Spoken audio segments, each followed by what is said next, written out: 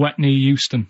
Coldplay, The Scientist. Have you seen the video of that? Great, it's just brilliant. I think I might have worked out. What he's walking backwards, it's all filmed backwards, but he's singing forward. Now, the only way I can work out they've done it without CGI in it and cheating with the lips is that he had to learn it backwards and did it sort of like bit by bit. Did he do that? He was on Zoe's show like about a week ago or something. And so he sang it backwards. So he learned phrases and they filmed that. Yeah. But he didn't learn the whole song, did he?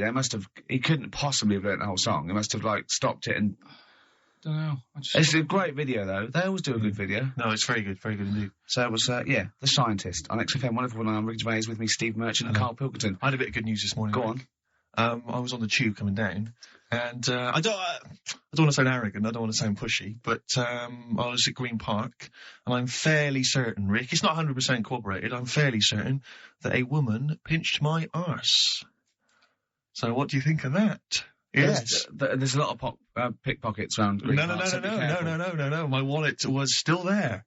Really? But even if it wasn't, that would have been money well spent. But the wallet was still there. So what do you think of them apples? Eh? So what did she just pinch off? I can't confirm it at this stage, exactly what happened, but it certainly felt like a pinch. I looked round, there was a woman behind me. Right. She was fairly old. I think she's probably in her mid-30s. Right. Kind of reddish hair. Right. I don't know if she's listening. Right. But she knows where I am. And so I don't know how to proceed, really, Rick. I don't know if it's worth putting up some posters around the Green Park area. Well, what you could just to try and corroborate it. If you saw a woman pinch the lanky guy's arse... No, you could probably get in contact with British Rail and go back over their CCTV CCTV cameras, yeah. And then they could probably zoom in and, so identifying sort of birthmarks or she might have been holding some... Then I could hire a private eye. Yeah. Again, money well spent. Well, so there you go. I'm just saying maybe maybe things are looking up. Things it's getting towards Christmas. The worm has turned. I mean, it's a little sexy story to get the show going. It is but pretty what do you make of that then, Karl? What do you think of that, you're Karl? quite damning. What's your answer? Well, I mean, you're quite a tall fella. Sure. So she must have really wanted to sort of reach up and have a pinch. You know, you think she was a dwarf? She did it with her teeth. He didn't say she was a dwarf. No, but Steve's taller than, his arse. Yeah, but his arse isn't 6'9", is it? His arse is about 3 foot off the floor. 4 foot? What? 4 foot off the floor?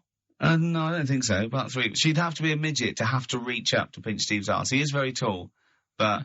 I don't know what your point is there, Karl. You're just trying to, you're just, I think maybe just a little bit jealous. Just a little bit of jealousy. Well, do you know what happened to me on the way in? Go on. A homeless person called me a dickhead. How did he know? Do you know him? Is that what? He's like the local big issue fella. Oh, yeah. Yeah. And he knows me. He sees me walking up and down the street. Oh, that's how he knew you. Right. So I normally have a bit of a chat with him in that. And I walk past him. And, I can be a little bit cheeky with him because I've been cheeky with him in the past with stuff. You pinched his arse? No, just, saying stuff like, God, you're always there. I mean, you got home to go to and stuff like that. Yeah, no, just breaking the ice. Go on. He knows, and he laughed at that, right, last time, so I thought I can be a bit cheeky, right? So he goes, do you want a big issue? I said, no. He said, come on, I've got loads of them, right? So I sort of said, when I was a kid, and I used to do a free paper around the free papers one, I said, just put them in the bin and go home, right? And he went, yeah, but how am I going to get any money doing that, you dickhead? You see, I can see his point.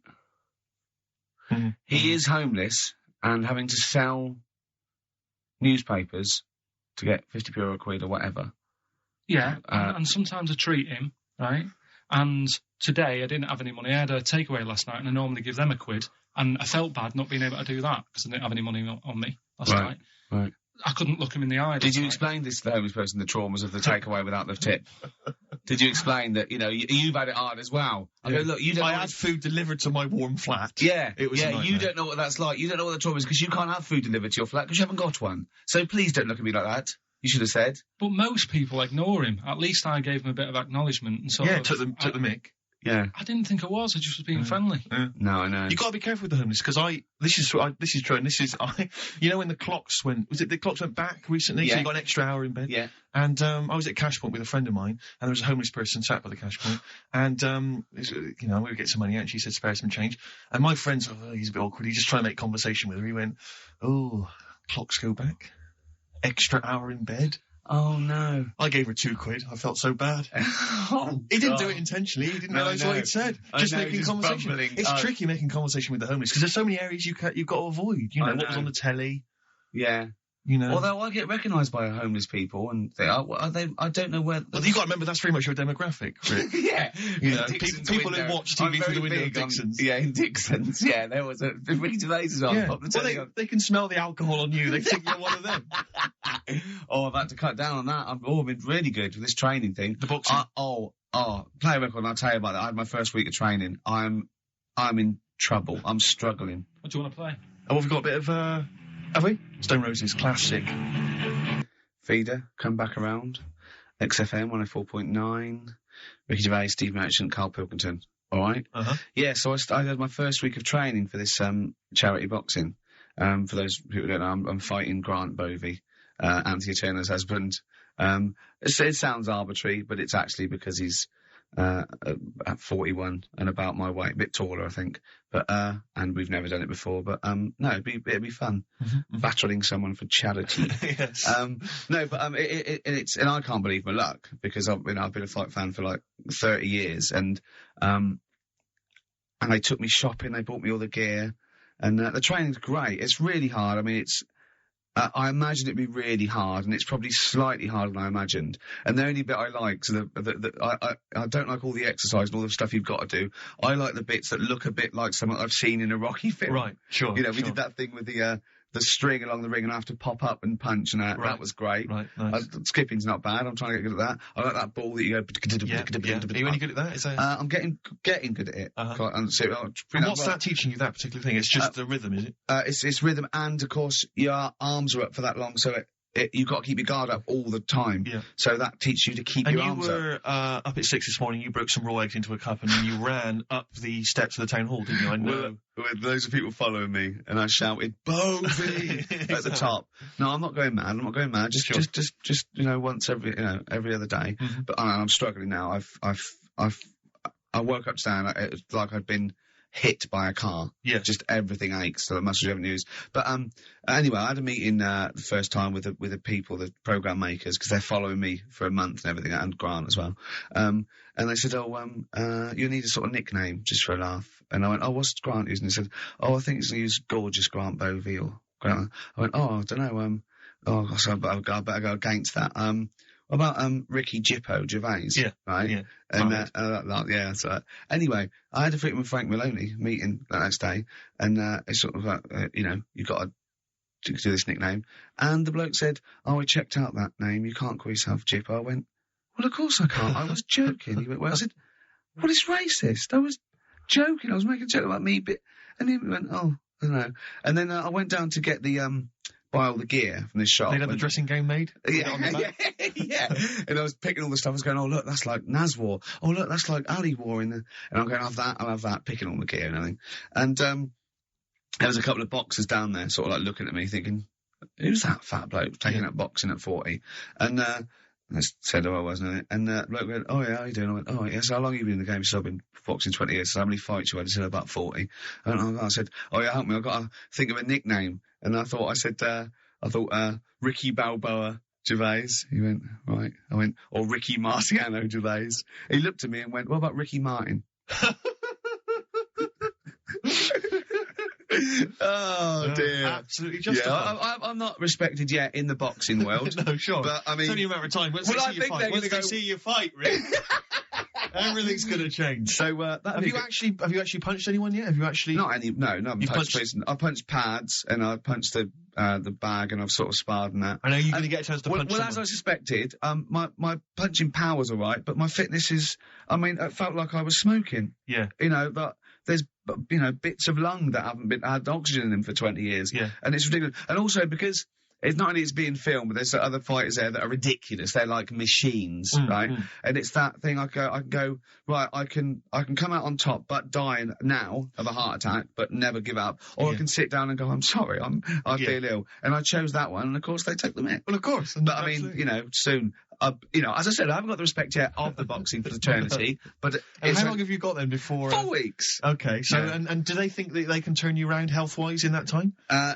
No, they're going to be coming out on a Zimmer. No, they're going to teach me the basics and see how it goes, Right. But I mean, and each round is 4 seconds. Is that right? Yeah, 2 4-second rounds with a 2-hour break in between each one. Sit down meal. So give them a number. I want serious suggestions of my fighting name. Nothing insulting, something we can actually use. Well, let's give out the email. That's always the easiest. Ricky.Gervais at xfm.co.uk. What's the number, Karl? 08700 800 1234. And it doesn't have to be in the middle. It could be at the beginning, like the Rage. Okay. Ricky the Rage. Ricky the Tits. Sure. Ricky the Man. Player record. It was a good day, Ice Cube talks to me about my life. Yeah. A couple of emails are already coming in. They're flooding in, Rick, inevitably, as boxing name suggestions for you. This is one from Matt, I think. He's given a couple, actually. Ricky the Pudding Gervais. Ricky Big Mac Gervais. There's a theme here. Ricky Pasty Gervais. The Pasty. I quite like the Pasty. That's comes great, to Pasty. As Karl said, he says the thing is, if you have a really good nickname, it's embarrassing when you lose. Whereas if you just call yourself, it's not so embarrassing when you lose. Karl, this is doing no good for my ego. But do you know what I mean? If you have like Killer Gervais, and then you end up like vomiting, choking on your own vomit upside down, hanging out the ring. What happens if you win? Do you have to do something? Whereas there goes the Pasty being stretchered off in the first 2 minutes. It's not such a problem. There he is, being lightly basted, and chucked down a mine. What do you mean? What do I have to do? Say if you beat Grant, say if that happened. What happens next? What do you mean? What happens next? What do you think? Oh, this is a contention fight for the big one. But do they? Well, then we make Ricky 2. No, but do you know if they're planning on making more money? Because it's for comic relief, isn't it? So what happens on the next? No, it's for a charity of our comic choice. relief would make sense. Whatever, right? Yeah, it was last time. I think that was last time. Is it sport relief? It's not sport. It was last time, but this is. I think this is a program where and how do we? Sorry, how do you make money for charity from this? Do we pay to sort of for how many punches to the head you're going to take? Or no. I just how think long you're going to last. I assume the BBC donate money, or someone, or a sponsor, or whatever. So I don't know. Just donate because it's actually a program. This is more about a program with a charity angle. So So as if you get like killed, there's more money and food to go around. Maybe. But no, I mean the thing is, what's the next step? Because if they go like, right, well done, you've won. Thank you very much. Well, Karl, what do you expect? That it's winner stays on? Like in a fair where I go there and I let people punch me on Burden Manning. And then my twin gets up. It's a program. He's not going to turn pro. It's like faking it. Yeah, but what's the point if it's not going to go anywhere? Well, look. Sorry, him fighting Grant Bovey in a ring is not entertainment enough. What's the matter with you, Karl? Man's going to get his face pummeled in. That's going to be hilarious. Right, when I did boxing at the youth club.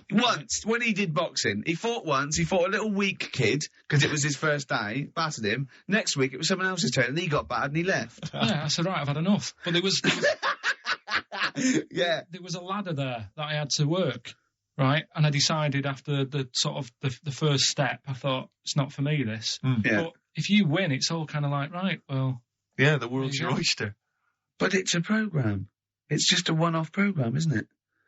It's like you got to treat it like faking it. Yeah, but faking it, right? That little gay fella who ended up being a doorman, he's actually doing that as a proper job now or something. He loved it so much. Do you seriously think I have any intentions of getting into the fight game and leaving entertainment behind? Well, what's the point then? What do you mean? What's the point in watching television? It's entertainment. Or educational. I watch it to sort of soak in information. Well, this is educational. I'm learning a lot. I'm actually learning a lot, and I can't believe my luck. I've got professionals telling me, hopefully how to lose weight and punch hard. It's just fun. It's like having golf lessons. Right, but say, here's an example. Go it's on. It's a nice way to plug it. We've got Rockbusters coming up in about 10 minutes or something, right? Now, Look forward to that. people email in, and they don't just do it for fun. They do it because they know they've got some good prizes lined up. Right. So they're doing it because it gets them something. Yeah, my prize is that I've learned something in life. I've gone through an experience, and hopefully I'll come out in some way better if I don't get mashed. That's it. That's the prize. That's why we do anything, isn't it? I think this is an example of you, Karl. Is you give up too easy. Yeah, you took up the box and you gave that up straight away. You think there's no point in anything? I did Crusaders I think I lasted that out for about 4 weeks. What's that? Crusaders? Well, it was my mate, right? He was religious, Uh-huh. and I'm not really. But No, you believe in ghosts though and shadows pushing people off bikes. But go on. But it's the same time. I think I told you once before that I went to the church with this lad because I swore, and he said he was going to tell me dad. Yeah. I was effing and jeffing. So he said, if you come. Is that how they get people to church nowadays? I love that. What kid that? Yeah, he hasn't quite got the idea of the protection game. There's nothing in it for him. Either you turn to religion or I tell your father. Right. So I went to church with him and that, and then the next week he said, I know that was rubbish and you didn't enjoy it. It's when I got kicked out for messing with a tennis ball in the pews. Right. I don't think we've heard that, but I don't think we could possibly go into that now. Summed it up. Yeah. So. Well, no. Come on. We'll come back to that. You had a tennis ball and some pubes. No, in the pews. In the pews, right. Yeah. But anyway, so I went there and I said, I don't think much of this church thing. It's a bit boring. Sorry. And so you went to church and you ended up in the Crusades. No, it's called the Crusaders. What it is, it's meant to be the fun part of religion for kids. Uh-huh. Right.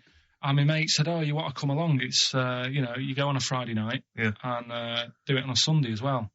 Right, so I went on the Friday night. It was brilliant. They had Sabutio, table tennis in this dead big old house. And what do they do at the end? Say, I hope you enjoy yourself. Remember, God gave you all this. Well, it's sort of, enjoy the simple things in life. You don't need computer games. You can play table tennis and that, and talk with your friends.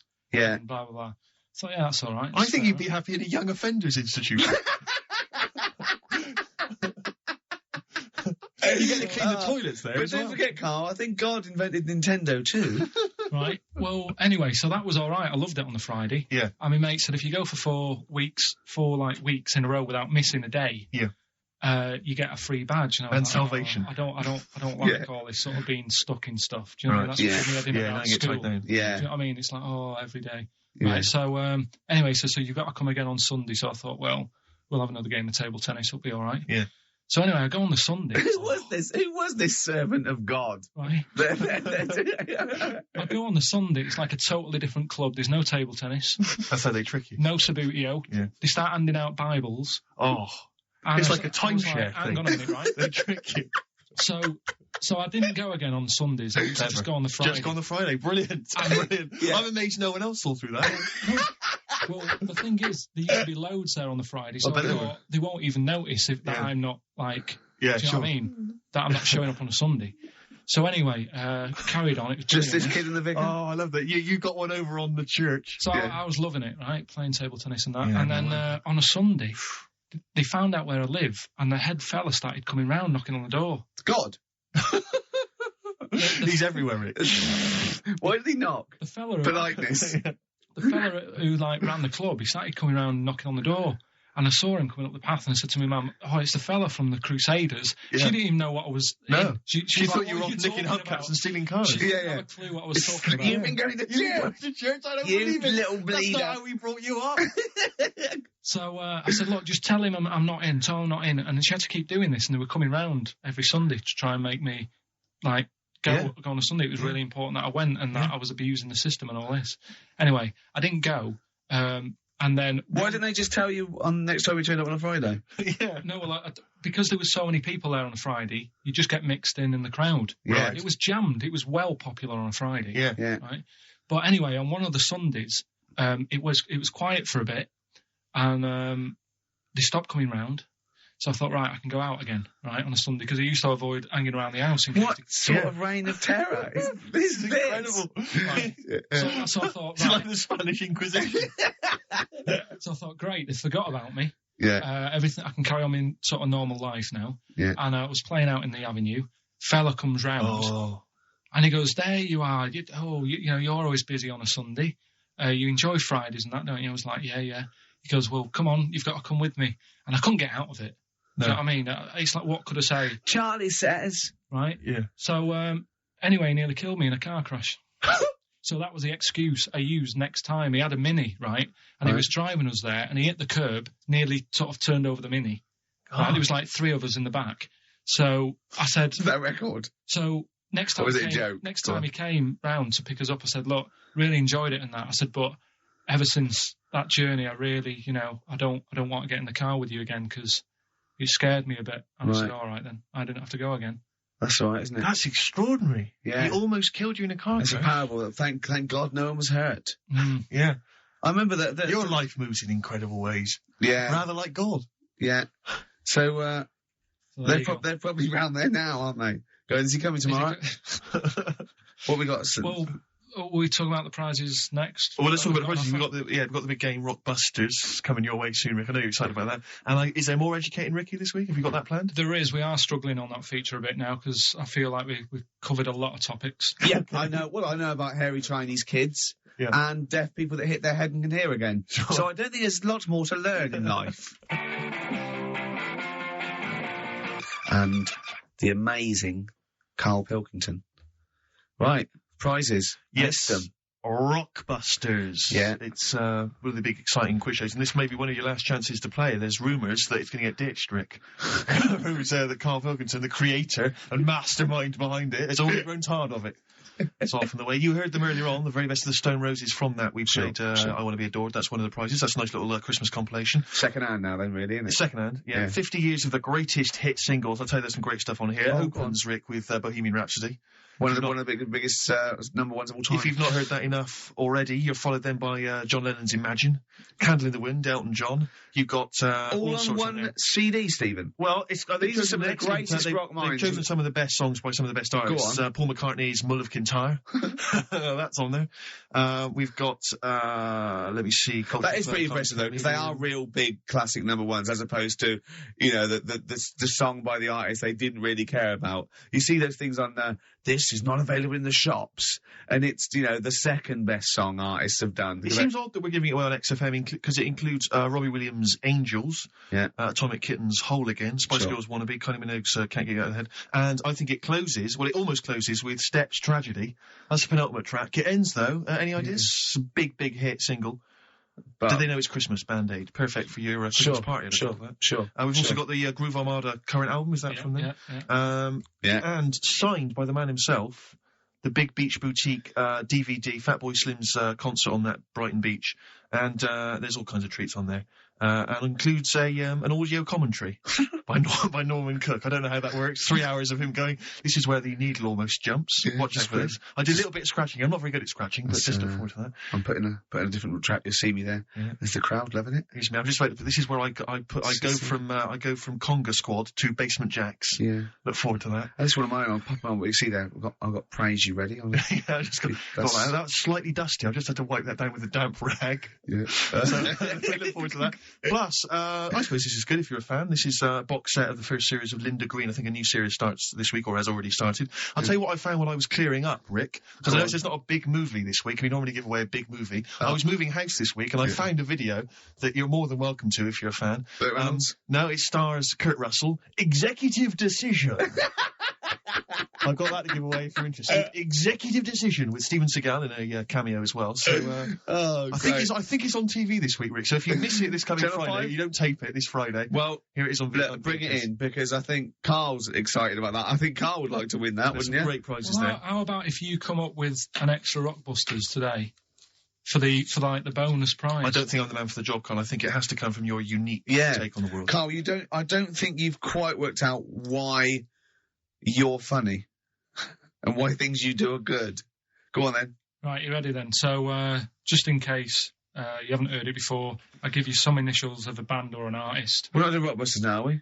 Yeah, I thought, well, we've just... we could keep that going. Then we got I Love Educating Ricky. That's my favourite thing now. Well, what do you want to do, Steve? Let's do the clues. It's just like it's sort of bigged up the prizes. And so this is only by email. Give the email address out now for people to write it down now, Carl. Right, it's ricky.gervais@xfm.co.uk. ricky.gervais@xfm.co.uk. Only entries on email. Yeah. You're going to get 3 clues. You've got to get them all right. And you win all the You stuff. win all those prizes we said. Okay, Carl, go on then. Right, and just a quick example.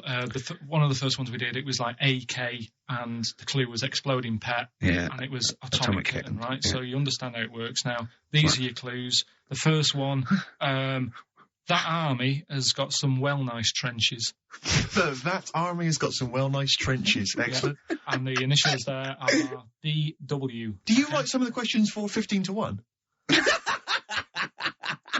Go on. So that army has got a similar phrasing. Trenches. Okay. Okay. The second one. What were the initials there, Carl, on that person? DW. DW. Yeah. Right. The second one. The top of them curtains are all wrecked. All the materials all worn. He acts it out though. We've got to get him on telly. We have got to get him on telly because his little face and his gestures. That's the second one. The initials being HV. Okay. The top of those curtains are wrecked. All the materials all worn out. Right. HV. And the final one, here's the final clue. I was in Texas the other week, right? I tripped and landed on my knees in a puddle. What's the initials? WH for that one. So I was in Texas, I tripped up, landed on my knees in a puddle. So that's WH. Incredible. You've got it! Is it great? It's fantastic! It's desperate. Okay, time of drawing the record. Remember you're playing for these compilation albums. We've got the Fatboy Slim DVD, Linda Green on VHS, and of course Executive Decision starring Kurt Russell as well. Oh, God! Bob Dylan. Just Like a Woman on XFM 104.9. A couple more names, boxing nicknames for you, Rick. This is from Josh. Ricky Blue Eyes, I quite like. And he's also put Toad Rage. which I quite like. I'll tell you, our number 1 fan has emailed again. I'm pleased to announce. Who? Richard Anderson, Dickie Anderson. He was in touch last week. Back. He loves this show. He's such a fan of the show. And this week he's emailed in, what actually is the point of your show? Is it to confuse, irritate, depress, or what? All of those things, Dickie. Thanks for noticing. Oh, he loves this show. He's such a fan. He's because last week, you remember, Karl, he emailed in to say that he'd rather spend his time counting his feet than listen to this show. Presumably he's done that. Yeah. And he's how many feet? Incredible. Yeah. No, but he loves this show. Good, yeah. So thanks, R.A. Thanks for listening. See you later. Missy Elliott. Work it on XFM 104.9. Ricky Gervais, Steve Merchant, Karl Pilkington. Educating Ricky? Yeah. Should I do a bit of that? Well, the clues are coming in furious. The answers, I should say. Yeah. So go on. Oh, this is what. Yeah, Rockbusters is well underway, Karl. Don't worry, you've done your work there. Okay. Right, come on. Right, Educating Ricky. This is my favourite bit now. You're just going to tease us, aren't you, with 3 headlines? I'm going to choose one, then we've got the other 2 as well. Yeah, that's the way it works. And at the end of it, you learn some stuff. Like I say, I'm struggling a bit with knowledge. Yeah. At last he confesses. Yeah, go on. So the 3 headlines for you to pick from, we've got, first one, we'll have a big fire tomorrow. I got a feeling there's some vegetables involved. Yeah, go on. Maybe. Second one, he's a bit of a nuisance. Okay. Right. And third one, I'll bacon in the morning if you're sick of having me. Oh, that one. I'll bacon in the morning if you're sick of having me. Right, I'm having that one. That's brilliant. Right, well, it's a saying. Do you know cold shoulder? Giving someone the cold shoulder? Mm-hmm. Yeah. Right, if you have someone round at your house and, you try to get rid of them and they're hanging around and stuff and you're like, oh, I wish they'd go, I'm tired and that. Well, years ago. When? Literally years ago. Well, ages ago. Sort of, old times. I think it said medieval times. Yonks ago, then. Yonks ago. Yeah. Medieval, we're going back quite a bit on this Well, one. you know when you find out these books, why don't you just pop down when it was? Just make a note. I don't think it says all the time. It just sort of says, a few years back. Yeah. Oh. No, it doesn't. Well, never. All right, I'll make an effort next week. Okay. Right? So, it's annoying that, because my girlfriend said to me, just make a note of the time and he'll stop having a go at you. Yeah. Yeah. And I kind of thought, it's all right. Didn't listen. I don't think it matters anyway in this one. We're looking at the saying, right? So it's giving someone a cold shoulder, right? And what it is, right? Ages ago, there wasn't enough houses for people. Right. Because there wasn't much money being made. You know, there weren't big businesses. People weren't earning good money like they are now. So there wasn't as many houses, right? So what you ended up getting is like, the rich people having a nice place to live. Oh.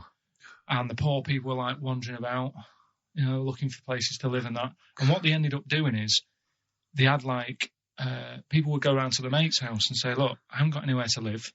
It's a bit cold. Can you let me stay? Right? So they'd go, all right, then you can stay a couple of days. But they ended up staying for like weeks. Yeah. Right? So to sort of get rid of them, what they'd end up doing, they'd be making the dinner, and they'd be making a lovely dinner, like a bit of meat, nice warm meat, and nice veg, gravy. And, this happened every time, did it? This is where the saying came from. This is what happened, Rick. This is happened every time. It was in that vague book. Right. The book of vague sayings and stuff. Right, so they'd be making a nice meal, but what they did, they looked after all the family. But the person who won't go home, they just give them some, like, sort of a cut-off of cold meat. Right. So they'd say, you're giving them the cold shoulder. Meaning... Right. Okay, that's rubbish. Okay, absolute. Carl, why does that necessarily work? Yeah. Why do they always, in every situation when you want to get rid of a lodger, still feed him every day, but make the meat lukewarm. So they always leave then. Yeah. Oh, this food's lukewarm. I'm going to become homeless and again, they go, wandering the streets. Are you giving me the cold shoulder? Yes. Do you want me to leave? Yes, just say leaving. No, I like to do it cryptically. That way, in years to come, someone will have a little saying about it. Well, that was our bacon in the morning. Yeah. If you've had enough of meat, we'll leave that. Well, bacon in the morning. Oh, bacon in the morning if you've had enough of me. So come back. What are the others? Just tease us again with the others. We'll come back to those. He's a bit of a nuisance, and we'll have a big fire tomorrow. Nice, looking forward to that. Nirvana, in their version of The Man Who Sold the World, the David Bowie tune. It's Good tune. Taken from that new Nirvana compilation. I like that version, I like the David Bowie version. You can't decide, can you, Rick? You're torn. In fact, I like the Lulu version as well. Is there a Lulu version? Maybe we should play that one week. Yeah. Was this recorded, in the 70s? I think she recorded it about the same time as David Bowie. I don't know if he released it as a single. I think it was just off the album. Interesting. Karl is studying. Okay, what's the next one? What's the next educating Ricky? I don't know. See, like I say, I was looking around, and there's stuff that is interesting. Right? I was looking on the web. But there's no point. Well, it's just that I found one about... what's the point? About a lad who 8 years old, but he's still breastfed. Now, I don't know if you can get anything out of that. Is that what his mum said?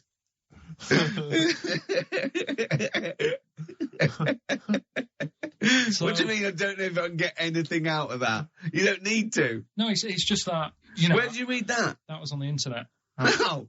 Well, yeah. You're always unspecific when you mention it. It's just it was on the internet. Well, I'm trying to think what I put in. I think I put in Y to see if I'd confuse the computer.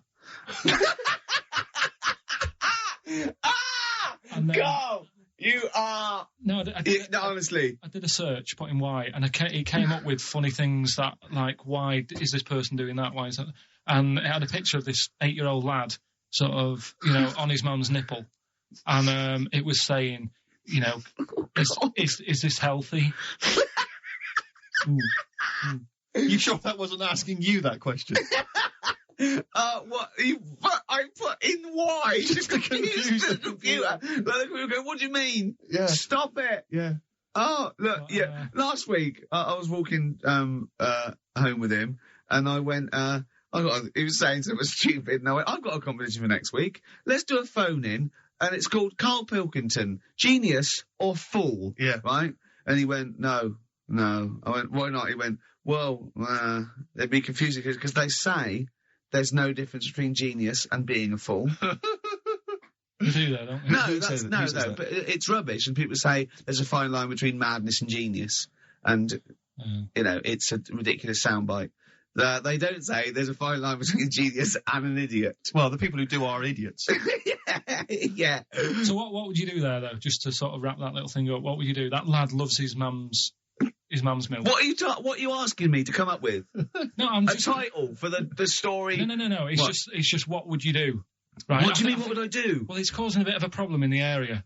Right? What area? In America, I think it was. Oh, America are a problem, are they? George Bush is worried about this kid who's breastfeeding at 8. Imagine it like this, right? Right.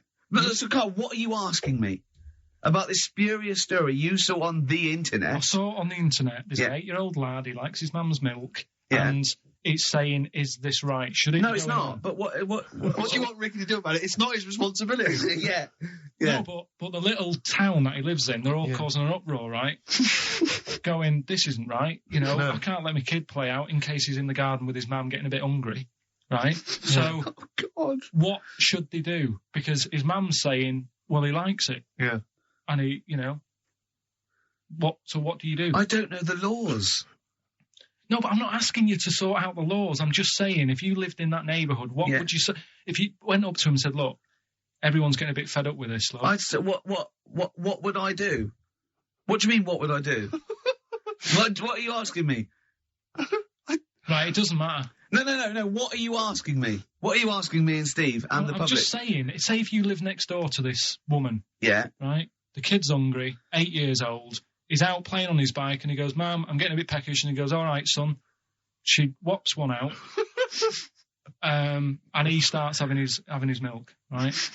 You live next door, you're putting your washing out and you see this going on. You're getting a bit sick of it because it's gone on for months. 8 years, I see. Why is it your business? Why are you such a nosy neighbour that you're concerned? What would you do, Carl? Let's turn it back on him. Yeah. What would you do? What's your solution? What would you do? Well, I thought I'd say, right, why are you doing this? And she'd say, because he likes it. And I go, all right then, put it in a bowl first. And do you think that would sort that out? No, because I was thinking about the whole thing, right? And you do that when you're a baby, and everything's all right, innit? Yeah. No one bats an eyelid at a little baby having a bit of milk from its mum's breast, right? Yeah. You'd almost say it was natural. But you grow out of it. It's like you don't see. It got me thinking about things you don't see. And you don't see. Did you put this into a computer? Show me things you don't see. What else don't you see? Well, you don't see, like, an old man having a Twix. You never... So what? You know the terrible thing about all this, Steve, is he's right. You don't see it all. No, I know that's a terrible thing. So what they have got, right, they've made old man toffees, haven't they? They've come up with burgers. Is that a song? Oh, God. You don't see it all. No, listen now. So they've got their Werthers, right? Yeah. So, look at him. You think he's giving a lecture at Oxford? It's not going anywhere. No, go on, sorry. Go on. I'm just saying, right. You grow out of things. Yeah. And the old man, I'm sure when he was a kid, he'd have a Twix. Yeah. But now it doesn't look right, so he's having... It doesn't look right! So... Right. I don't think Werther's originals were specially designed for old people. I think they were sweets that just happened to have been made for years. That's why old people eat them. Yeah. They didn't go, hang on, there's a market here. I've noticed old people aren't eating Twixes. Quick, let's make some old man sweets. But the little advert, he gives it to his grandson as well, doesn't he? He goes, I have a Werther's original. No, I think it cuts, though, before he throws it back in his face and goes, get me a Twix. Yeah. And a damn curly-whirly, Grandad, you old fool. Electric Six, Danger, High Voltage on XFM, 104.9. Sums up the show. Danger, High Voltage. Ricky Gervais with me, Steve Merchant, and the amazing Karl Pilkington. So, other things you don't see, Karl? Got any other ones, or you obviously been thinking about this? What confuses you? When you look out your window, what confuses you with the world? Would you walk around going, oh, that's a bit weird? I remember when you were in Edinburgh, you were confused because you saw someone putting a parking ticket on some rubbish, which confused you. Yeah. That was weird. Yeah. The world's a crazy place, isn't it? I mean, whatever you look at, you can... Do you know what I mean? Like what? Oh, anything. I mean, you could look out the window there and you'll see something. You go, why are they doing that?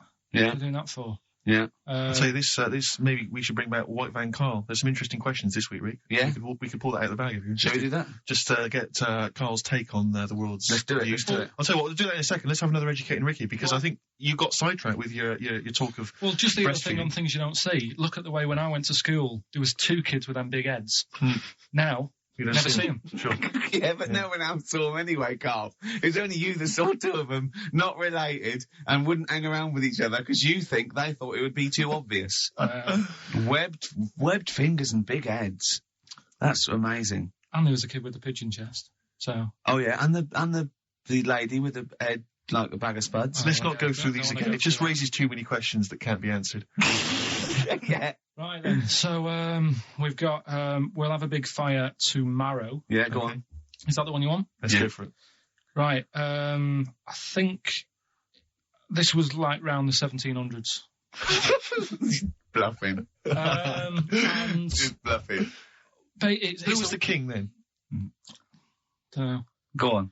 But it's about the word bonfire, right? Bonfire. Yeah. Do you know where it comes from? No, go on. No.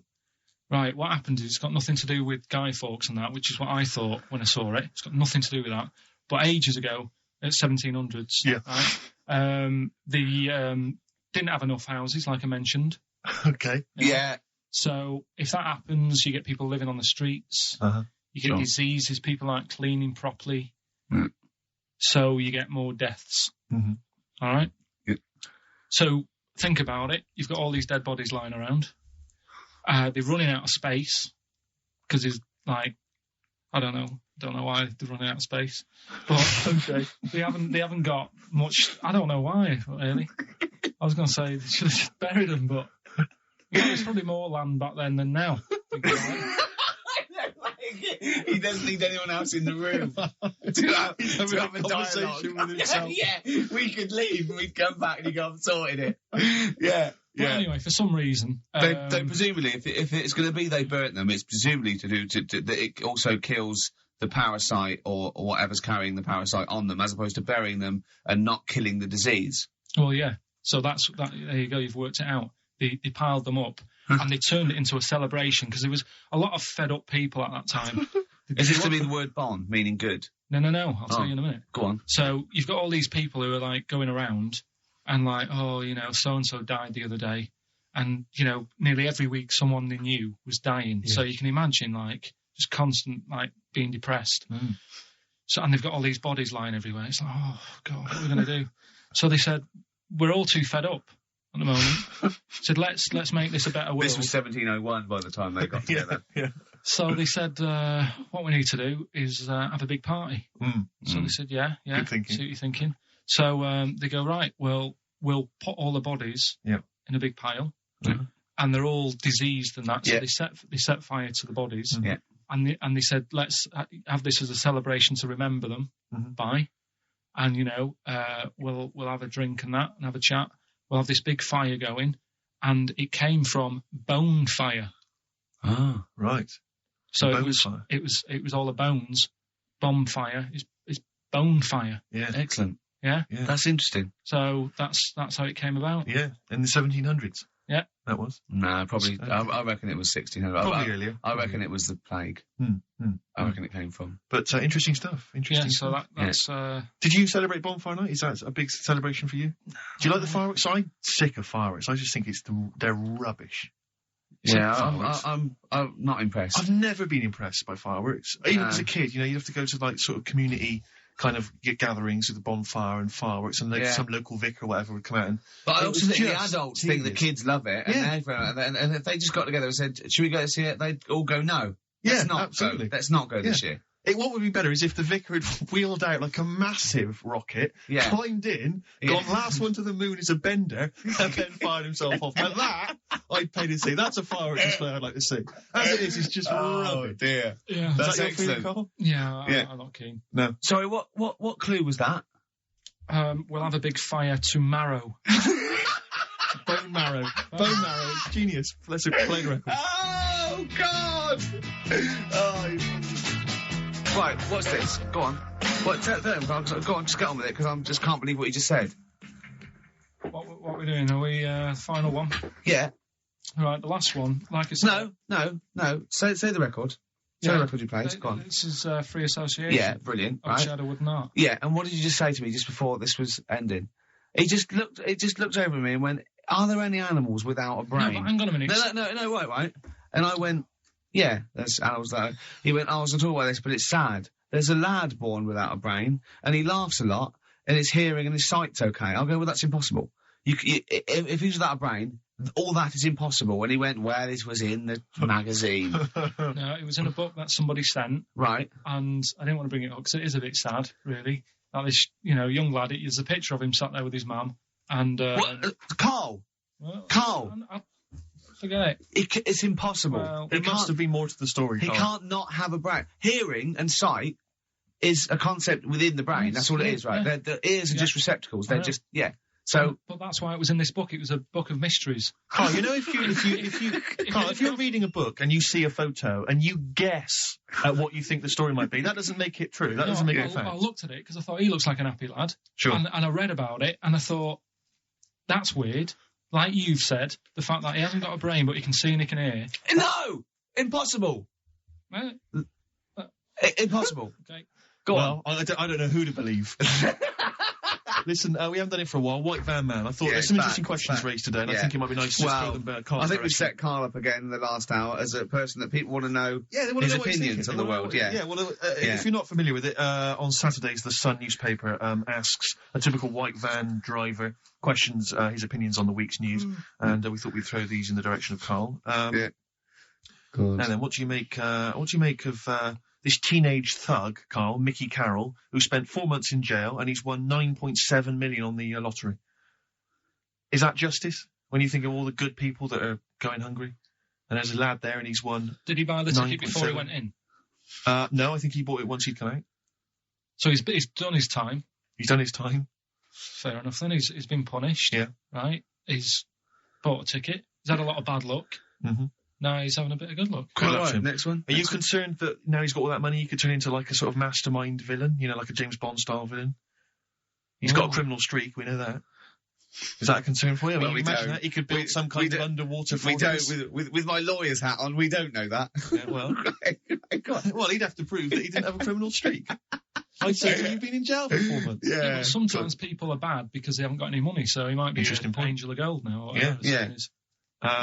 1 in 5 children aged between 11 and 16 go on booze binge sessions at least once a week. That's terrifying news, isn't it? Kids, they know too much now. Yeah. Compared to you, despair. I know, right? Yeah. Listen to this one, right? Go on. My dad had me niece in the car, right, running her to school one day. And she was in the back of the car with a mate. And they were chatting away about stuff like kids do.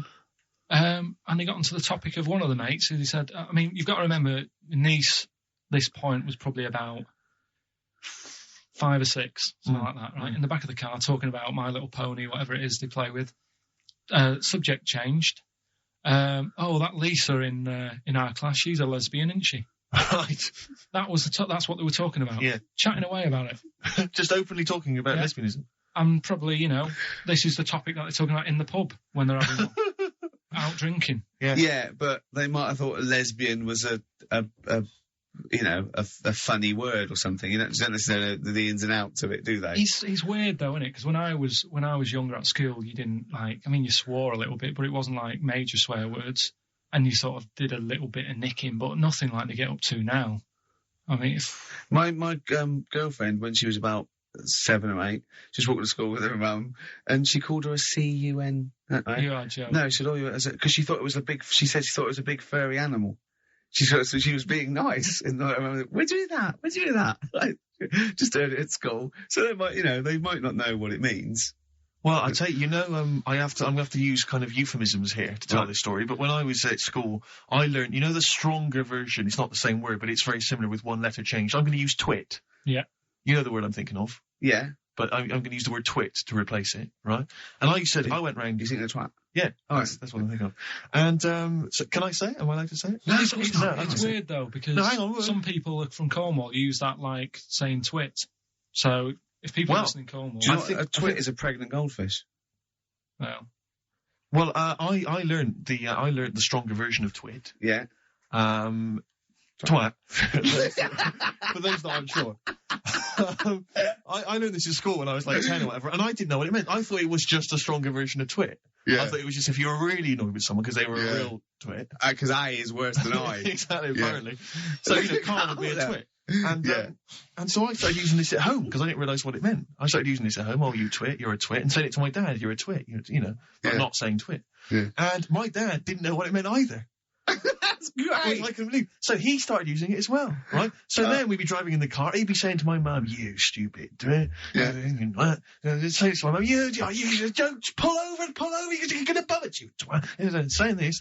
Then I learned at school from Mark Johnson what it really meant. Yeah. Stopped using it, obviously finding out it was quite an offensive word. Yeah. I didn't want to bring it up to my dad. I didn't want to sit my dad down and say, "Dad, you know that word we've been saying? Yeah. You know what it means?" So now, to this day, I've never brought it up with him. So we'll be driving, I go home for Christmas, we'll be driving around. He'll be calling my mum that word. Left, right and centre. I think she knows. I think she's just embarrassed. Or she's just upset and she knows what it means. She goes, "Why does he keep calling me this terrible word?" But he's the only one, I think, in our family who doesn't know what it means. No one's got the guts to say. I don't know whether I should tell him this Christmas. What a twat. I know.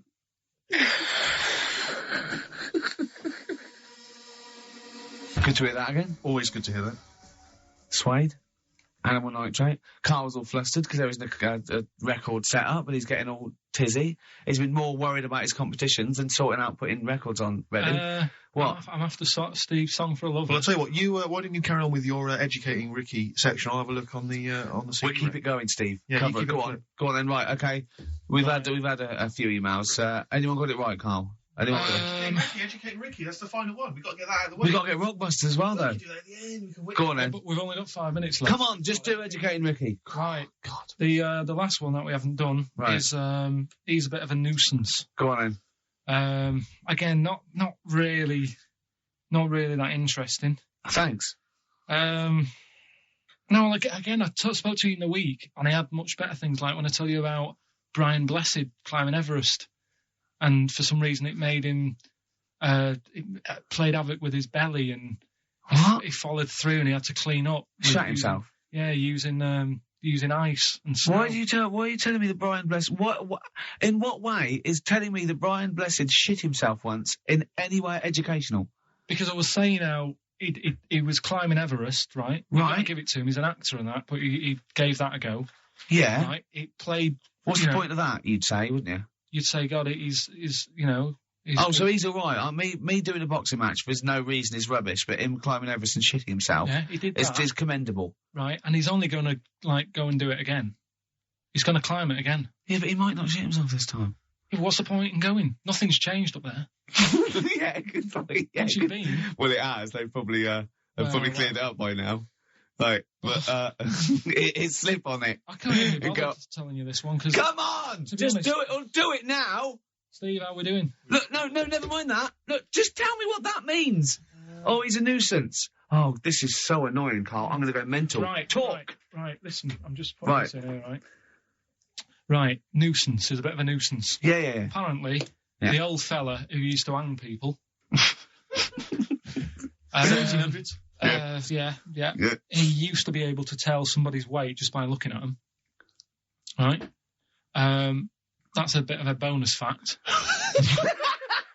We'll be the judge of that. The thing that I wanted to tell you is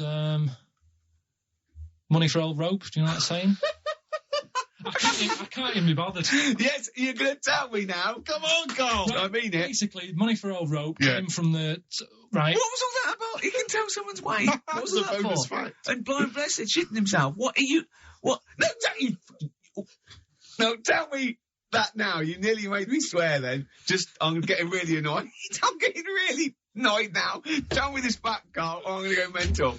Come on, Karl. Time's running out. More that people years ago... when people used to be hung, right? Right. If you didn't like the person who's been hung, you'd go, God, I really don't like him. And so you never forget the time. Presumably if they're being hung, we take that as read. Yeah. Well, so they never forget afterwards to get the hangman to get the rope and to cut it up into little pieces, and he'd sell them. He'd sell the little pieces of rope to people. See, Karl, that's the most interesting thing, if it's true, that you've come up with. Right. Okay. And so what's... So they sell the rope. They sell the rope, and it's money for old rope. Money for old rope. Meaning, like, you know, God, it's easy to make money. That all they have to do is cut it up and sell it.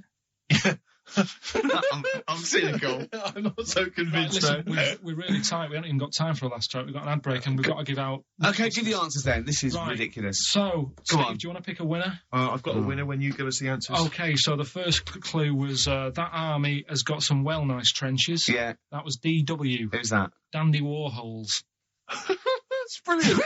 That's brilliant. That's good, yeah. The second one, the top of them curtains are wrecked, all the material is worn. Yeah. HV, that's Holly Valance. Oh, he got a phone call for a woman saying I haven't heard it, and he was talking to her off air, and she went, what is it? So them's curtains. She went, right. He said, you know the thing around the top of the curtain is a palmet, not a valance, and he went, cut her off. Yeah, but my auntie's always making valances on everything. I'll tell you about that next week, right? I'm looking forward to that. Right. Is this the one that farted for 5 minutes? Yeah, the very same. Yeah. Right? So we'll talk about that. I was in Texas, I tripped up, I landed on my knees in a puddle, WH, wet knee Houston, right? Wet knee Houston. Yeah. So, you're a maniac. So, who's a winner? We've got Pete, Catherine and Laura in Newcastle upon Tyne. They're listening online, I assume, and they're going to get Digital. those great places. And remember, they've got loads of stuff. They've got the DVD here, they've got Linda Green, they've got Stone Roses, they've got another compilation, and Executive Decision. What did you read about Brian Blessed? Is it actually true, or have you alive with someone else? It was an interview with him in it. And what did he say? Oh, come on, what did he say?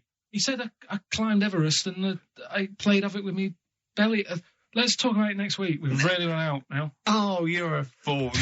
Well, where's the darkness? They believe in a thing called love. Carl, do you? This is XFM 104.9. That is my favourite band at the moment. You love them? I absolutely love them. I think they're funny. I think they're straight down the line with a little bit of tongue-in-cheek. Mm. Ah, brilliant. Did you see them on Jules Holland last night? I didn't, sadly, no. Brilliant. Were they good? Yeah, absolutely jump. Oh, I mean, Jules didn't know what to do. was he playing some Boogie Woogie? They wouldn't let him play Boogie Woogie over their song. That's what I mean. That's why he stayed back. But I can't imagine it was very good. Then. He shook the. I'm surprised you say they were good. It was Jules wasn't thinking I mean, I thought. Hold on, this is missing something. Yeah. This is missing someone from Squeeze vamping over them. Exactly. But they did well without him. Extraordinary. Yeah. Well, here we are then. We're back. XFM 104.9. Carl had to leave early last week, but you stay to the end this week, mate? Or yeah. You don't need another holiday. Oh, he's started already. I mean, Steve's made you look like a bit of a twat already, and it's only 1:05. But the only reason you don't go on holiday is because you have to spend money. Oh, and he's gone straight back. Well, he's gone straight back. I can't come back to that. Oh, it's just dynamite. It's just absolute. That was.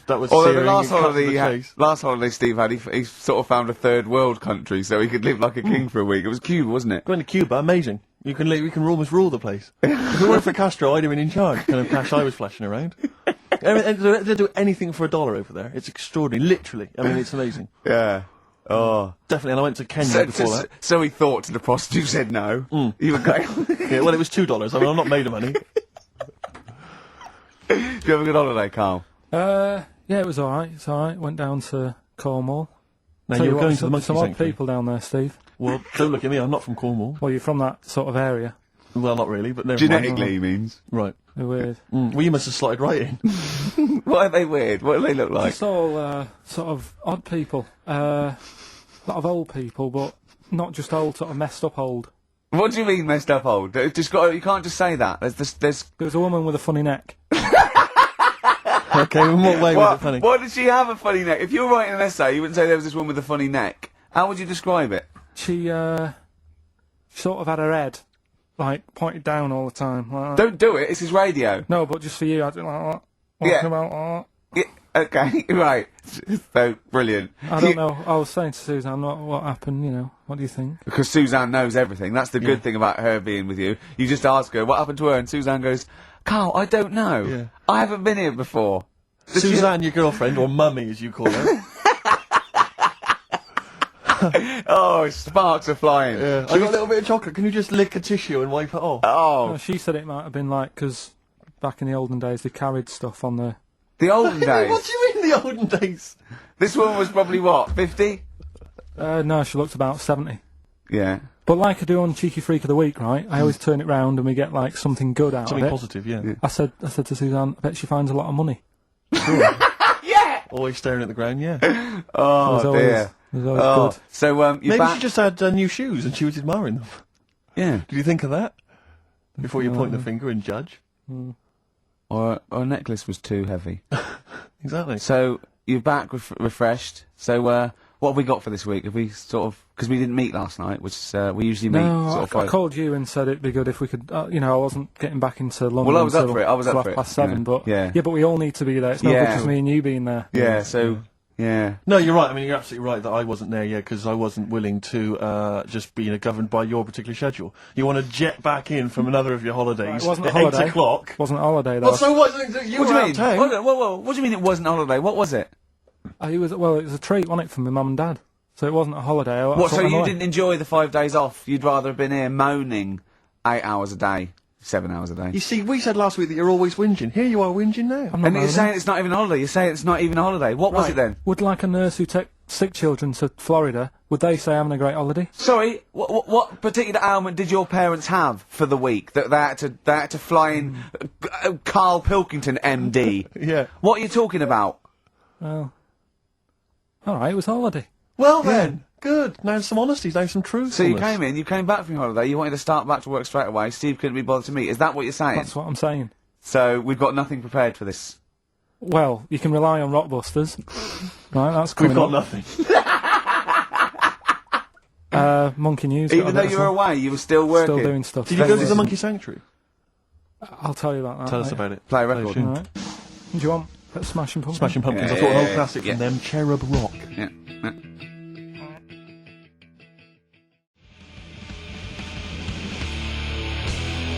Smashing Pumpkins, Cherub Rock. That, of course, Rick, is available on their greatest hits. Brilliant. If you want. I mean, that's how I rock. So Yeah. I know they.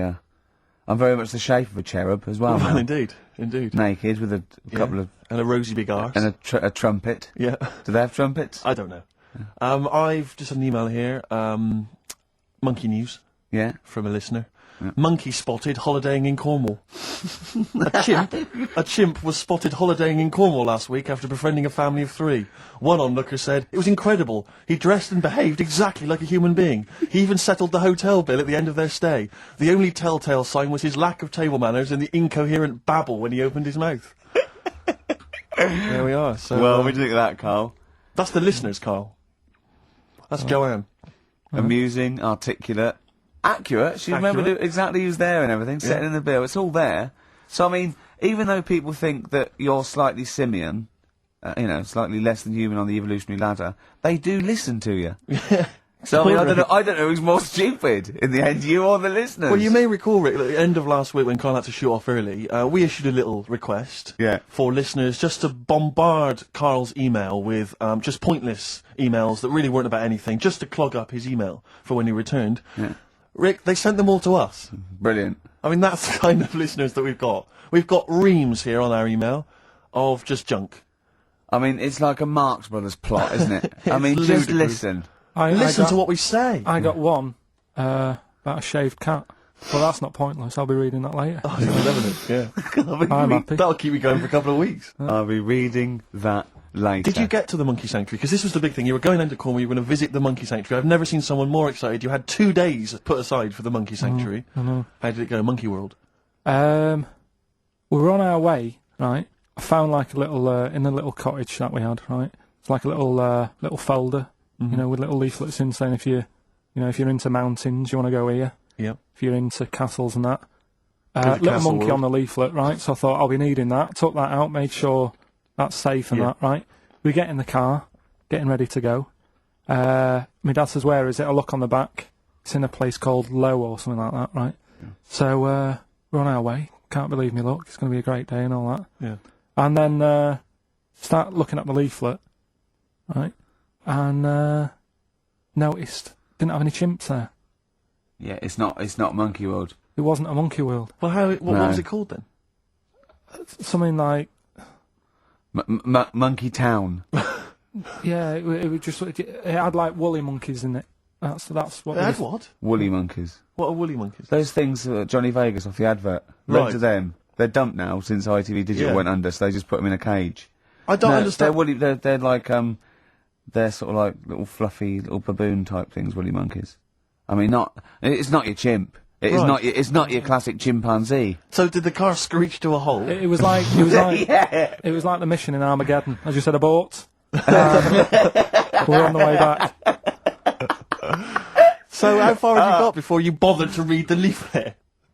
Probably about 5 miles away from where we were. So what did you do with yourself? You must have been distraught. They broke down and then they heard banjo music. No, we went to a sort of an amusement place. Arcade. I'd love to see you in that. What, with putting those coins in, so it has to roll down, and they go flat, and then an arm pushes them. It was one of them. Really? But I spent years on that when I was little.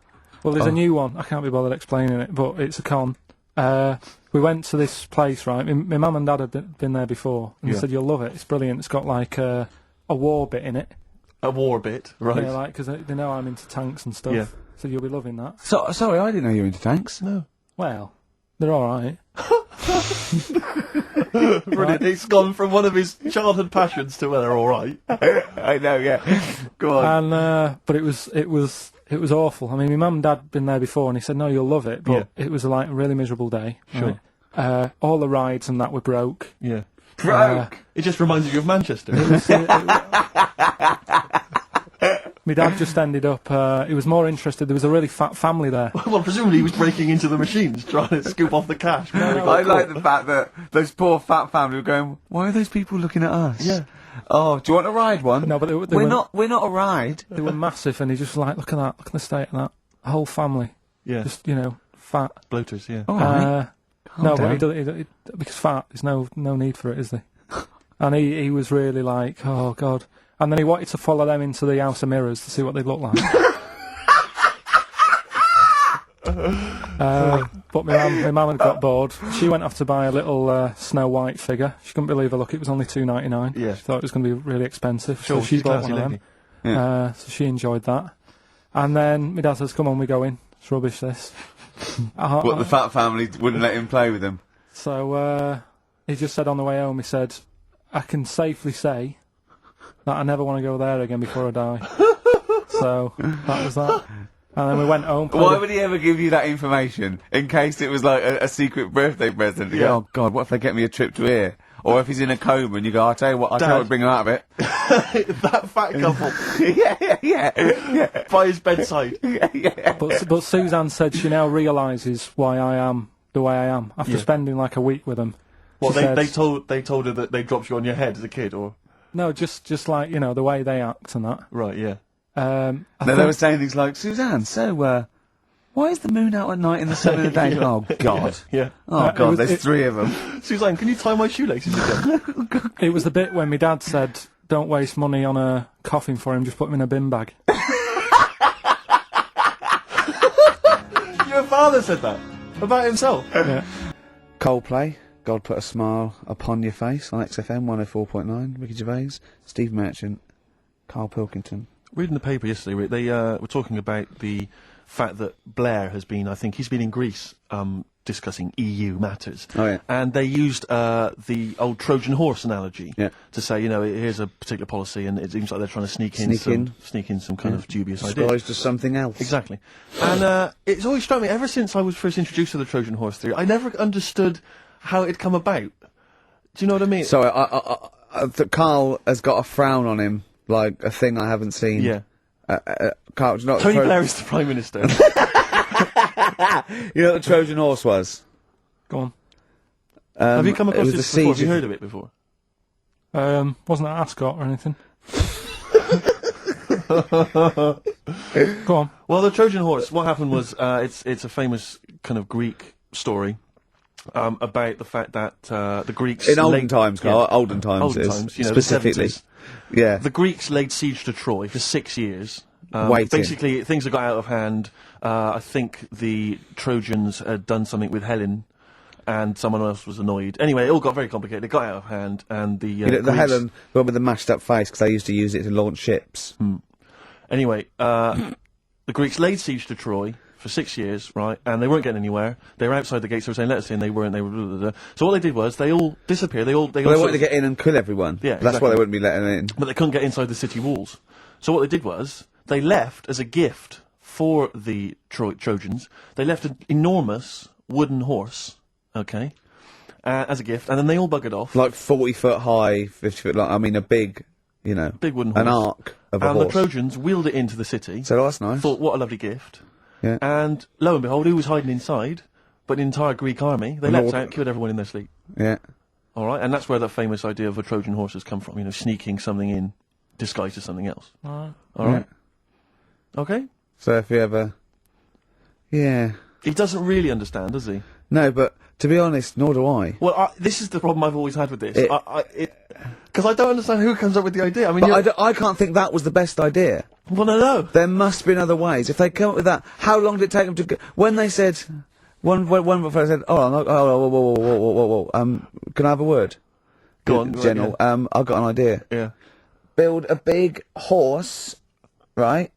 Hide inside it, and then, I know what you're thinking. They won't let us in even in the horse. Yeah. Leave it as a gift. Brilliant. Right. Who are you? That's the best idea. Are you the guy that came up with, why don't we get a giant bra and twing everyone over the walls? Yeah. Let's get a 100-foot ruler. And you know, like at school, we used to like flick the teacher's ass with like, right, I could flick you over one at a time. Right. On this giant ruler. Thanks for your idea. It's on the table. Yeah. We've got a couple of other suggestions on the way. What about 1,000,000 elastic bands tied together? Yeah, and you all hold it down, and then I just let you go. Right. And you all ping over, and then you kill him in their sleep. You're the best tactician we've got, are you? What? The other thing is, right, these people for some reason open the door. Well, I don't understand. Firstly, there's suddenly the army that's laid siege to them for 6 years has disappeared. In their place, an enormous gift of a giant wooden horse. Oh, they probably don't want to kill us now, but what they've done is they've built us a they've built horse. us a great gift. Presumably there was a giant kind of card or something. Yeah. You know, something for you. You know, sorry about the laying siege and everything. Forgive you. Yeah. Here's an enormous gift. Here's an enormous Trojan horse. We know it's what you've always wanted. We're not inside it. Exactly. Why did they write that? Yeah. That's suspicious. But well, wheel it in anyway. But in terms of it as an idea initially, I mean, we're going to give them a gift. Well, what should we do? We could bake an enormous quiche, be inside that. We could have an enormous soap on a rope as a gift. It's the fact that it's an enormous horse, an enormous wooden horse as a gift anyway. I don't know if this was a popular gift at the time, but it's also the stupidity of the Trojans saying, brilliant. I've always wanted an enormous wooden horse. Well, what are we going to do with it? Where are we going to wheel put it in anyway. Leave Just it. wheel it in anyway. Wheel it in. Let's go to sleep. Let's worry about it tomorrow. Exactly. Yeah. But it's this idea of someone going, right, is this definitely the best idea? And they go, yeah. And they look to the carpenter. Yeah. And he goes, well, it's going to take a while. Yeah, we've got to get wood. We've got to get other that. Well, you haven't put a door in. Yeah. How are we going to get up Doesn't there? it look like a horse? It is. It's the worst horse I've ever seen. Why, it looks like a cow. Wow, the udder's where we hide. There's a horse. It's got no tail. That's the rope that you climb up. But I don't know if it's one of those things where, again, because we kind of learn these things at school, that somewhere along the line, the truth of it has disappeared, and we're... Well, I imagine it's lost a bit in translation. Yeah. Because in Eohippus in Greek means giant tank. Right, so that actually was a Sherman. Yeah. And it burst through and it shot them all. Yeah. But of course, down the years, they've tried. Look at Karl's face. Look at Karl's face. If everyone on webcam, Karl, just keep that face and look up to the camera. Right? Just, right, get a look at that now. Play a record, Karl. Educating Karl, we should bring that back. We should bring that back. Yeah? What do you want to learn about next week?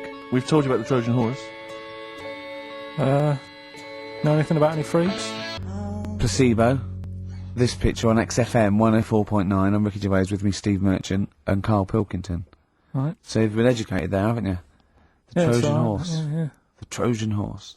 And that's, of course, where the phrase, beware Greeks bearing gifts, comes from. Silence again. Yeah. You ever heard of that one? Go on. What's that again? Beware Greeks bearing gifts. Right. What do you think that means? I don't know. I mean, what is that? Is that used worldwide or what? Will they say that in Greece as well, or? Because I imagine Christmas Day is rubbish.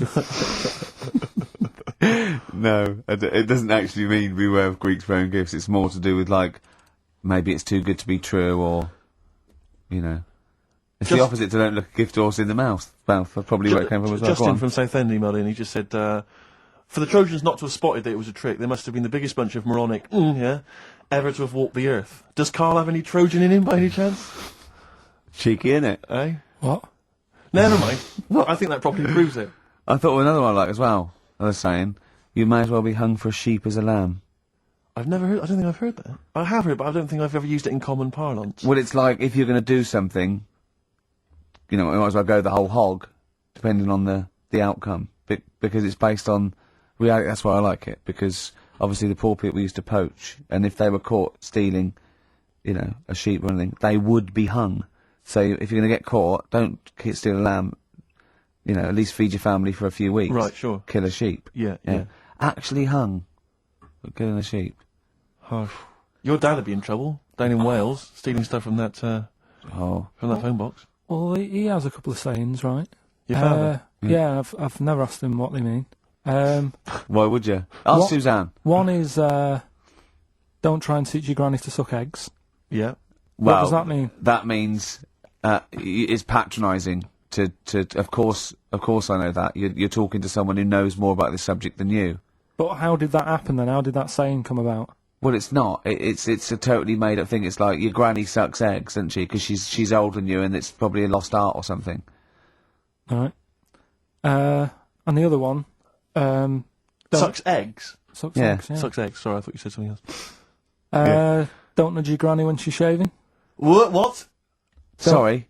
Don't nudge your granny while she's shaving. Don't nudge your... Sorry, say that that's slower. I can't... Don't nudge nudge your granny when she's having a shave. Well, what is that in context? Because I can't work out what the analogy is there, because that might just be you when you were little, you used to run up to your granny while she was shaving or something. But why is your granny shaving? Well, no, what context is that said in? Tell me the last time your dad ever said that, and I'll try and work out what it means. Can't remember. I don't know. Are you sure these aren't specific to your granny? Yeah, I was to say, were you nudging your granny? She was going, get lost, Karl. She was shaving off her moustache. Or giving herself a Brazilian. That's grotesque. Suck an egg. Try and get that instead. God. That's made it worse. Karl's granny sucking eggs. Well, that is herself a Brazilian. We've no idea. I don't know what that means. Don't nudge your granny while she's shaving. What, Parmesan? I don't know. Maybe someone knows. You might be right. Maybe. Well, email in. Tell us. Yeah. Anyway, Rockbusters, Karl. Yeah. Should we get the ball rolling? Let me just find the gifts here, the little treats. We've got the album from the Coral. You know what I think about that. We've got Comfort in Sound Feeder. Well, it's just a novelty record, isn't it? Yeah. We've got on DVD more great comedy moments, favourite clips from the best of contemporary BBC comedy. We've got Partridge on the front there. We've got one of the guys from Red Dwarf and Brilliant. none of those good stuff on there. Smash Hits, the reunion, more great 80s tunes. Kajagoogoo's on there, plus some stuff. Too shy? It is too shy. Yeah. Actually, let me see if you can guess which one's from Tiffany. Well, yeah, I know it. The only one. I think we're alone now. Yeah, I think we're alone, yeah. Mel and Kim. Respectable? Mm-hmm. Human League. That'd be, oh wow, what would they have got, Don't You Want Me? Of course. Yeah. Yeah. Uh-huh. Lies Take On Me? Yep, Yeah. well done. Madness. Baggy Trousers. Of course. Kim Wilde. Kids in America? Yeah, so there's just all those treats. If you like a song from an 80s band, it's probably on there. Yeah, okay. Plus we've also got on VHS Graham Norton, some kind of best of compilation from his TV show. So there are the... Hold on, is it the one where he talks to sort of female gay icons and looks at the internet? Because that's my favourite one. Right, there you go, let's do Rockbusters. Right, email only, of course. Yeah. You email in ricky.gervais@xfm.co.uk if you know the answer. Right, first one. Bit of a cryptic clue if you haven't heard it before. Well, not cryptic, we've gone. What is Karl thinking? If you go into France by boat, I'd get your fags on there because it's a lot cheaper. Imagine Bob Holness. Sorry, we're out of time. Sorry, your minute's up. You've won nothing. I was reading that question out. Sorry, right. so what's the... Right, let's do it again, and I want it to be exactly the same, word perfect. I bet you it will change all over the place. It'll be he's lost it. Go to France, buy yourself a boat with fags are cheaper. Okay, fingers on the buzzers. You've only got 10 seconds to win the gold run. Okay, first up. Here, I'll tell you what, no, seriously, if you're thinking of going to France, well don't, because go on the ferry, get the fags there, because it's cheaper. Go on. Right, so that one again. If you want to buy some fags, you're going over to France on a boat, get them on there because you'll save a few quid. BF. BF. Right? BF. Okay. Right, the second one.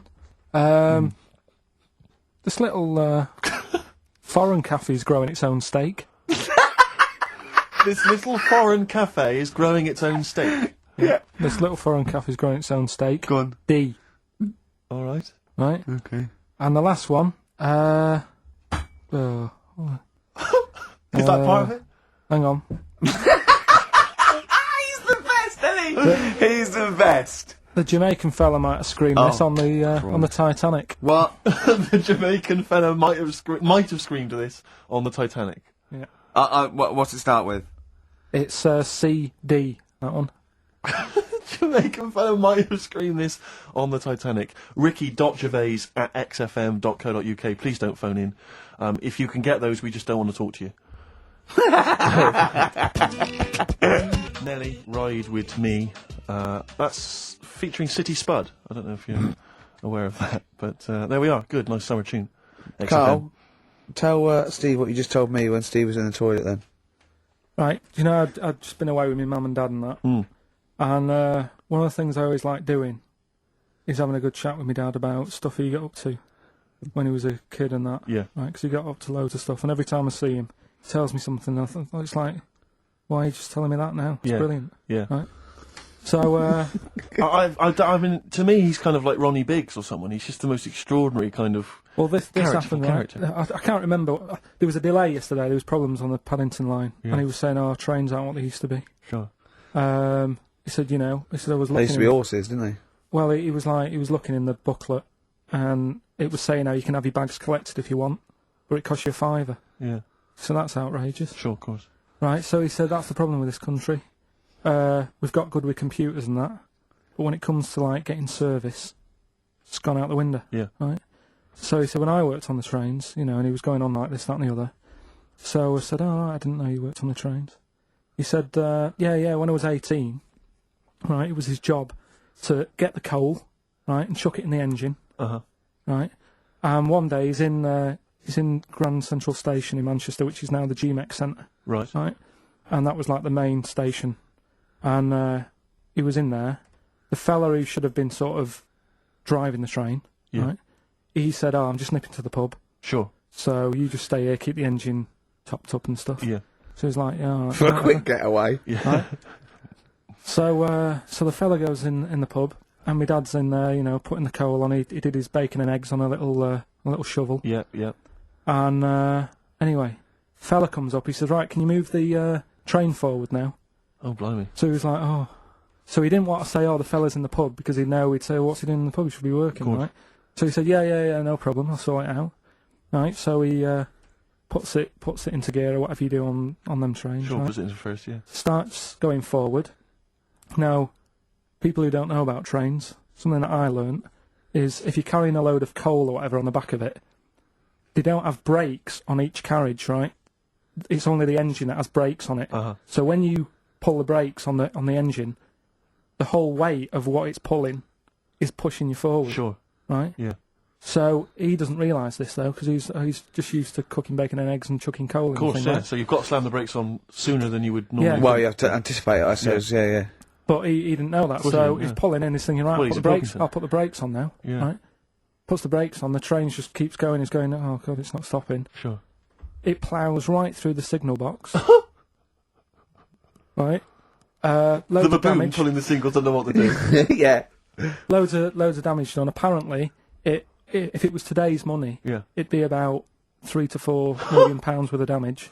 It shut the station off for 4 weeks. But he didn't lose his job. The fella lost his job, the one who was in the pub. Yeah.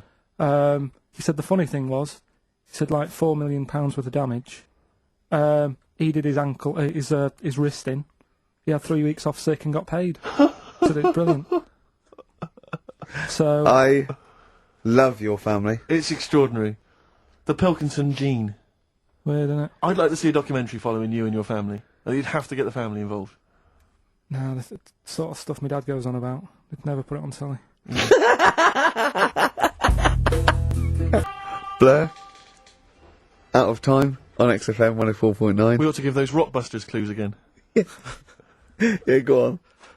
We've had very few contributions so far, Carl. I think you've really started. This might be it. I've told you, you're on thin ice. If this goes wrong, if it's rubbish, and if everyone doesn't get them all, that's the end of Rockbusters. Right, well, the first one again, right? Yeah. If you go out to France, right, by boat, you might as well get your fags whilst you're on that, because you'll save a few quid. Right? Different every time. BF is the initials of the artist that little cryptic clue makes up. The second one, Little Foreign Cafe, it's growing its own steak. Right? That's D. Little Foreign Cafe, it's growing its own steak. D.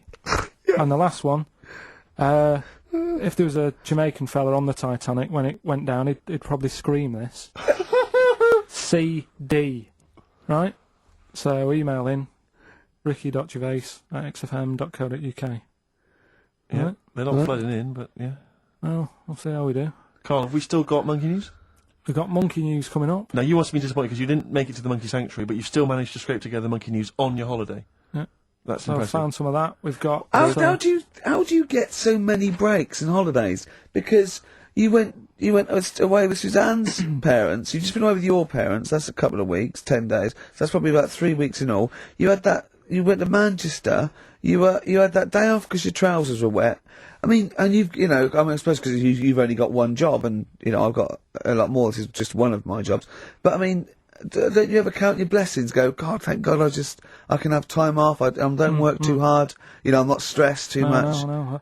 It's just all to do with when you do work, do a lot. So I get a lot done. Yeah. What do you mean? I'm always doing stuff. I mean, even though when I was in Cornwall, right, I'm sat there on the grass. I'd love to just sit on the grass. Yeah, you're too busy. Chill out a bit. I know, yeah, well, Me dad and Suzanne are playing crib, right?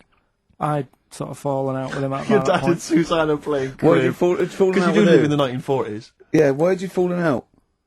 Because with crib, have you ever played crib? Yeah, Right, you've got to be pretty good at maths. sure. You've got to make your cards add up to 15 and all Well, that. yeah, I was just gonna correct you on you've got to be good at maths. Yeah. What, algebra, quantum physics, what? No, just adding up. Adding up to 15. Brilliant. I mean, You can almost do it on your fingers. my dad's, You could in Cornwall. but my dad's really good at maths, and like he said, how many have you got? And he always counts his, and it's like 15 2, 15 4, 15 6, 3 for your at, 1 and all that. Do you know what I mean? He adds it up really One quick. for his knob. Right, so I was like, right, hang on a minute. And he goes, no, what do you mean, hang on? Add it up, what have you got? He says, oh, forget it. I said, this isn't fun if you're going to start getting all arsey with me. Sure. So, Forget it. Yeah. I love it. But I don't know him, but I'm sure he's just winding you up. His victory is you going, forget it, I'm not playing. well, anyway, right, so it doesn't matter. I think I'll go off and do some prep, right? Yes. Do some research for Saturday. Found one of Suzanne's magazines, right? Flicking through, because there's always interesting stuff in there. There was something about swingers. Right. I was like, what's all that about? Yeah. And it had an interview with some people talking about, how they sleep about a bit. Yeah. And I thought, if my wife looked like that, I probably would. Because there was a few pictures of them, and they were all pretty ugly. Yes. I thought, right. So I took that in, soaked that up, thought, there you go. Carried on reading. There was a bit in there about how women still have crushes, right? Yes. And the woman was going on about how she's 38, right? But she still fancies Chris Martin from Coldplay. Uh-huh. And, even though it'll never happen, she's still got that little bit in her head that thinks one day she'll leave Gwyneth, right? And end up with her, right? Right. Anyway, so I'm thinking this is a bit boring, but I'm flicking through it all. And, Is this a Rockbusters clue? No. Right. And I read further on, right? And she said, I like to go out with my mates, and we come up with lists in pubs of people who they'd be nice to go out with. She also came up with a list of unlikely lust objects, I think she called them. Yeah. Guess who was in that list? Ricky Gervais. Think again.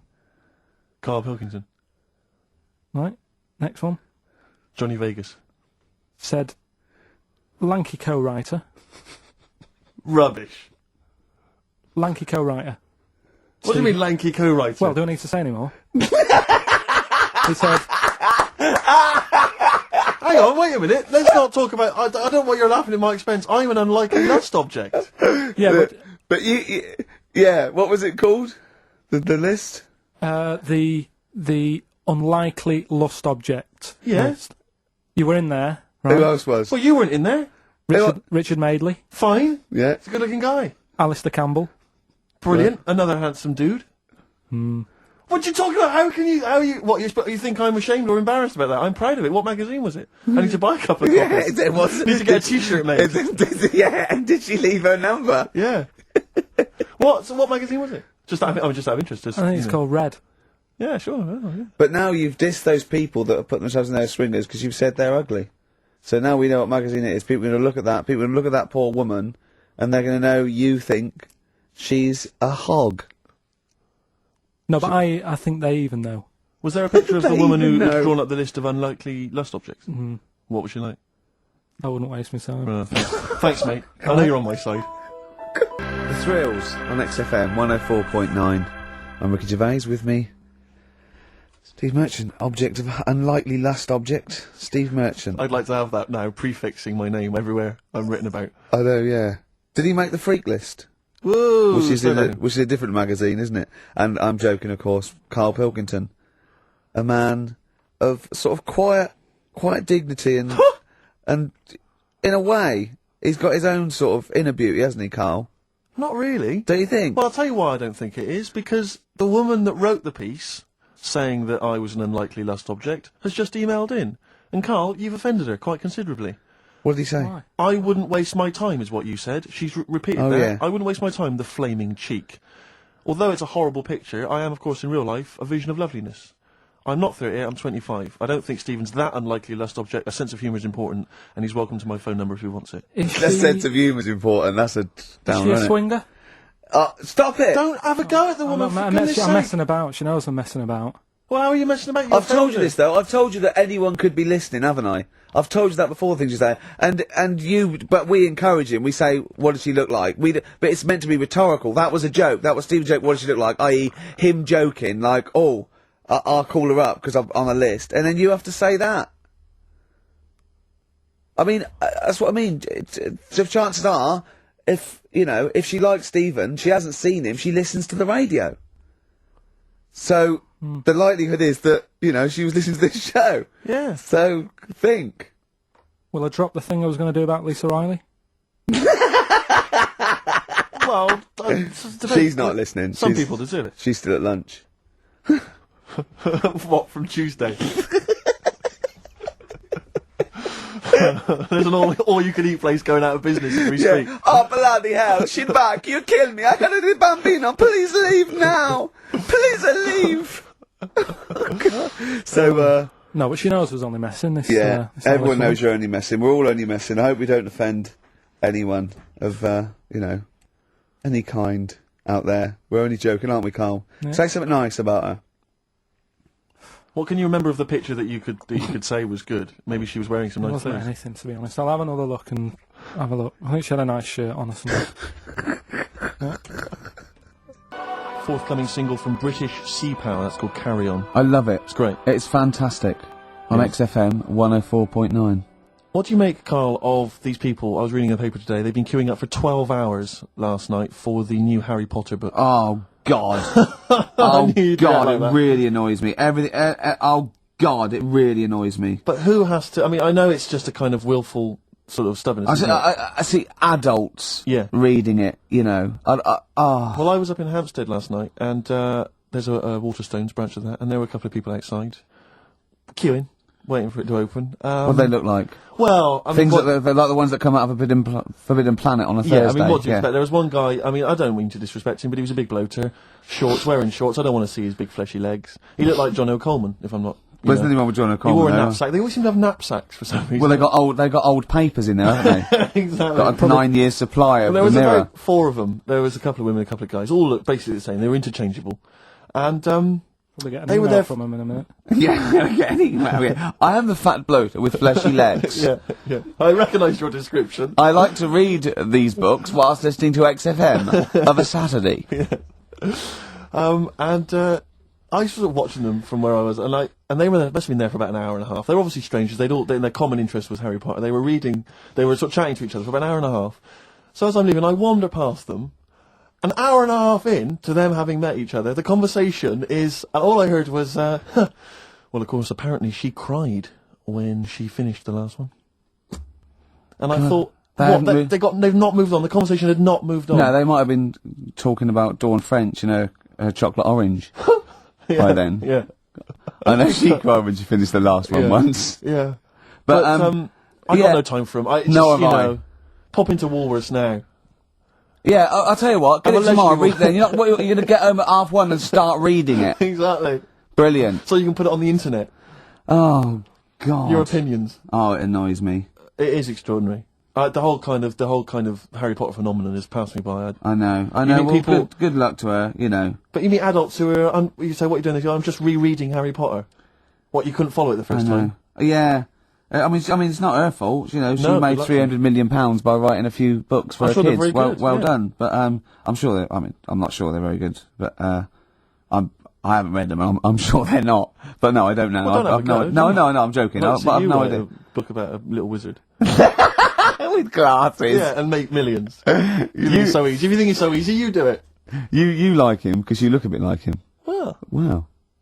I wonder if he's on that wish list. That woman who emailed in. Why was she making a list of unlikely? Can we leave this now? No, but I mean, what was it? What was context? Was it? It was like, here's my top 10 weird-looking fellas that I do. What was it? No. But what was? She was talking about what? She started talking about what? Body waxing. And went. And by the way, while I'm here, here's 10 blokes that I would if I had to, and they're a bit weird. You'll be surprised. What was the context? I forgot. He's scared to say anything now. He's scared to say anything. Oh, bless him. I just was looking at a picture because I was attracted to it because she was good looking and that didn't read on. Is that alright? Well done. That's got you out of that little mess. Yeah. Well But Harry Potter. Yeah. You can't be honest with it. Have you read them?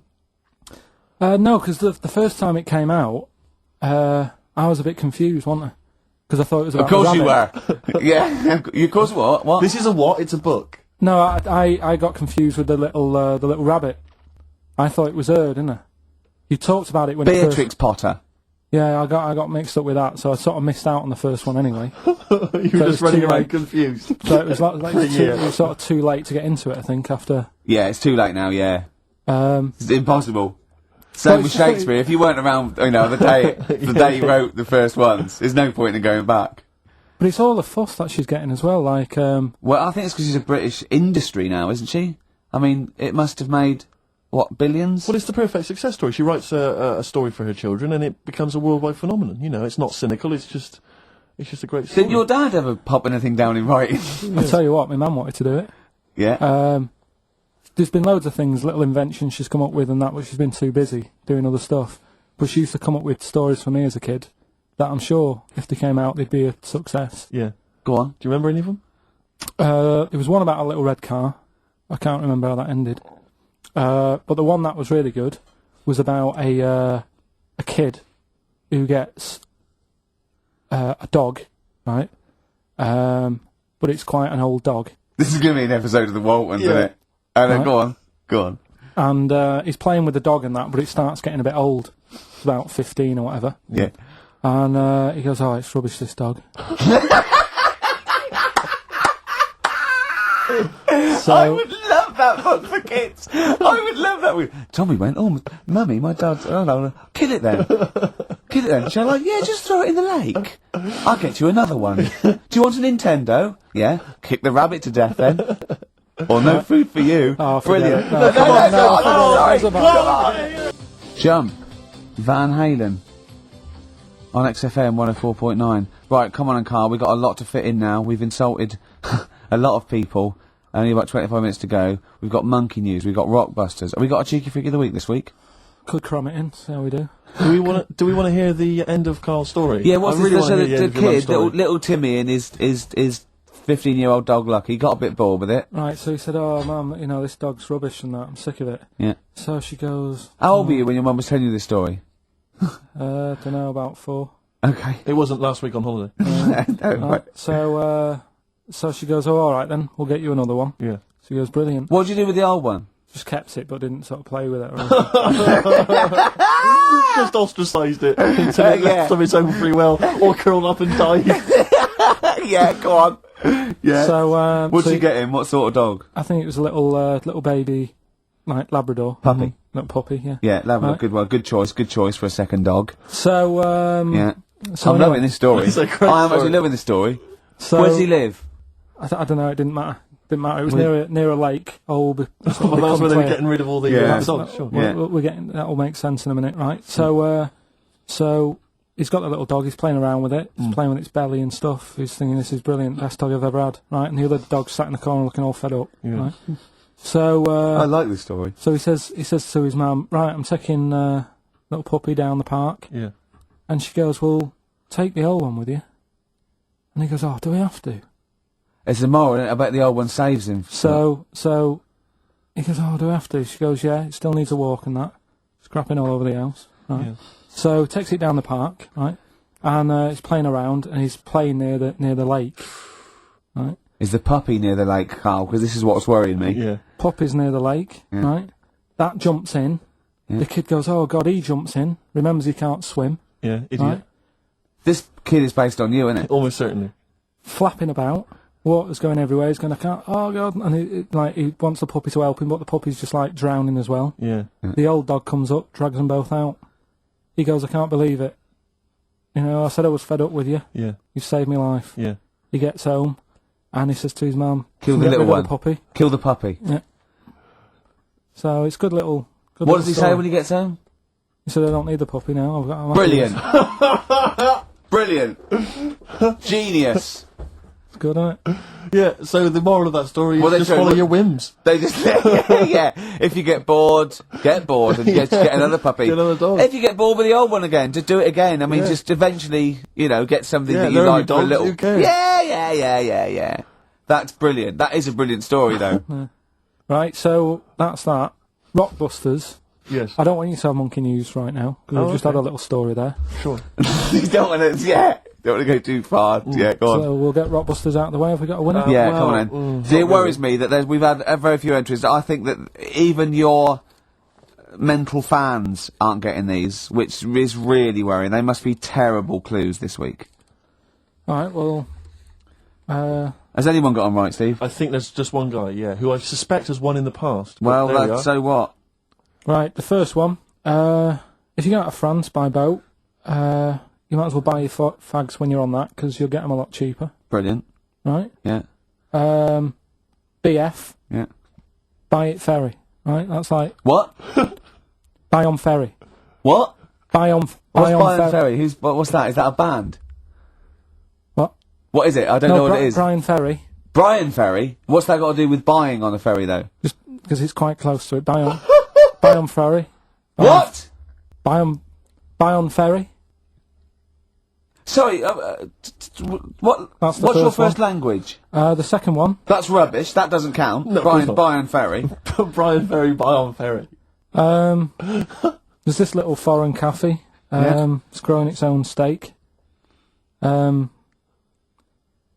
That's Delamitri. The third one. What? Sorry, what? What is that? What is that? Delamitri. Deli is a little foreign cafe. Yeah? The meat tree and that. A meat tree! A meat tree! What were the initials for that? Just D for that.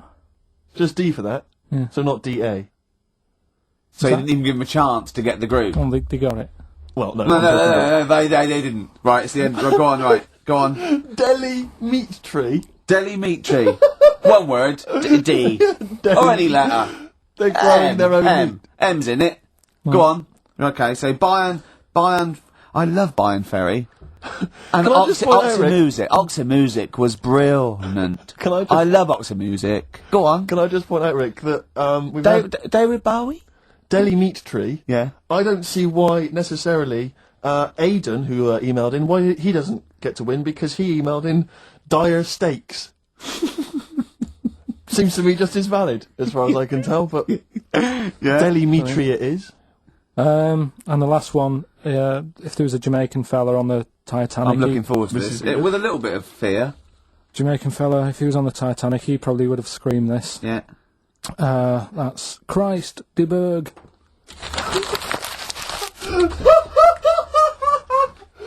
Oh! I don't know what to do.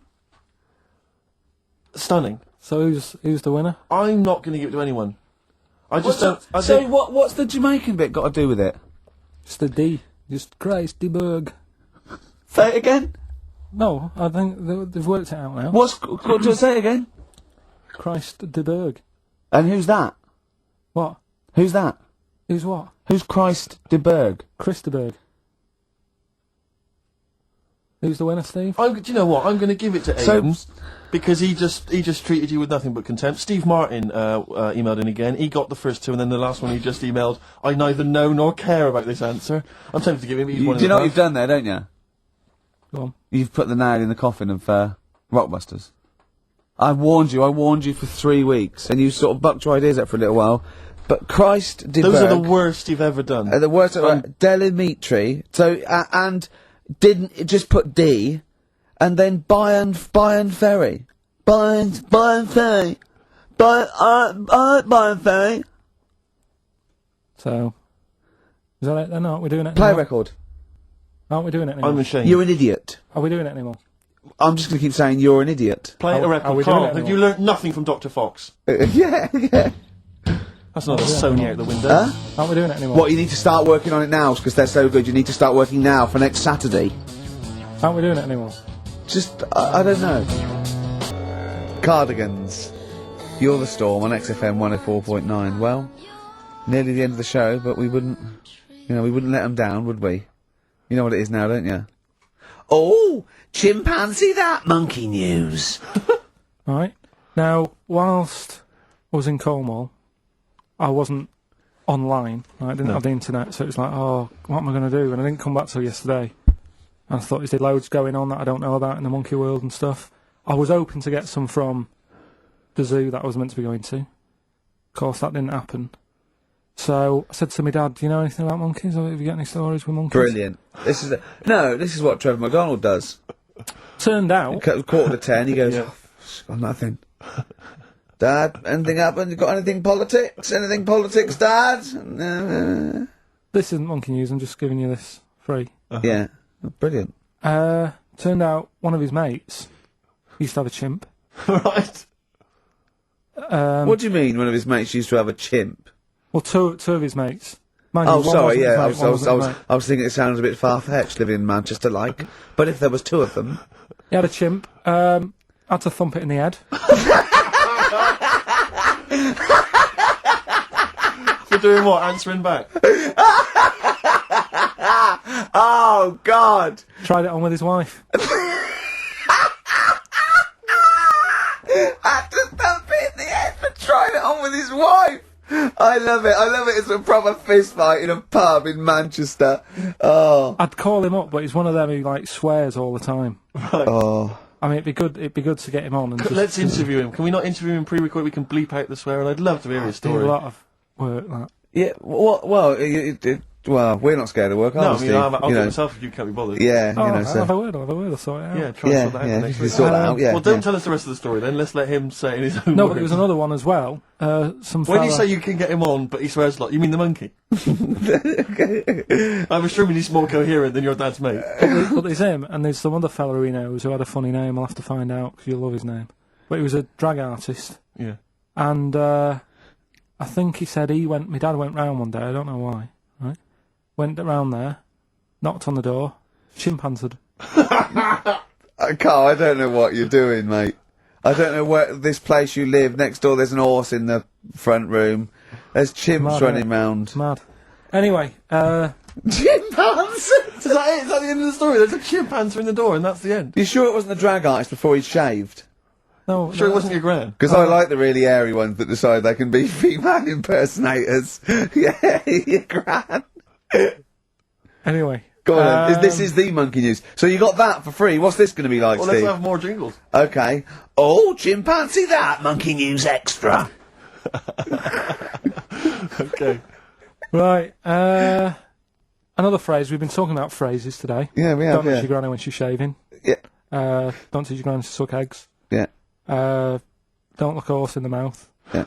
Don't let the chin pass the jaw if you're chucking your cock in. Familiar with the phrase monkey business? No, never heard that one before, Carl. That's brilliant.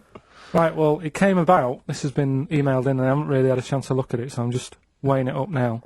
God. Yeah. It's the biggest shambles on air, isn't it? Really? Oh, I'm ashamed of it. I mean, what was Dr. Fox? Dr. Fox must have been really polite. He must have been thinking, I don't know how to put this. He must have wanted to scream and go, you shouldn't be in the radio authority. My parents listen online. I can't look them in the eye. Right, I think I've weighed it up. Long time ago, right? Yeah. In the olden days, yeah. in Go the Amazon jungle, Yeah. right? Yeah. Little family of monkeys in there, right? Having a good life, right? Didn't have any predators in there, right? So they were loving it. Yeah. They had a load of food around them. They had loads of banana trees, right? No, I don't think so. No, they did. Sorry. Yeah. Everything's going great, so they're happy in that. They go to bed, Okay. wake up in the morning, load of bananas gone. Ooh, hang on, interesting. Hold on, wait a minute. So Either your dad's been around, or... This isn't the great Amazon banana robbery, is it? So anyway, turns out it was another load of monkeys from another part of the island, from the rough bit. From the rough bit! I love it! They went into a middle class area. Oh, they're the ones with the earrings and the leather jackets. Oh, that is brilliant! From a rough part of the island. So the monkeys thought, well, there's no point getting into a fight with them because they're harder than we are. Yeah, Yeah. of course, and they carry chains. So I love all this conjecture. They got flip knives and tattoos. Yeah, go on. So basically, they said, let's do some business with the bananas. Let's do some business with the bananas. Shit! This is What are you talking about? Oh, Christ! Right, calm down, we haven't got much time left. Oh, God! What do you mean they said it? Forget it. No, don't forget it! Carl, do not press seriously. that! Switch the record off. Switch the record off. Christ! Switch the record off, Carl. What are you talking about? What did they do? Oh. Let's do business with the bananas. Yeah. So they said, well, rather than them coming robbing them, we'll flog them. So that put a stop to it then. The monkeys came. They didn't have money. They said, give us some bananas. And it says So what, they exchange bananas for bananas? for berries and nuts.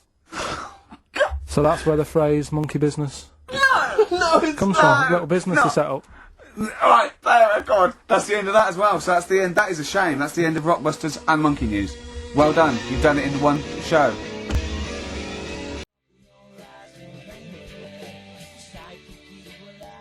Alright, here we are then. Oh, Scorpio Rising, Death in Vegas, on XFM 104.9, about 1:05 Saturday. Here we are again then. Ricky Gervais, Steve Merchant, Karl Pilkington. I can't believe our luck. Oh, alright, Karl? Alright. Yeah, so what are we doing today then? Producer. Right. Well, Oh, sorry, I always laugh instinctively when I hear Carl's name and that word Yeah. associated. right, well, why is that? Because it is... I had to come up with some new features again for this new year. Okay, I'm excited. What have you come up with? Oh. We are the backbone of this show, Carl. Yeah, we'll tell you we've come up with some pretty... What's yours first? Right. Go on. Right, well, Rockbusters. That's old, that's not a new feature. Yeah, but we'll keep it. Right. For So another you're bit. just keeping an old feature. Okay. No, it's an old favourite. I'm sure there's a lot of people that are going, phew, I was worried that he'd lose Rockbusters. Rick, I've just come up with a new idea. Why don't we just play some records that we like? There's a new idea for 2003. Yeah. Oh, you know what we can't, Steve? Because the library's out of order. Oh yeah, the record label, we can't get in there. We're not allowed to get in there. We had to scrounge something from Capital Gold. So anyway, right. Go on. So we got Rockbusters. What are they doing with the library? Are they getting some records in that we want to play? Is that their new idea? I know. Let's get some records in Yeah, that we they're want to play. thinning out the Gina G. Yeah. 4 non-blondes, goodbye. Give that to Foxy. Go on, So sorry, Karl. We'll do we started Do We Need 'Em in 2002. Do we need them? Do we need them? Yeah. We'll continue that. Got a new one, haven't you? Explain that later. Yeah. Right? Yeah. And then the new stuff comes in. Ooh. Right. As always, I like to sort of get words and tweak them and stuff. Sure. Yeah. So I was thinking of either doing something with, there's a lot of weird rituals, isn't there? A lot of weird rituals? Yeah, there's weird stuff going on around the world. Okay. There is, yeah. And I was going to tweak that to rituals. Okay. Right. Again, starting with the title, the pun first, then working out what it is. Well, I found some weird stuff. Oh, right, so it's specifically... Just stuff that goes on, like... rituals. There was... Most of the weird stuff I've heard about happened to you in Manchester in your early years. Well, in India, apparently it's good to have a flat head. So the... Again, just flirting, just bordering on the racist, but never really gets there. Always. Well, no, because there's no intent. There's no hate. It's just clumsy. It's just stupidity. Yeah. Exactly. Go on. What do you mean? What do you mean? It's good to have a flat head. What do you mean it's good to have a flat head in India? We'll talk about it later. Brilliant. That's rituals. So you've hooked a few people. You've hooked a few in. Go on. All right, so I'll have that later. So it's essentially like Educating Ricky, only it's specifically about rituals. Is that strictly speaking what it is? Okay. I suppose so, but then again, you could say radio is all the same because it's people talking. Okay, Karl, brilliant. Brilliant comeback. Yeah, brilliant comeback. Not all talking nonsense, though. Well... So that's where we're different. Go on. Also, right, I like teaching you stuff. Yeah. And you've done well. So what I'm thinking is, rather than just touching on a topic, sort of giving you a few bits of information on one topic. See, this is what I'd like to do, because the last thing you taught me, I remember, was there was a blind girl, she hit her head and she could see, and that's all I got. Yeah. So if you could go into that a little bit more, that would have been educating me. Well, today we're featuring stuff on World War I and II, right? Oh, so that's that little title for all this little thing is, what do you think of that then? What do you think of that then? Play a record. So Rick, I just thought of a joke. Go on. What's the similarity between Lord of the Rings and this show? They're both rubbish. Watch that man, David Bowie off Aladdin Sane, my favourite David Bowie album. What's yours, Karl? Yeah, that one's good. Brilliant. So, right, we've got Rockbusters coming up. Do you want to say what we've got to give away there, Not Steve? really, Rick. Is it really bad? Well... What's the film? What's the featured film? The featured film's not bad, I have to say, actually. You've excelled yourself there. Again, it's just one of those things where I think, what kind of XFM listener would want this particular goodie bag? I know before Christmas, Karl, you explained that the reason we were Carl's giving away... face, he's disgusted, because he just said, I do a lot of work to get these prizes, and I went, no you didn't. I saw you. He went over to a drawer and went, I'll give that one, and that one. That's what work you put in. You nicked some... There's about 12 Jerry Halliwell videos, one of which we're giving away. It's Rick, you've given it away? Oh, no. Yeah, if you'd like Jerry Halliwell's Body Yoga DVD... then, that's one of the treats you can win. But it does, like, if you remember before Christmas, he said that, he was giving away a kind of bumper pack of gifts that you might want to wrap up and give to various people. Uncle, one for Uncle, one for Auntie. But obviously Christmas has passed, so I don't know really what your excuse is this time. You eat a lot over Christmas, don't you? Get a bit fat. Fair point. Yeah. So, Jerry Body Yoga is one of them. The recent, on DVD, the recent series of Wiedersehen Pet. Yeah. Well, that reaction. Could you give me that reaction again? Well, Rick? no, just give me that reaction again. No, Yeah, brilliant. And actually, I have to say, this isn't bad at all. This is the very best of the Stone Roses CD. Well, you can't knock that. You can't knock that. In fact, I'll tell you what, we should play Elephant Stone at some point. Yeah, we'll have that. Go on. Madness. I think this is actually tunes from them and not from the musical, although it is tied into the musical. He went to see that musical. Really? Yeah, on New Year's, it's like on New Year's Day, there's nothing to do. Sure. So you go and see some people doing Madness songs? No, I took Suzanne out for a walk, right? Yeah. Went round Covent Garden. Right. Past the place where it was on. The stage door was open, you snuck in. Well, I said Madness are alright. And because when you think about it, Madness songs are quite sort of musical anyway, aren't they? So you can't... They're quite musical. Do you know what I mean? He means they're like a musical, like a musical. Knees Up Mother Brown. I thought it was alright, enjoyed it. So Blur the musical would be good, wouldn't it? Blur the musical would be excellent. Yeah, little Cockney Sparrow. So what, you bought tickets there and then and just went in? Yeah. They're not selling, are they? It's fairly quiet because we only paid the lower price and we got upgraded for free. Nice. So you enjoyed it, though, did you? I'd loved it. And would anyone like to come on stage with us? Yeah. The little bald fella. Yeah, go on, I'll give it a go. And what home are you from? Where are you? What are you doing tomorrow? Well, I'm going. No, you're coming here tomorrow. Come here tomorrow. Is it not doing well? That's a disappointment. I don't know. I mean, it was New Year's Day, so maybe that's why it was quiet. Okay, well, if anyone hasn't seen this or didn't receive it for As Bono Christmas... said, all is quiet on New Year's Day, Karl. Also, we've got to give away Minority Report by I like that. Steven I enjoyed Spielberg that. with Tom Cruise, which is on VHS. A good rip-roaring sort of film. It's not bad. That's probably the best thing we're giving away, but as I say, we can always leave some out if you don't I'm want... arresting you for the future murder of Sarah Marks. Brilliant. That's the sort of excitement and drama you'll be getting in it. It's not brand Little new. taster there. I got that off Paul Anderson. He said here's something to watch over Christmas. So you've actually watched this already? Yeah. All right. I've rewound it.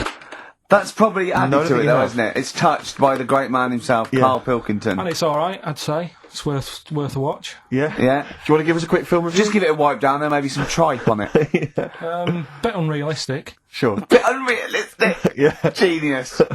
A man who finds people who can see into the future. Whereas our house, that really happened. Yeah. God. Anyway, Play record. prizes giving away. What's the competition? It's Rockbusters. We're doing Rockbusters. We're still doing Rockbusters. Oh, we'll look forward to that. Do that in like 15 I minutes. need a bit of Coldplay first. I do, honestly. Really?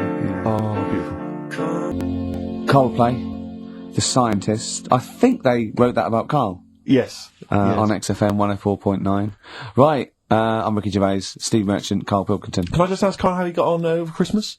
Because the last time I spoke to him, you hadn't bought a present for your girlfriend. I have to say, I was on tenterhooks all Christmas. Well, you changed it. After that show, I felt bad, even though I shouldn't have done, because... Because you hadn't bought your girlfriend a Christmas Yeah, but present. I said to you, I booked a table at a hotel in Covent Garden, had Christmas dinner there, which was nice, right? It's good food and everything.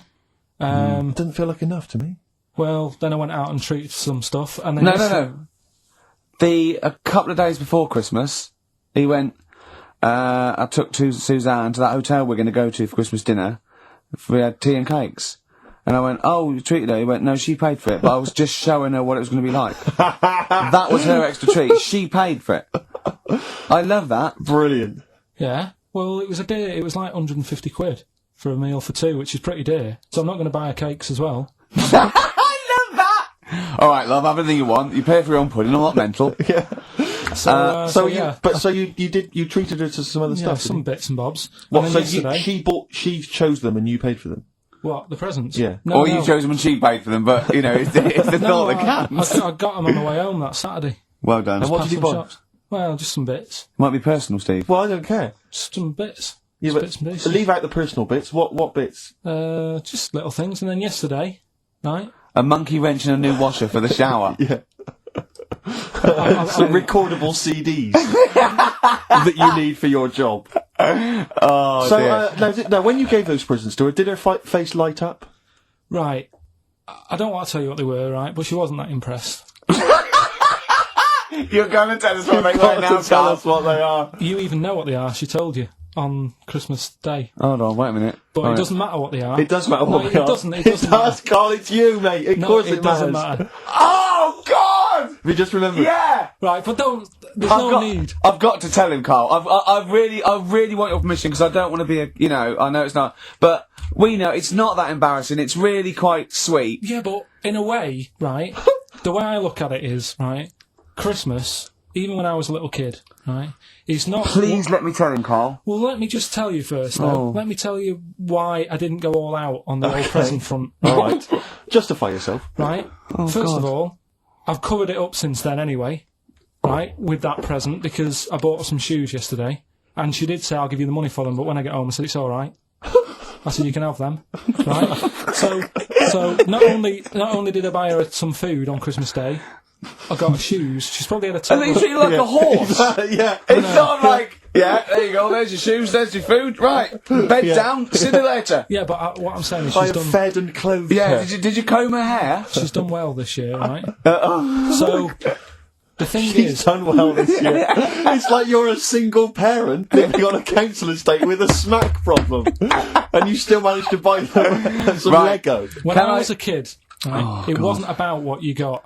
I remember one year when I was about 8, right? Oh, this is going to make me cry, isn't it, this? No, it's not. I'm just saying the way it is, right? I woke up at about 4 in the morning, and I was like, oh, what forgot? And I couldn't sleep. I was that on edge. It's the excitement of Christmas, isn't it? It's like, oh, what's wrapped up? I need to know. Sure. Yeah. And it's the fact that people are saying, no, you won't know until tomorrow. Yes. That annoys you and winds you up. Okay. So I got up at 4 in the morning, opened my presents, and then went, right, I know now, went back to bed, had a great sleep. Yes. Right? So it's nothing to do with the excitement of what you get, it's the excitement of not knowing what you've got. And then what happened when you got up to go down with the So presents? what you're saying to me is that you could wrap up a brick because the thrill of Christmas is in hoping and being excited about what it is, not the actual gift itself. Yeah. Is that what you did? Rick, did you get a brick? No, let me tell him now what he got. He got her a present, right? And she said, she came, I said, yeah, he got me. It was an industrial-sized packet of condoms. It was a joke gift. No, it wasn't a joke gift. It wasn't even a joke. I went home that Saturday after the year, past Boots, thought, might have something in here. They were on, like, some value. Right, you passed the Were makeup. they used? Right, but anyway. The makeup, you passed all the other... Past the makeup, stuff. past the lovely vanity cases. Yeah. The foot spas. Exactly. Yeah, The bathroom Oh, products. hold on. How much are these, love, for 100? Yeah. $4.99. Yeah. Do I get them reduced if I buy in bulk? So how many did you buy? What was it? I don't know, probably about 100. Right, okay. And is she allowed to use those with anyone? Did you wrap them? Can she just go out and have a wild time? Well, you don't with need to wrap. They're already wrapped, aren't they? Oh. And then what did she say So, when she opened them? I'm No, just- wait, Carl, what did she look at his Right, face? play a record and we'll come back to this. But you're worse than my father, that's genius. Made famous, of course, by Jimi Hendrix. Yeah. That's All Along the Watchtower, as originally done by Mr. Bob Dylan. On XFM 104.9. So, Carl, just take us through the moment where you gave this gift. Firstly, So you were went into Boots, right? You thought, alright, 100 condoms. Brilliant. Okay. Did you wrap it I up? don't know if it was 100, probably 80. Right, okay. Yeah. Right? You don't So, want to go mad, do you? Wrap them up. I'm just resting easy knowing that he's not trying to breed. Right? No. Yeah. So, I got her them. I got her Grease on DVD, because she's Okay. always watching that. Yeah. Right? Yeah. So just think of when her mum said, what did Carl get you? Some condoms and grease. I was going to say, I'm glad he said on DVD. And she was surprised anyway, right? Because Yeah, I bet she was. no, when she got she was thinking like jewellery. no, So right? that showed her. That surprised you, wasn't it? Alright? So hang on, wait a You minute. thought it was a holiday, didn't you? Yeah, look at your face. You don't know me at all. So hang on. So did you give these on Christmas Day? Right, what happened is she got in from work that Saturday, right? And I said, look under the tree. Knackered. Oh, Right? at least it's Christmas. Yeah. At least I'm going to get a little bit. Yeah, go on. I said, look, you got some stuff under the tree, right? So that Did you give her a surprised sugar lump? Right, she was really chuffed with that. But she said she was a bit puzzled because I didn't know we had any wrapping paper, right? So I ended up using wallpaper. You didn't take it off the wall though. You had some. No, it was some left over, right? So she said, why have you used wallpaper? I said, well, I didn't have any paper and you were getting in a bit and I wanted you to have a surprise. So she said, can I have a feel of them? I said, no. Presents. She thought, right, I've got the right thing. Yeah. Right. And then Christmas Day, I said, no, don't get carried away. It's nothing really good. You know, we said we weren't going to buy each other much. So there you go, open them. Yeah, go on. And Can I just ask, had you received your present from her yet? yeah. So what had you received? What did they have? Had some shoes, Nice. right? Getaway game for PlayStation. Nice. I'm just totting up Just the talk value the of value this. of those, Go yeah. on, yeah. And So- just also think about how much fun and pleasure you get from them. yeah. Although, of course, condoms, I can see Well, see the appeal. Well, right. Okay. So yeah, I think but I can. also add to that bit 150 quid for a meal. If you're going to start totting up, 150 quid for a meal. I bought some shoes, 72 quid. Yeah, that was after the event, though. Doesn't matter. All right, so you received these, dare I say it, thoughtful and nice gifts. You handed over the box of condoms. They were wrapped up. She Well, unwrapped them. yeah. Go on, take us through it. Walk us through it. Well, it's not something you play with on Christmas morning. Oh God. Oh. But, Right. But when she opened What them, did she say? her What did face she say? well, I wrapped them twice as well, so she thought it was something really good. It was Extra like, protection. do? Right. And, So she thought it was something really good. and then So the disappointment would be doubled. Yeah, go on, yeah. then she just opened it and went, "Oh yeah, so what's on the telly?" And that was Cool, that. That was ungrateful. that. What an ungrateful woman that is. Well, she got stuff. Fancy not wanting I told her. a box of economy condoms from Boots. I said to her about the thing about, it's all about the surprise and that, isn't it? Yeah. You explained that to her? Yeah. What, after she'd unwrapped it? Yeah. Thoughtful. And she was alright about it. Yeah. She understood. Rick, I suggested to him that he buy his girlfriend a gift. I'm worried I've done more damage to the relationship by suggesting that than if he had just forgotten. Next time you've got to go shopping for her yourself, Steve. I think I might do. You've better go shopping for her yourself. I'm glad it's all over, though. It's mental. Yeah. It annoys me. The whole thing annoys me. And she knows that as well. Yeah. She should know. What, she still insists on having Christmas once a year? Well. Wow. I'm No, but well, anyway, what did you get? I can't think what you bring to the relationship, Karl. I don't know what it is she's getting from you in this relationship. It's like she's doing all the work. Well, yeah. 80 times. Oh God, Karl! I love it. You're brilliant. I know what she's getting. He's the. What though? He's not thoughtful. No, but he's thoughtful. It's the best he can do with the brain he's got. Do you know what I mean? Right. He's doing his best. He's absolutely doing his best. There's no. He's working at the limits of his powers. Do you know what I mean? Though he's done as well as he can with what he was given. Sure. Yeah, and that's admirable. Yeah. It's like, I think he's done better than you'd expect. I bet his teachers didn't even think he'd get this far. Do you know what I mean? What, find a girl? No, well, yeah, a job, a girl. Yeah. Do you know what I mean? Clothe himself. He's done really well. What do you think, Karl? You think you've done well? I think I've done alright compared to some of my mates. What are they doing now? Probably not that much. Do you know what I mean? Mrs. Matthews said I wouldn't be an high flyer. I think I'm doing alright. Yeah. Do you know what I mean? I have a holiday every year. Got somewhere to live and that. Yeah. Got a new flat, haven't you? Yeah, so... So where are they then, the condoms? Did she show them to her family and friends? No. Take them into work? Look what Karl I'm got me? surprised she told Ricky, actually. I was a bit disappointed in that. Yeah. Because I didn't go shouting around. Well, she was what so I got. excited, Karl, clearly. She was just so pleased and proud. Yeah. Alright, play a record, we'll come back to it. No, that's it now. Oh, no, that's it. Streets, Don't Mug Yourself, XFM 104.9, Ricky Gervais, Steve Merchant, Karl Pilkington, a regular Santa Claus. I'll leave it now, I'll leave it. Oh dear. So, Rockbusters. Rockbusters, first one of the year. Do you want to explain it? In case we've got some new listeners. Some new listeners. Might have, you never know. Chance to win some stuff. I give you like a cryptic clue and some initials, and it sort of makes up a band. So an easy one that we did at the start was an exploding pet, AK, atomic kitten. Yeah. That's how it works. So there's three of them. It's email only. You email in ricky.gervais@xfm.co.uk and you win all that stuff Steve was talking about. Right, first one. £42 for a torch. £42 for a torch. That's a bit pricey. That's D. Right? That's D. Yeah. So right. just give us it. Write that down. So £42 for a torch. That's a bit pricey, isn't it? Right. A little bit of enhancement. Yeah. Digging up his growth. Oh, Okay, God. that's That's D. D. The second one, he'll fit some chocolate to your feet. Say that again? He'll fit some chocolate to your feet. Is that he will fit some chocolate to your feet? He'll. Yeah. He'll fit some chocolate to your feet. And the initial there is A. That's A. Yeah. And fit some chocolate to your the third and final one, do you think your kid will get that strawberry for me? Do you Right. think? Say it again. Do you think your kid will get that strawberry for me? That's WP. Right, now, I'd just better warn people. You really got to get into the mindset of Karl here. These are not real cryptic clues. These are not cryptic clues that you do in the Guardian or the Times crossword. There's usually something wrong with them. It is usually, what's the word?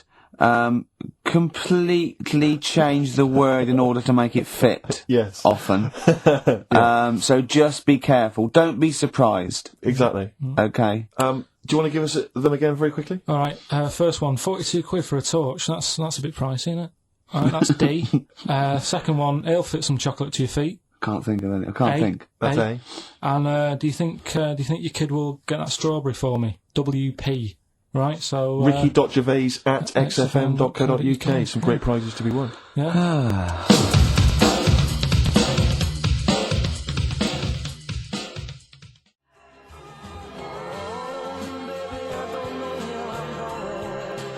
Richard Ashcroft, Science of Silence. Steve, if there was a record of the week, that would be a record of the week. You're a big fan, I know. That's what I'm saying. Yeah. Let's make it record of the week. Yeah, that's record of the week. Richard Ashcroft. Excellent. Science of Silence. Brilliant.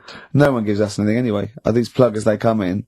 We get things like homemade bands that they've pressed it in their garage. Yeah. You can hear their mum in the background going, "What are you doing?" Exactly. Mum! We're recording this for XFM! Yeah. 104.9, Ricky Gervais, Steve Merchant, Karl Pilkington. Karl, what have you got for I us? was just thinking, the irony is, we're the only people on this station, I think, who play their own records, aren't we? I know. There's loads of people who do. Rubbish. John Kennedy plays what he wants. He's on in the Yeah, but middle of the night. he's on Zoe 3 plays o'clock what in the she morning, wants. no Everyone one's up. plays. Zoe on Drive, she plays some stuff.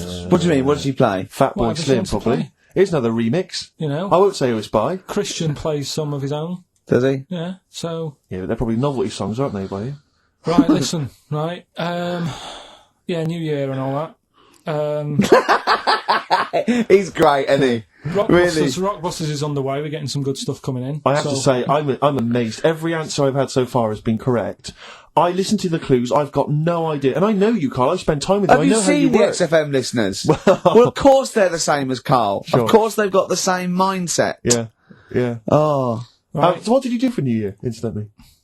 Well, I cocked it up a bit. Right. You're joking. Go on, You're here we joking. go. You're joking, mate. Go on. I went and booked a You table. got the wrong day. No, right? Booked a table at a restaurant that was shut. Right? What? I booked a table at a restaurant, and the one that I called, it wasn't the one. The call had been diverted. So Suzanne said, "Call them up and see what they're serving." Right?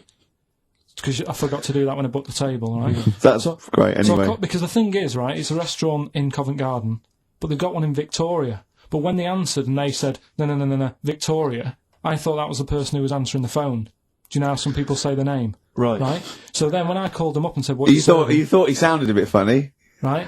So, I'm confused, Karl, but probably not more. Well, no, it was no a more bran- than you would have been on Okay, the it was on a the day. branch of a. All right, he doesn't anyway, want to give the restaurant away, so he phoned it up. There's one in Covent Garden. They answered the So phone. it's not, the restaurant's not called No. No. They said no. Victoria. Why can't we name the restaurant? I don't know why. Are we It's not scared- libelous. Are we scared that, are you scared people are going to sort of see you in there because it's your regular home?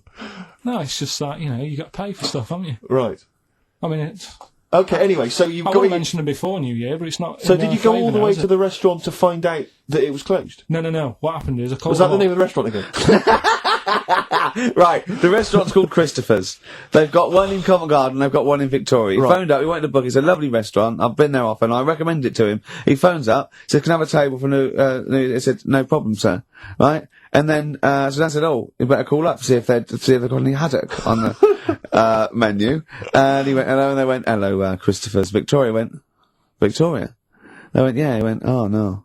That's it, innit?" So then I just said, no, forget it. I'm not going all the way over there. So I cancelled it, right? So then I called up Suzanne and said, look, I've made an error. The place we were going to is shut. Was she So- surprised again, or? So we're not going. So she said, oh, try some other places. And I did. They were all booked up, right? I was fed up anyway. I hate New Year. It's always like this, isn't it? So I said, look. You know the common factor in all these stories? You hate Christmas, you hate birthdays, It's you hate you. New Year. It is you. Right? Yeah. So I said, I'll sort something out. Yeah. So I went to Tesco. Leave it with me. Went to Tesco's, boots You went were to shut. Tesco. Got a lovely plate of condoms. Did you just stay in and play with her birthday, her Christmas gifts? blowing them up? There's all Staying I've done, look, I've done some balloons. Well, it was. We did stay in. And I watched that thing that, 100 Greatest Moments, which was annoying me. Did you see, there was a nudist on it? You know how I feel about them. Yeah. Right? Did you see him? Man with two knobs. There was a man with two knobs on it, and a nudist who just wanders about the house. But it said, and when he visits people, I was thinking, who lets him visit? I go, Exactly, yeah. But he must go there with trousers on and go, "Hello, lovely to see you. Can I just pop all these off?" Well, not really, no. And I tell you what annoyed me the most. They had a white sofa. If you were a nudist, you'd get a darker one. Right? So anyway, right. So we ended up watching that. That annoyed me. And then I was tired by about 11, and I said, "Oh, let's go to bed." And she said, "You can't."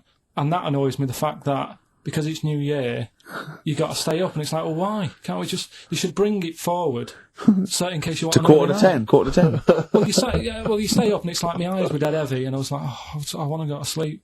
So just stay up, and then it's midnight, and you go Happy New Year, then you go to bed. Yeah. Well, not everyone, Carl. Some people have a little party. So it's over with anyway. Yeah. Sorry, are you 86 years old? It just gets on my nerves. Do you ever enjoy? You never seem to have any fun, Carl. This is what disappoints. This is what worries me. I feel like you're going to die. You're here, young, you're here, Karl, with us two. We've got three, as I was just saying to Steve, three of the greatest comedy minds ever in one room, and Steve pointed out since the goodies. True. Do you know what I mean? Well, I mean, it should be party central. Yeah. So anyway, right, so this is when I spent time thinking of new ideas. Right. So that's when I came up with, what did I come up with? Rituals. Yeah. This is about, it's good to have a flathead in India. And just run us past Just that run, yeah. It's good to have a flathead in India. Is that it? Well, what they do is they put wood around your head and sort of clamp it, and the flatter head you've got, apparently the more attractive in some part of India, can't remember. So that's a ritual. So I don't know where to start with this. No. Well, leave it. We'll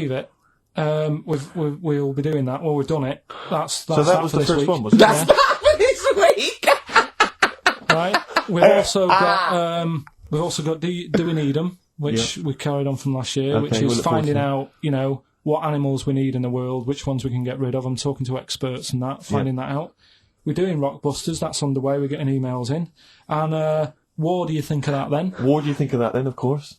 I love this, that he treats his show like it's a checklist for what he's got to pack for holiday. Yeah. Do you know what I mean? He just goes, sun cream, yeah. It's sort of like, it's done. Look at his face. No, but I try and come up with stuff that people will remember and go, that's interesting. I'll tell my mates that in the pub. Another one I'm thinking of doing, do you know the film Around the World in 80 Days? Ooh. Around the World in 80 Gervais.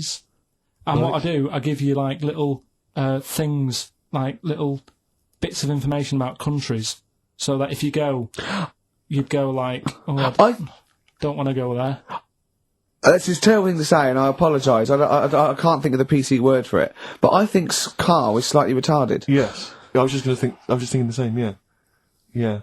Is there something we can do about that? Just play a record. Just keep the... Could we get ourselves registered as a charity? I think so.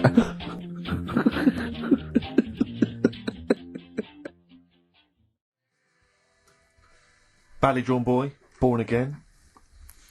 On XFM 104.9. I was just looking to see if that's a new single. It looks like it probably is, Rick, if that's of interest to you. It's a new one. Yeah. So, first of our regular features with Karl, we've got Rockbusters, that's rolling. There's people coming in, they're getting them right. I don't understand it myself. As ever, Rick, you'll be amazed and confounded. So I don't know the answer, and I haven't looked at the answers. I just like that moment. It's like when you go down Christmas and you're excited about a present, and it's like some condoms. I love that. That moment. Yeah. I don't know how he's going to top that next year. I don't know how he's going to top that. All I can think of is some corn plasters. Right. It's all right, love. The batteries are included. Got you a pumice stone. Right now, do we need them? Do we need them? It's something we started a few weeks ago. We're always talking about animals and insects and that. And it's like, if you took an animal out of the world, would we have problems? Right? Would it make any difference? Yeah, would it make any difference? We did jellyfish last time, didn't we? Yeah. We sorted that out. The woman said we've got to keep them. We do need them, because turtles eat them. Yeah. So, I've moved on. Octopus. Do we need the octopus? Yeah. Let's find out.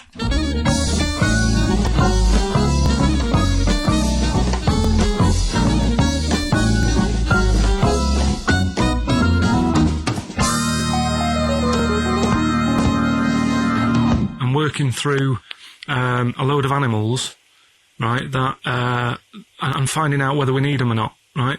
Right. Because, like, jellyfish, to me, I'm a bit puzzled by them. I don't really know why we need jellyfish, and I spoke to some experts. Turtles eat them.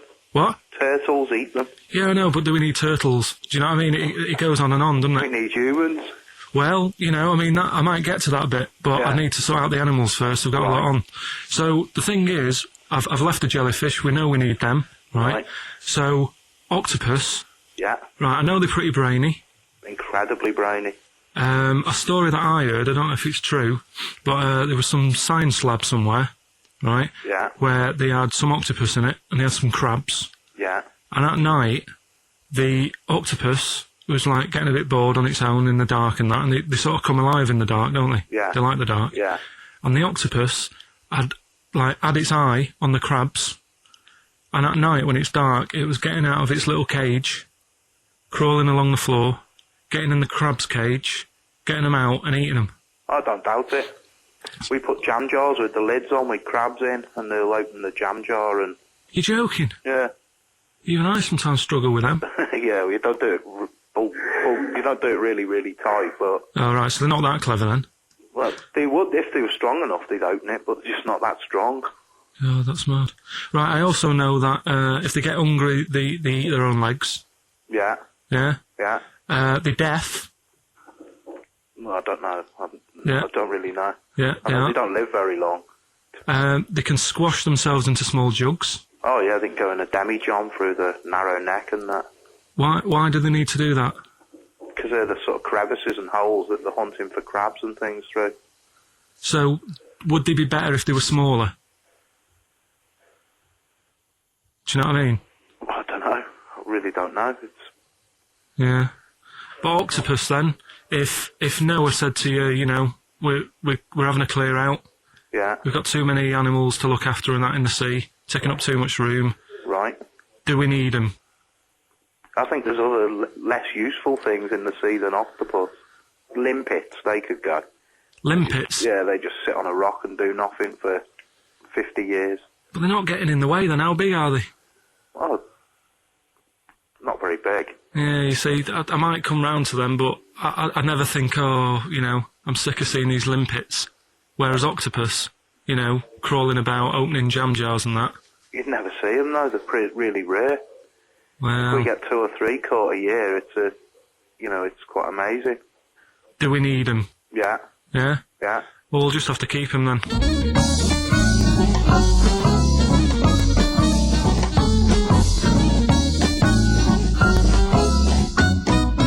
I love the fact that Karl can confuse a scientist. Yeah. Yeah, because all systems of logic break down. I know, Everything they've ever even the learned. scientist was going, well, get rid of limpets. Yeah, yeah.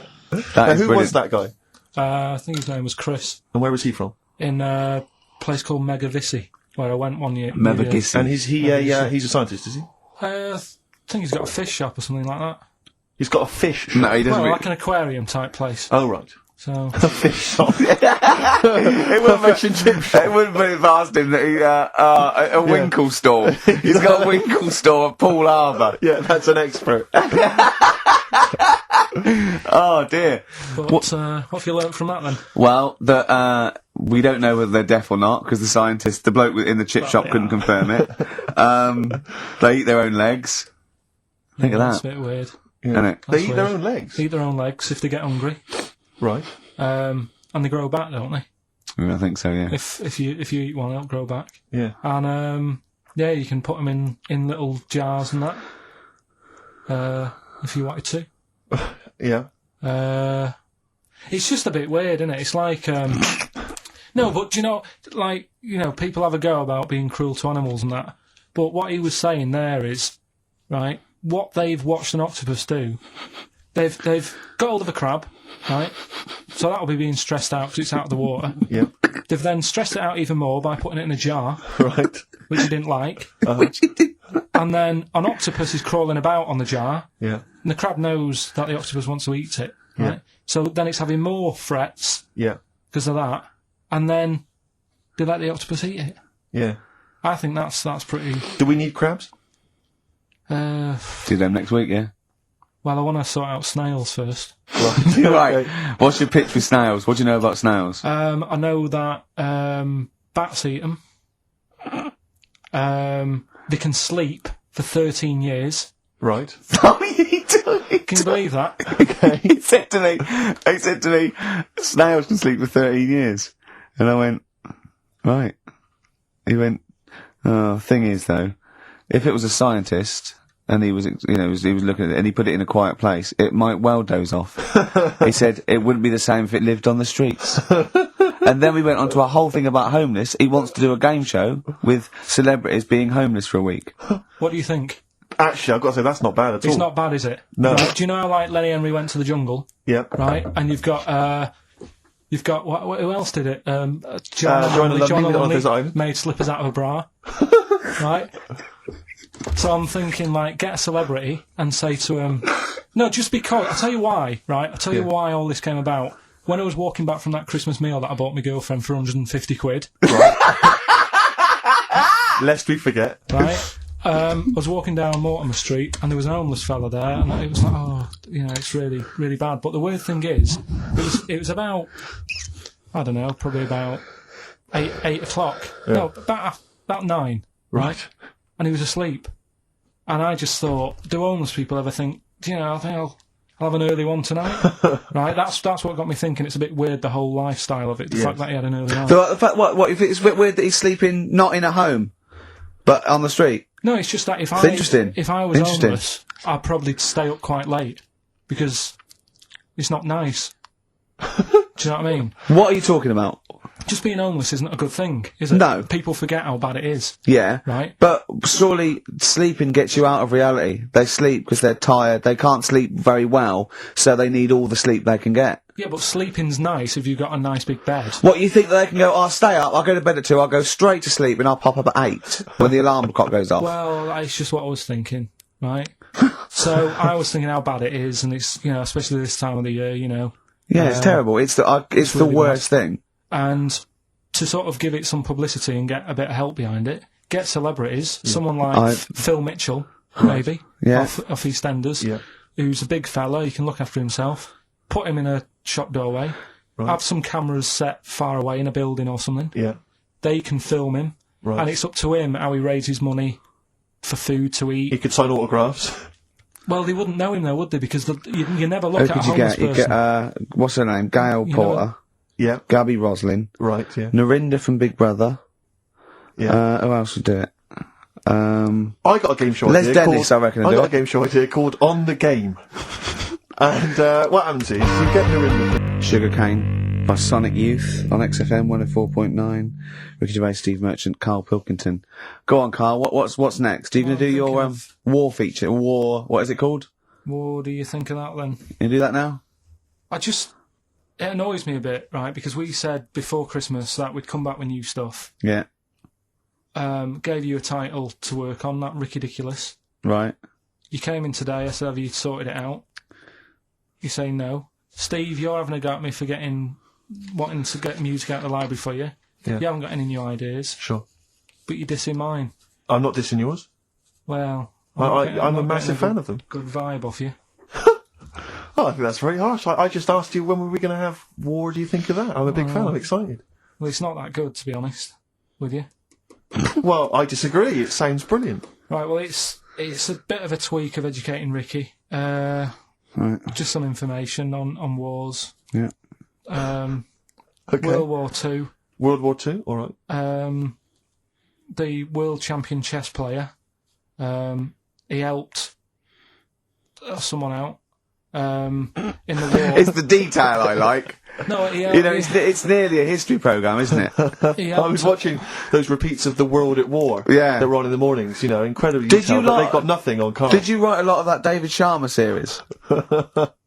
He was able to use his skills that he has to play chess, because apparently chess is all about probabilities of like where a piece will be put. Right. And they got him in, and they said, "Can you help us out?" He said, "Yeah."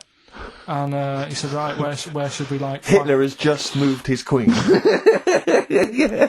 So that's a fact. He sent in a bishop that ran diagonally through the troops, knocking them over. Sorry, wait a minute, Karl. So they got a chess Sorry, player. that's it. Well, yeah. It's just like, oh, what do you think of that? Again, that's not a story. But it angers me that he says that I'm down on the ideas when that's beginning to shape up as quite interesting. I thought you were going to tell me which battle or which event was you... World War II. There's not a battle. But which bit of your World War II? Like the middle bit. It's 6 years worth. Yeah, well, probably about a bit in. Guessing. Guessing. Well, alright, yeah, there is a bit of guesswork, but it doesn't matter. But that could have been an interesting thing if you told me it had an impact on the Normandy when you look landings. at these things, do you go, bloke wants out chess, use that, and run away from the computer?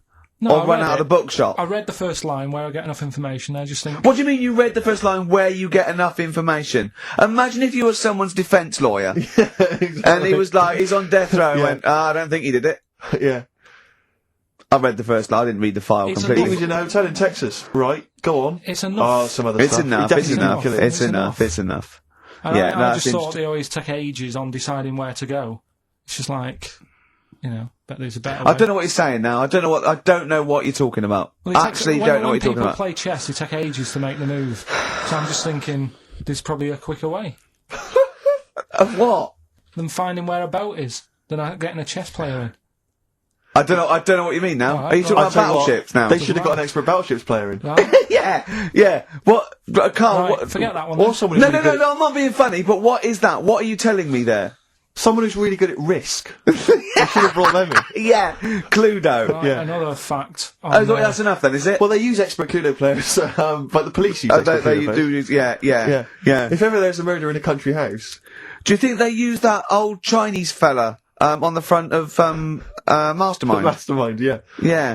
Yeah, for logic problems. The Enigma code was broken by top Mastermind players. Exactly, yeah. Right, second And a guy who's had a couple of rounds of Yahtzee and done very well. Second fact about the war. For engineering, they use a lot of Jenga players. Absolutely, yeah. Whenever they want... Will the building collapse? I don't know, let's pull this, let's see. If Yes, they it wanted will. to identify... What are you doing? If they wanted to identify spies, bring me the champion of Guess Who.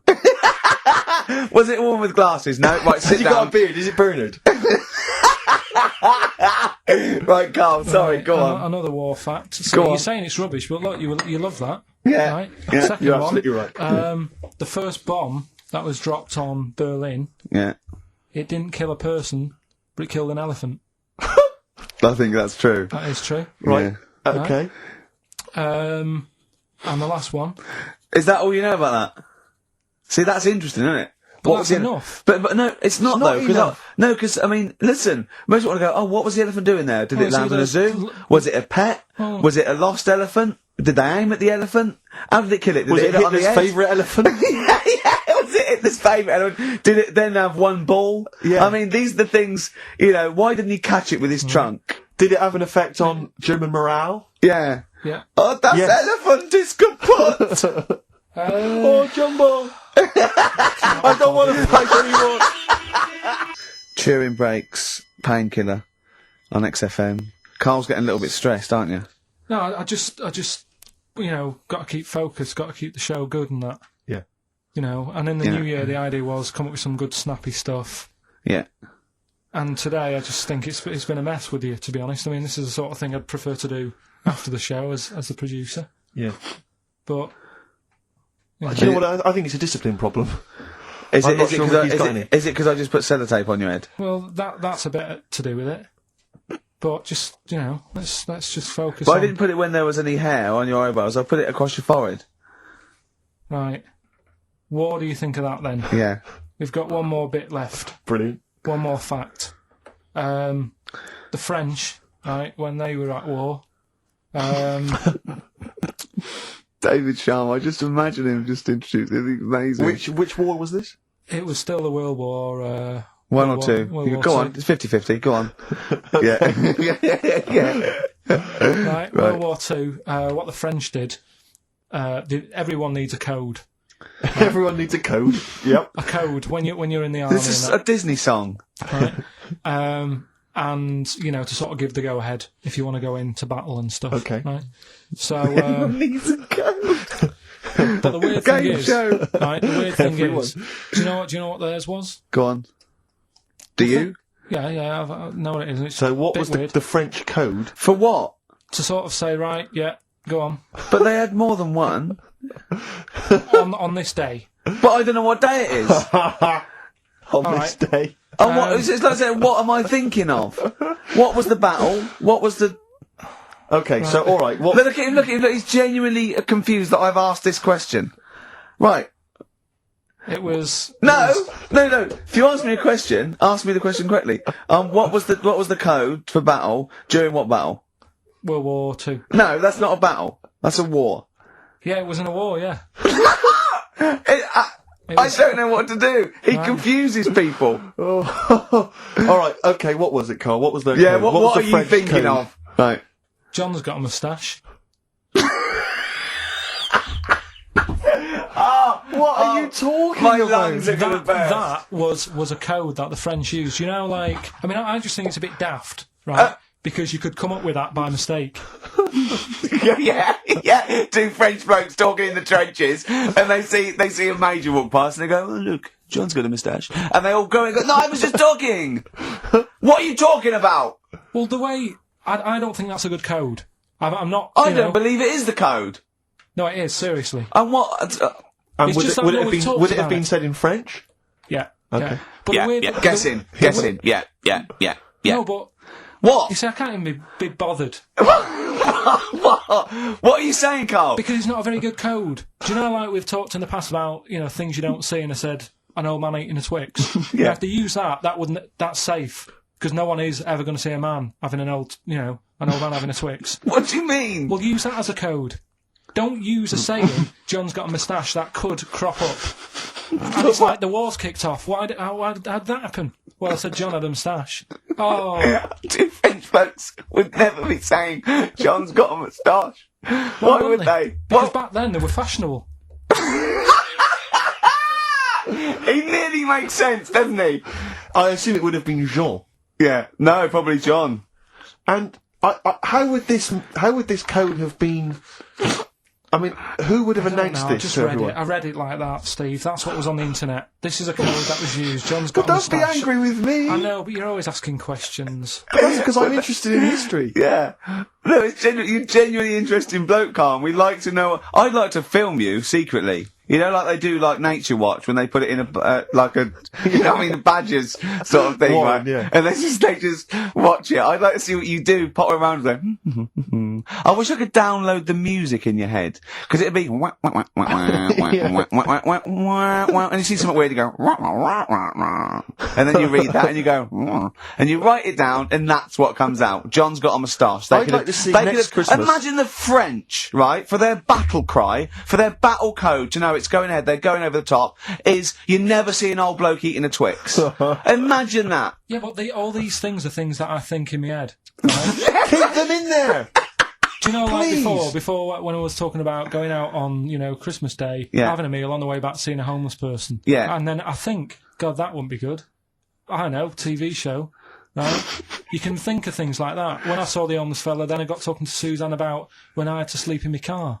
What do you mean? Go on. Let's play a record and come back to Andy sleeping in the God, car. I can't wait. Play a song for the lovers. I was watching last night, Karl, on cable TV, 1987's amazing Sign of the Times Prince in concert film. It was dynamite. I thought to myself, how brilliant he is. It reminded me of the gig I went to see last year. He played this tune. It's from the album Parade. Okay, I don't want to discuss whether or not Prince is acceptable on XFM or whether he's a genius. He is a genius. That's the end. That's the end of the discussion. Play the tune. He's dynamite. It's a song for the ladies. I remember, I'm going to tell you, I was unaware. You know, do you remember John? He's got a moustache now. I can't believe it. Lads, no! It's not on. It was... The battle's not on. Look at your face, Karl. The elephant did die. Yeah, no, I believe that. From the lovely Prince. Brilliant. From the album Parade. He doesn't always have to get up and have a rock about. He can just sit there at the piano. You can't argue with that. After the break, Steve, a brand new feature I've just done.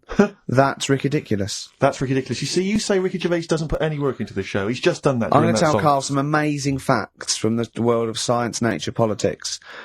4 are real. 1 is absolutely ridiculous. Cat Stevens from Catch Bullet 4 album, Sitting. Little interesting fact for the nerds. We got it down to 2 songs to do this intro music to The Office. It was that one and Handbags and Cloud Rags. We went for Handbags and Cloud. Interesting, isn't it? It is a fascinating fact, except of course I still feel we should use that one, except we couldn't because Cat Stevens' people wouldn't let us, or it was too expensive or something. I don't know. We re-recorded Rod Stewart one. That was too expensive. I still prefer that one. Yeah. Difficult. Decisions. Anyway, decisions. That's ridiculous. Right. 5 facts. Right. 1 is totally made up. All right. Just do 3. 3 and oh well, there's okay. Right. Oh, let's see. What shall I do then? There are more moves. Carefully planned. There are more moves possible in a game of chess than there are particles in the universe. You can't get any colder than liquid nitrogen. I think it's -273. You can't, it's impossible to get colder than that. The honey badger has got skin so loose that if you grabbed it by the neck, it could come away from its skin, turn round and bite you out of its anus. That's ridiculous.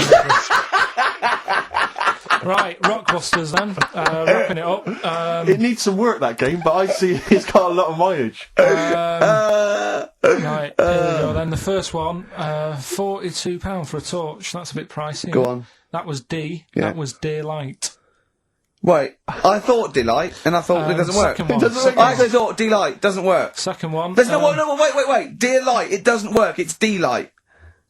Second one was... No, Carl, it doesn't work. Yeah, but if we're going to continue with this feature, you've got to tweak them a bit, right? People have got it. We've had loads of emails, more than ever. So, do you know what I mean? Let them decide. If they don't like it, they won't email in, but they're loving it. They've Right? all come from the same institution. Right, go on. He'll fit some chocolate to your feet. That was A. That was Aerosmith. Right? Aerosmith. You've heard of a blacksmith? But a smith is just a workman. It doesn't necessarily... No, you can have anything. You can have a locksmith. A smith doesn't just mean it does shoes. Right, do you think... Aero Cobbler would have worked. Unfortunately, there isn't a band called Aero Cobbler. Get ready with a winner. Do you think your kid will get that strawberry for me? That's Wilson Pickett.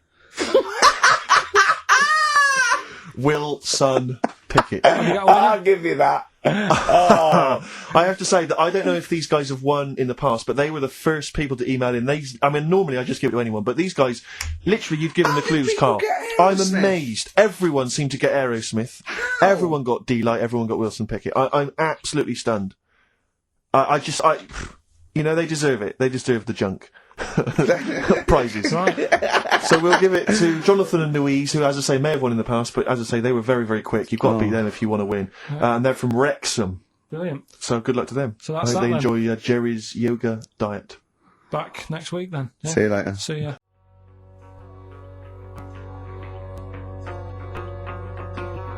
1:05 then, already, of a Saturday. So I'm Ricky Gervais. That was Placebo, yeah, with special needs, which brings me to my next point. With me, Karl Pilkington. Karl Pilkington, there he is. Steve Merchant. 104.9. That's it. We're back then. Well, for one last time. Well, it's certainly the end of the season. We're away for at least, 2 months. We're doing the Office special. And possibly forever, depending on whether Karl decides he wants to carry on with this. Because, we do this for fun. We don't need to do this. We don't need to do this for, money. Obviously not. The kind of money you're earning, Rick, you do not need to do I this. don't need to do it. It's quite honestly beneath me. Yeah. We don't need to do it to further our career because it's embarrassing being Didn't on your accountant XFM. say, do not even bother cashing those XFM checks? It's not worth your while. No, it's not. It's not. The time it took to sign them, Exactly, it wasn't worth it. So we do this basically to ridicule Karl on a large sort of platform. I say large platform. Yeah. XFM. No other radio station will have us. It's roughly the same as standing up in McDonald's. I and imagine ridiculing so. But of a lunchtime though. Yeah, yeah. Or when it's just the cleaning staff mopping up. Yeah. So, if Karl doesn't come back, he's breaking up the three-way partnership. He's very much forever. Sting, isn't he? In about, 1986, 87? Exactly. He's going to go off and sort of make some quite poor, sort of jazz-inflected white man soul. Yeah. And leaving us to go about our business. Play pizza places. Exactly, yeah. Yeah, well, I'm going to go into sort of maybe writing say, Dad, soundtracks. why can't I be in the CIA? Yeah. You don't know anything about it. You're a drummer. Yeah, yeah. So we'll have to see. Do you think anyone cares? I wouldn't have thought so. Because I think if someone was interested in having some good chat and some great laughs, they'd spend more time with their friends. Yeah. Or listen to another radio Or station. listen to a decent radio Jonathan show. I Ross think or something like that. Yeah. they listen to XFM for some music to have on in the background that's loud enough so they can hear it while they're hoovering. Yeah. I don't think our fans hoover.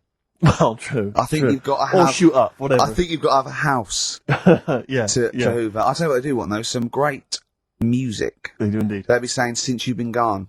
See that? That's the sort of link I can do if we stay If you together. could cut out all the other drivel you speak, you'd be great on Magic. I know, yeah. You've got to... Come on.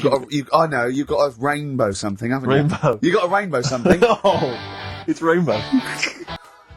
Well, for a last show, that song had everything. It's got 2 guitar solos. Yes. It's got a key change. It's got bad grammar, Since You've Been Gone by Rainbow, and that's for Camfield, the Prince of Rock. Yeah. He's going to be the king when Vance, you know, just hands over his crown. Yeah. And you've still got that on XFM, so, you know, don't worry about us going, oh, you weren't? Oh, okay then. No one cares. No one cares. This is our last show, let's make it a good one. Let me give out the email address, because I imagine there's going to be a flood of emails Saying, demanding we stay. please, Karl, keep the team together. Yes, it's jono.coleman. Coleman's not a team. He's just a big lad. Yeah. Right, come on. What do you mean, come on? I've got nothing. Ricky.Gervais. Oh, at Ricky.Gervais at Yeah. XFM. Or Karl.Pilkington, because you can do it throughout the week. You can do it throughout the 2 months. And what's the phone number for XFM? 0207. Is it 766 6000? And then just ask people through the car and leave a message on his voicemail. Yeah. So email him a lot. 0207 766 6000, I think, and just ask for Karl Pilkington. Little Karl Pilkington, little baldy mank twit. And say, please stay. Yeah. Please stay. Karl, say something then. How are It's you? your last show. Say hello. What are your feelings, Karl, so far? I mean, are you tearful? Are you upset? Not at all. No? Can't wait for 3 o'clock. Sure. You see, it was interesting how Ricky was saying he only does it for the fun. I haven't even got that bit. Yeah. I am paid peanuts to work Saturdays, which wrecks me weekend. Pay peanuts, you get monkeys. I have no fun. Yeah. Right? You are and, laugh. and what people You forget love is, this. You love this. You love me coming in and having a little chat beforehand and after. Yeah, but that's the funny thing, isn't it? Listeners just think, why does he get so moody about it, having Ricky annoying him just on a Saturday? Yeah. It's not just of a Saturday. Why? It's in the week as well. How do I annoy you? How do I annoy you? Daily How annoyance. do I annoy you, Karl? So you can't be specific. See? The first thing that springs to mind, when I'm trying to work with Steve before saying, come on, let's, find some interesting stuff to talk about, I think you were playing the accordion in the air. Was it the accordion? Oh, it doesn't really matter. They get the idea. Although I can't play the accordion, so it wasn't very good, was it? Where did you find an accordion? There was one out there, right? And then Next to the drum kit you started playing with. then I had a loudspeaker, and I put the accordion for the loudspeaker. Then it loud, those loudspeakers. They're amazing. My question is this, Karl. Do you honestly think that's going to stop just because we're not on air anymore? He's not going to see you on a Saturday, so he's just going to come in even more often. Yeah, I can just drop He in. won't bother me as much, though. I think he will. And he'll have his fob taken off him, so he won't be able to just wander in. Of course I won't. So What? They're not. Do you think they're going to? Of course, they're going to let Ricky Gervais walk in anytime they want. Yeah, I might come in, might do a few trailers, might hang out, with Andrew, going, hey Andrew, how's it going? He'd go, yeah, we're having a bit of trouble, what do you think? I say, lose that off the playlist, put that one on, sack them. Yeah? Let's have a little bit of Feeder. Feeder. Forget about tomorrow. At least we're here today, Steve. The 3 of us for an hour and a half more. The last time ever, possibly. It's up to little baldy head manky. Little Karl Pilkington. A number of emails, Rick. This is from Matthew Davis. I think he very much captures the mood of the email public. His email is just simply titled, Go! In the name of God, go! It says, why wait till 3? Why not leave immediately and stop subjecting us to this abject misery? Well, Karl did once when he had to get a train. Of course. So that's never happened on radio before. But who knows? I mean, stay tuned. We might shoot off at 20 to 2. Or we might get better. We might get better. We might get better because we've done a bit of planning because I got Karl round last night. Really? To do some planning of the show, didn't I? And so we've I got... thought you were going to be there, Steve.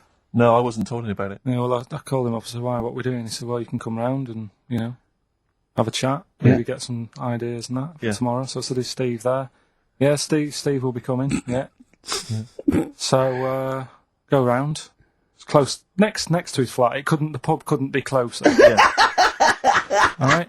Yeah. Unless there was sort of spirits and that in the lift, they couldn't have got closer. Yeah. Right? They turn up, you're not there. No.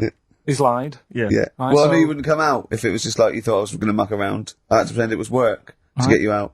So, you weren't there, Steve. No. Anyway, so he says, oh, come in the flat, got an interesting book that you'll like. Okay. So I think, well, that's kind of work. He's trying and that. Yeah. So I go in thinking we're going to get some good ideas and that from this book. Couldn't find the book. He looked for about 40 seconds, said, I don't know where it is. Come on, let's come in here, let's have a wrestle. So I'm sat in the lounge, right, sat there just chatting to his girlfriend and that, just chatting. He comes wandering out in his underpants. Yeah. Well, I was comfortable, yeah. I don't know if you were comfortable because he was sort of pulled up But yeah. right between the crack. Right. Looked like... okay, Probably like a gay sumo wrestler. Yeah! And I did a little dance for you, didn't I? Because there was MTV on and I was doing a little dance. Dancing to Elton John's new one. Yeah! And what did you say? What did you say when I was doing a little dance for you and my pants pulled up? Like, right? Do you remember what you said? You went, I poured him a drink, he was in my home, I'm entertaining him, he goes, "Are you sure you're not a bender?" Is that any way to treat a host? I think it was the right time to ask. But we did do some work, didn't we? Because you got confused and he said, oh God, it's like a child or a cat when it's confused. He went, "Steve reckons in ancient Greece, right, it was better to shag a bloke than a woman." And I went, "Well, yeah. I mean, that's about the male being sort of a first-class citizen. Yeah. Much better, wasn't it? An aspiration to sleep with a beautiful man than a beautiful woman. Women were lower-class citizens, so therefore men were seen as higher. So to have sexual relations with a man there was no shame in that. No. In fact, it was looked upon. And as I said, well, ancient Rome. I said, even Nero, he'd sit in his big jacuzzi and he used to get, pretty boy men to just go into the water and just nibble at his testicles while he was having a wash. Do that. He did. Nah. Yeah. And he's not a gay fella. No. I mean, I don't know about Nero, but I mean, it wasn't a case of a big delineation between what was heterosexual and what was gay. It was just, whatever you. So what did this fella do then? This one who's having his. Well, he was pretty much top boy, Nero, for a while. He was in charge. And you did what you're told. If Caesar or. But why were people going round there? Why didn't they go? Oh. No, they weren't dropping in. It wasn't like the doors opening. I was going to see what Nero's doing. It's not like when I pop in here to see you. Normally what would happen is he'd say, "Come back to my place, I got a book for you." Yeah. You pop in. But he'd come out in his pants. Elton John would be on. You'd have probably been like a delivery boy or a stable boy or something, and you'd have popped round there and you'd have gone, "There, right, Nero, there's the tablets of stone you wanted." And you go, "Pilkington, why you are here? Pop under." I don't know why he's French. What is that? I don't know why he's French. Just pop under the water and nibble at my testicles, and you'd have done it. Because he was Nero. I wouldn't. You would have. There's no way I would have done. Yeah, well, you would What have. have I done? I've dropped a pizza off. Yeah, you put round to Nero's place with a pizza. Right, I'd say I've done my job. Right? Yeah. That's not the sort of tip I wanted. No, he'd have said, "Get the little baldy chap to nibble at my testicles," and you'd remember what? I wouldn't have done it. No, well, you you wouldn't have me head on the you'd wall. have done it, right? No, I wouldn't have done it. Can I just say this, Steve? Not only would you be nibbling his testicles, you'd have been going mad. You'd have been noshing him just for extra. You'd have been doing everything he wanted. You'd have been going, he'd have gone, "I didn't ask you to do that." You'd have been going mental. They'd have been chewing, slurping, smacking, poking. You'd have chopped. You'd have gnawed his packet off. You think you're eating Walker's crisps? There'd be bubbles. There'd be blood. Oh, it'd be horrible. On XFM 104.9, our last show maybe. Me, Ricky, Steve, and little Karl. All right, Karl. But that book, that wasn't a fake. It wasn't like just a ruse to get you back to show you me and dancing in my pants to Elton John. It's that. What was your girlfriend doing during that instantly? I think she was just getting on with sort of like packing up sort of boxes because we were moving. I didn't think. Well, she's seen it all before. Yeah. And the book was. Do you remember that book that I showed you? That it was Man's Body, an Owner's Manual, and it's just like loads of stats. And there's one in there. Yeah, it's kind of like a Guinness Book of Records of men. Yeah. There's one section there. That was. Sorry, hang on. It's not a Guinness Book of Records of men. That just sounds a little bit like you and I were sat around your house looking at a big book, pictures of men. The big man book. The big man. He is a big man, isn't he? Yeah. He should be on the front cover. Yeah, it was a book more about the kind of physical body and exactly. About biology and social and sex and all that sort of stuff. And but we didn't look at the sex. Which is where we got the knob news for today from. Right. This is true. Right. I read that you'll have someone fly out! Knob news! Nearly got the jingle. Yeah. I read that the smallest ever functioning penis, right, was under 3/4 of an inch when erect. Extraordinary. That is bad luck, isn't it? And Yeah. it's a micro penis, so it's perfectly scaled down. Just a little look at Karl's face. Well, couldn't the fella have said, "Look, right, I'm not happy about it, so don't print it." It's not the sort of press people want, is it? There wasn't a picture of him. It was anonymous. They didn't read the book and at work the next day and go, look at this, Frank. What? Smallest ever penis, half an inch. He didn't go, it's me. He just went, yeah, loser. Yeah. You know what I mean? Anyway, let's have a shower. I'm alright. I'm alright. He must have had to have a little jod with a pair of tweezers. Yeah, presumably. Because you couldn't even get a fist. I mean, No. that is bad luck, isn't it? Was he a good-looking fella? What would you do, right, if he invited you round and said, right, and he was like the king, right, and he went, oh, Karl, can you just go in there and just nibble at it? And you go under the water, and you're just about to nibble at it, and you come up and you go, that's tiny. Would you be disappointed or relieved? Right, well, that wouldn't happen. No! Karl, I'm saying if it did, would you be disappointed? Would you go, oh, that, I can't even get, I don't know where to start with that? Or would you go, oh, thank God it's not a big one? You've got to remember that he's the emperor. So you've got to do what he says or he'll have you killed. What would you do? Would you go, oh, I lovely set of tackle, or, oh, it's not as big as I wanted, or would you secretly think, I'm glad it's not big because I didn't want to, because I'm not that guy? I'm not even gonna think about it, because I wouldn't do it. I know I wouldn't do it, even back then. Even back then? What do you mean? Even when was Rome? What? When was Nero at it? What? Well, the Roman Empire was sort of like 2000. Well, it stretched up for to years. about, yeah. So, It's a long time ago. Yeah, I wouldn't do it. You'd have to. I always remember, we're still doing Knob News? Yeah. Just a... It's just Knob some News Extra. Knob News Extra, excellent. Well, in, I didn't do that well at school and that, right? But we had biology. Mm-hmm. And I didn't take much of it in, but there was one day when it was about, Knob News and stuff. Sure. And it was all about how, blood, is what makes... Engorges. Yeah. The erectile tissue. Sure. Yeah, it was all about that. And there's this girl in our class called Paula, right? We were sat there watching it, and she fainted. You just heard her go, oh!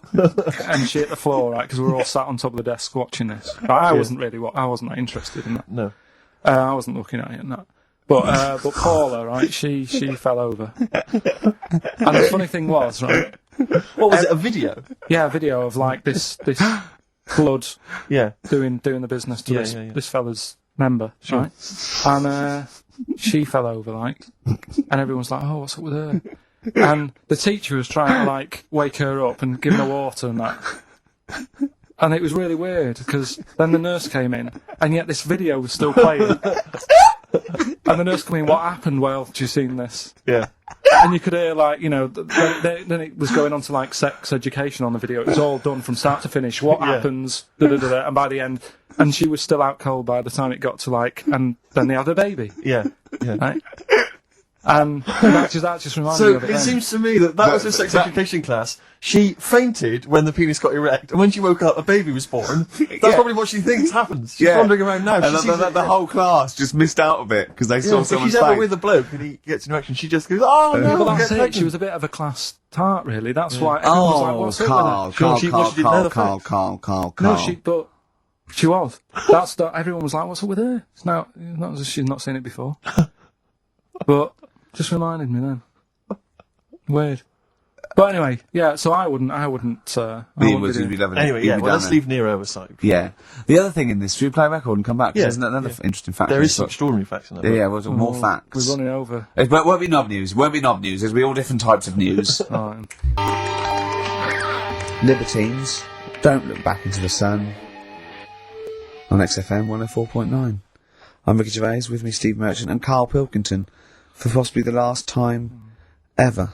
I was coming in today, Steve, and I was walking just past Shaftesbury Avenue, at the beginning of Shaftesbury Avenue, and it's sort of a little bit of a tramp's corner going on there. Mm-hmm. And there was a couple of tramps, proper tramps, already had a few, and about sort of like 40 maybe, right, or that they could be 30, they could have a hard life, they probably have. But he was going,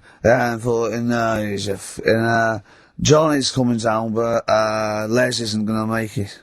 And I think they're just planning their social a meeting there. I just think that that's nice. They've got, they don't just drink by themselves. Yeah. They go, what are we doing tonight? I thought we'd get drunk and sleep in the doorway. We did that last night. But I just like the idea that they're planning it. And they've got mates and they do stuff and they go, all right, how's it going? Well, you know how it's going. Yeah. I'm sitting next to you in a pile of piss. You know how it's doing. Do you think, I was also thinking, do you think they ever wake up, like, before they've had anything, like 9 o'clock and go, oh, I was pissed last night. Yeah. Yeah. Oh. You were talking absolute rubbish. What was I doing? You were just going, I was fat. You were just shouting at cars walking in the street. You were joking. Was I really embarrassing? Yeah. Well, you were pretty drunk. I'll tell you this, I am never going to do that again. Oh, but at least I didn't make a pass at Dirty Agnes. Oh, God, what did I do? You were just going, yeah, please, yeah. Just love the idea they have normal little conversations and that. Okay. I imagine one of them going, I'm not coming out tonight, I've got no money. Nor have we yet. I'm just going to go and dance. Just go and dance outside McDonald's. Seriously, I only made 18p today. You know what, because I've always had a soft spot for the homeless. But do you remember that time I was walking over to yours once? And, see, there's the homeless people, there's those ones that they try to retain a certain dignity. They won't just come up and ask you for money.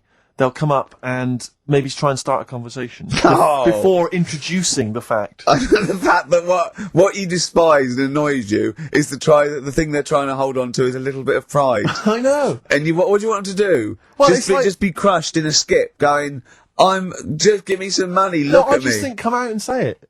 Come out and say it, but don't try and fool me, because sometimes I feel like I've been tricked. I get annoyed because I feel like I didn't see you coming. You came out of left field, I didn't know you were a tramp. I imagine the fact that they're bare-chested, apart from a blanket with their hand out, covered in sores, and no teeth, is a clue that they're probably not really. This was one of those ones, you sometimes see them, the ones they're slightly older, and they've got a full suit on. They wear a complete suit, like a pinstripe suit or something, with maybe trainers, admittedly. Yeah. And I sometimes think to myself, at what point in that moment before they finally left the house for the last time, did they think, well, I'm going to be homeless.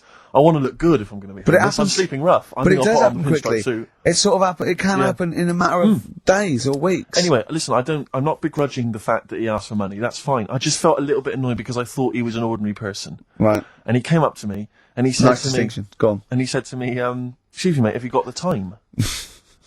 And I said, whatever, 3:10. And he went, have you got any money? And I knew then, I was annoyed. And it annoyed me because I thought, I should have known straight away. I mean, a homeless person, I sensed it straight away. Yeah. Excuse me if you got the time. I wanted to say to him, where have you got to be? Well, yeah. What appointments have you got? Well, no. Maybe he goes to work, he starts begging at 3 o'clock. Yeah, he asked all that day, he goes, what time? They go 3:45, whatever. You know what I mean? Then he goes, oh, give us some money. It's 3 o'clock. Right. Maybe he has the mornings off. It might have been his day off. He was doing half day or, shift work. Yeah. He might, you know what I mean? You never know what shift they're on. But I just think when you see those people from shelter or from famine relief in the street, they've got to wear those little things over their clothes that say where they're from, or at least some kind of name tag. Yeah. So when you're stopped by them, you know what to expect. They've got a clipboard. I know. These homeless people who come out of there, they look like regular people. They come lurching out like zombies. You go, oh, you think that's an attractive woman? She's just come over. Oh no, look, she's got a dog on a piece of string. I know, yeah. I just think they've got to come out with it. They should just come out with it. Just be honest. Be proud. Those people with the things sometimes annoy me is where they stand right in the middle of the pavement.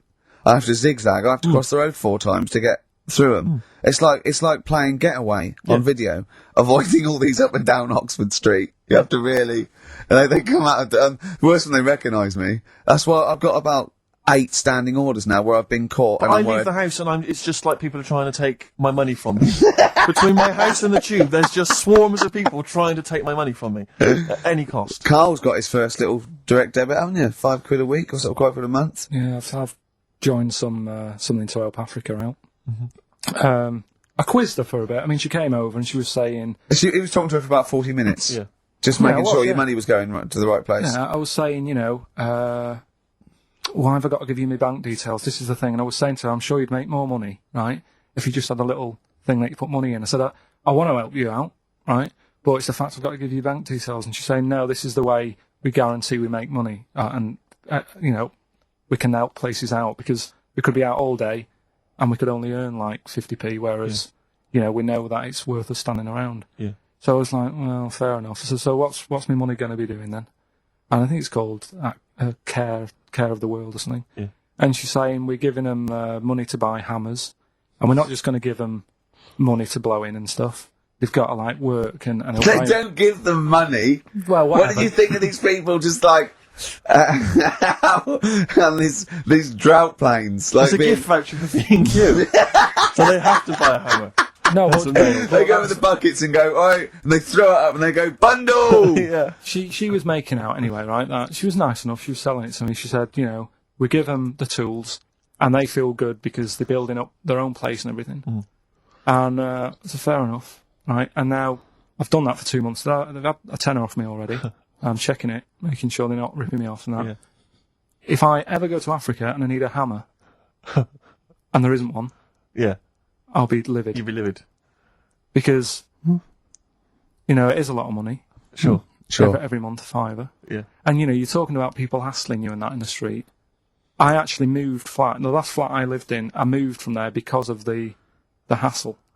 It was a high street, and you couldn't, like you were saying, you'd nip out for a loaf and spend about 40 quid. Yeah. just on people saying, give us the money for this. Samaritans, tramps, heart attacks, old people, or whatever. It's like...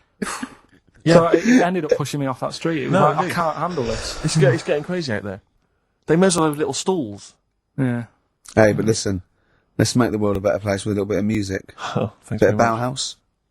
Bauhaus. Yeah. Bauhaus's version of David Bowie's Ziggy Stardust on XFM 104.9. I'm Ricky Gervais with me, Steve Merchant and Karl Pilkington, possibly for the last time. And as a special treat, a return, sort of like a summer special, an end of term, a gift to the fans. Karl is bringing back Rockbusters. Do you want to explain it? Rockbusters is basically Blockbusters, completely ripped off, done with music, that may or may not be a cryptic clue, and may or may not be the actual band name, and may or may not be the actual letters he said they were in the first place. Do you want to sort of describe one, though, in case someone's a new listener? And, Exploding Pet was Atomic Kitten. Yeah. AK. But basically, for those of you who are new to the show, this is the final show, Karl reads out what he considers to be a cryptic clue. It's not a cryptic clue, it's just some words. Just a string of words. Yeah. And from that, you are supposed to deduct the name of an artist or a group or a band. We've had things like the Jamaican fella swinging a fish round. That was D-Trout Spinners. D-Trout Spinners. So that's the level of intellect you are getting from Karl Pilkington. What was the Just do the competition. What? I was thinking, was it that she fell down in Whitney Texas? Houston. She fell down into a puddle in Texas. On a knee, Whitney Houston. Yeah, so you said it twice. It's not cryptic, so just do it. Come on. Right, so there's 3 of them, and you email in your answers. We've got some good prizes today and that. Right? Well, let me tell you the prizes.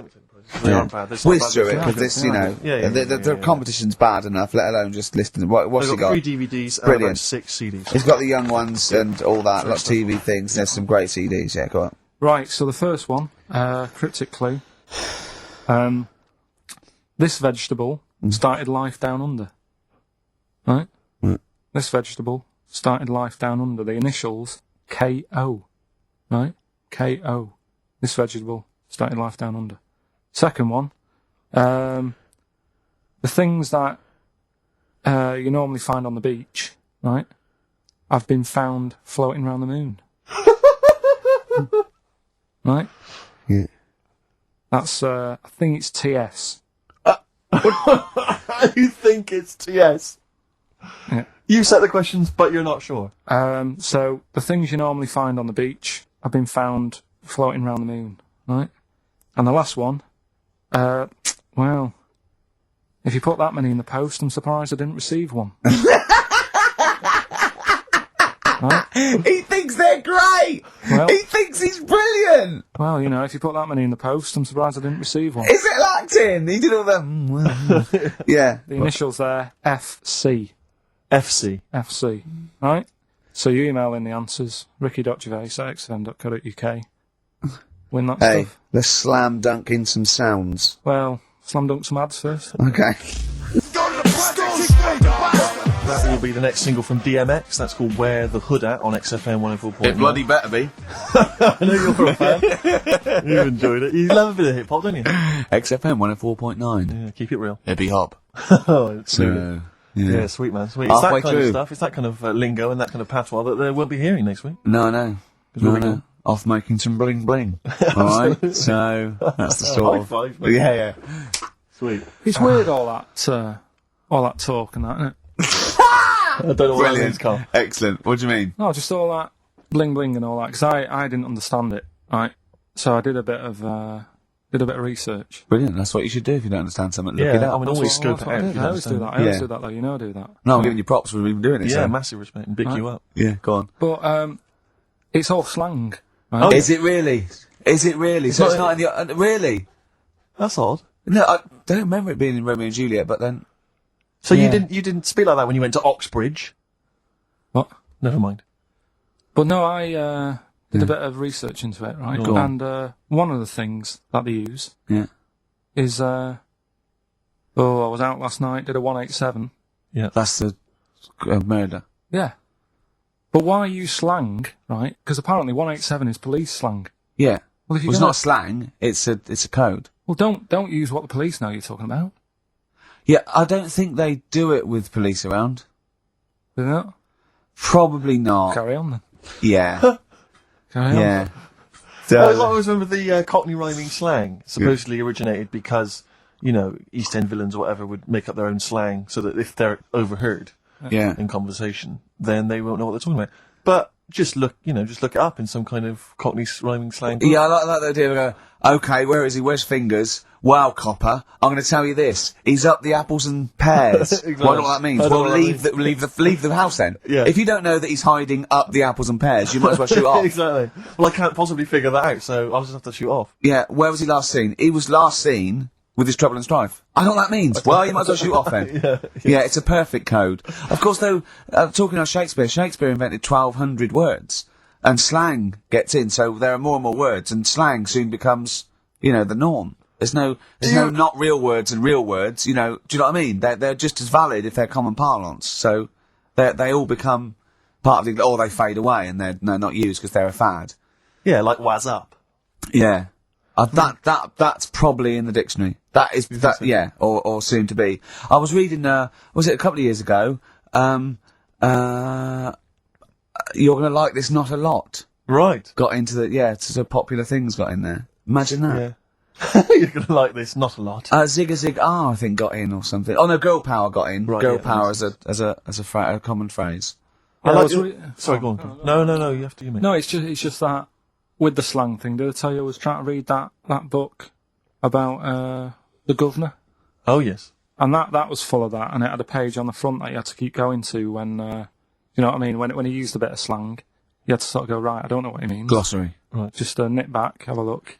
I thought you meant, when you said there's a page at the front, I thought you meant the cover with his face on. I can't remember who I'm reading about. Oh, there he is. Is this the book that you nearly finished reading, but you realised all the pages were in the wrong order? Yeah. He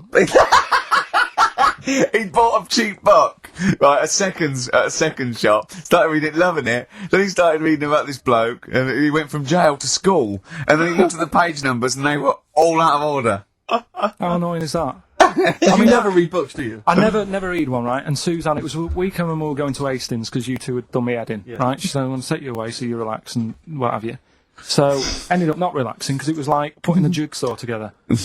I'd started reading it on the train, thinking, loving this. It's a really interesting story about this fella who, didn't have a great life as a kid, starts getting into a bit of crime, what have you. Turns out to be the governor. But it wasn't as easy as that because, like you say, it was, started off at school, then he was in prison, and he was like, oh God, he started young. And then, next thing, he's like married, and he's like, hang on. He's like 12. And then he's had a heart attack.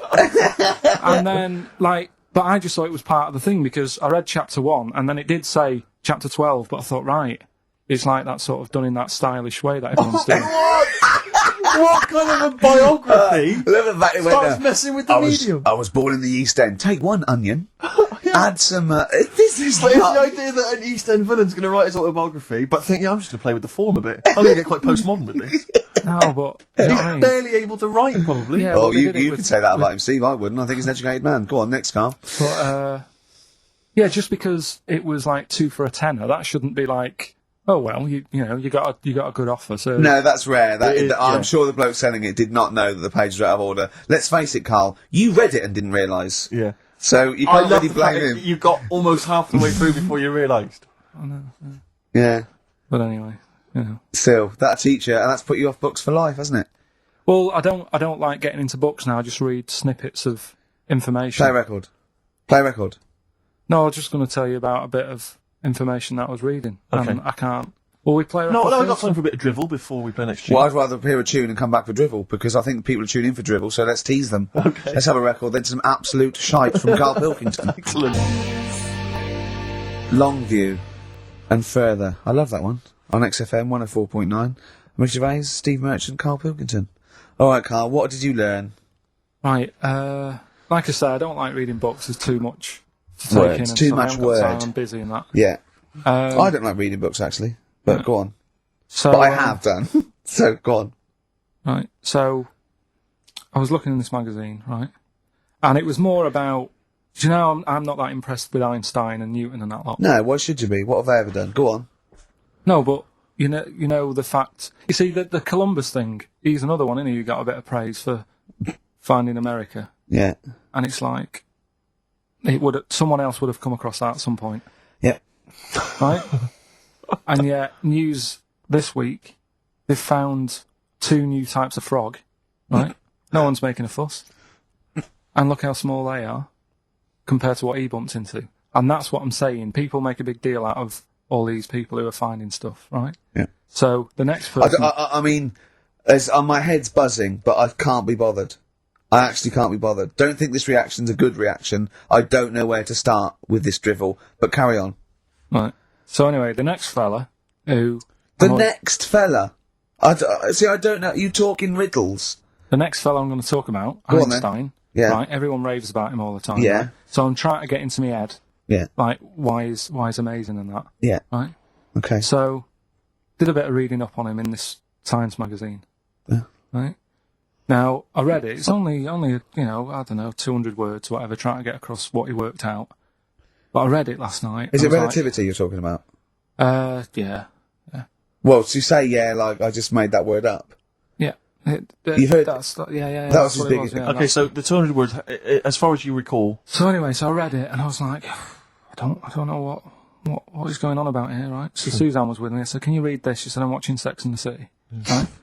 I said, right, but can you read it and explain to me what I don't understand here? She says, well, I don't understand it. It's great. It's like she's thinking, I haven't got kids. Yeah. And yet he still wants me to help with his homework, and I'm watching telly. Yeah. I've been at work all So day. she said, look, go in the bedroom and read it out loud to yourself. Maybe it make more sense if you read it out loud. Right? So I said, right, I'll go and do that then. And it was good because it's cool in there anyway, right? So I went in there. So, reading it out twice, went back and I said, I don't get it still. Right? So she said, right, wait 10 minutes and I'll sort it out. So I was sat there looking at it, trying to work it out before she had to look at it. I was like, no, forget this.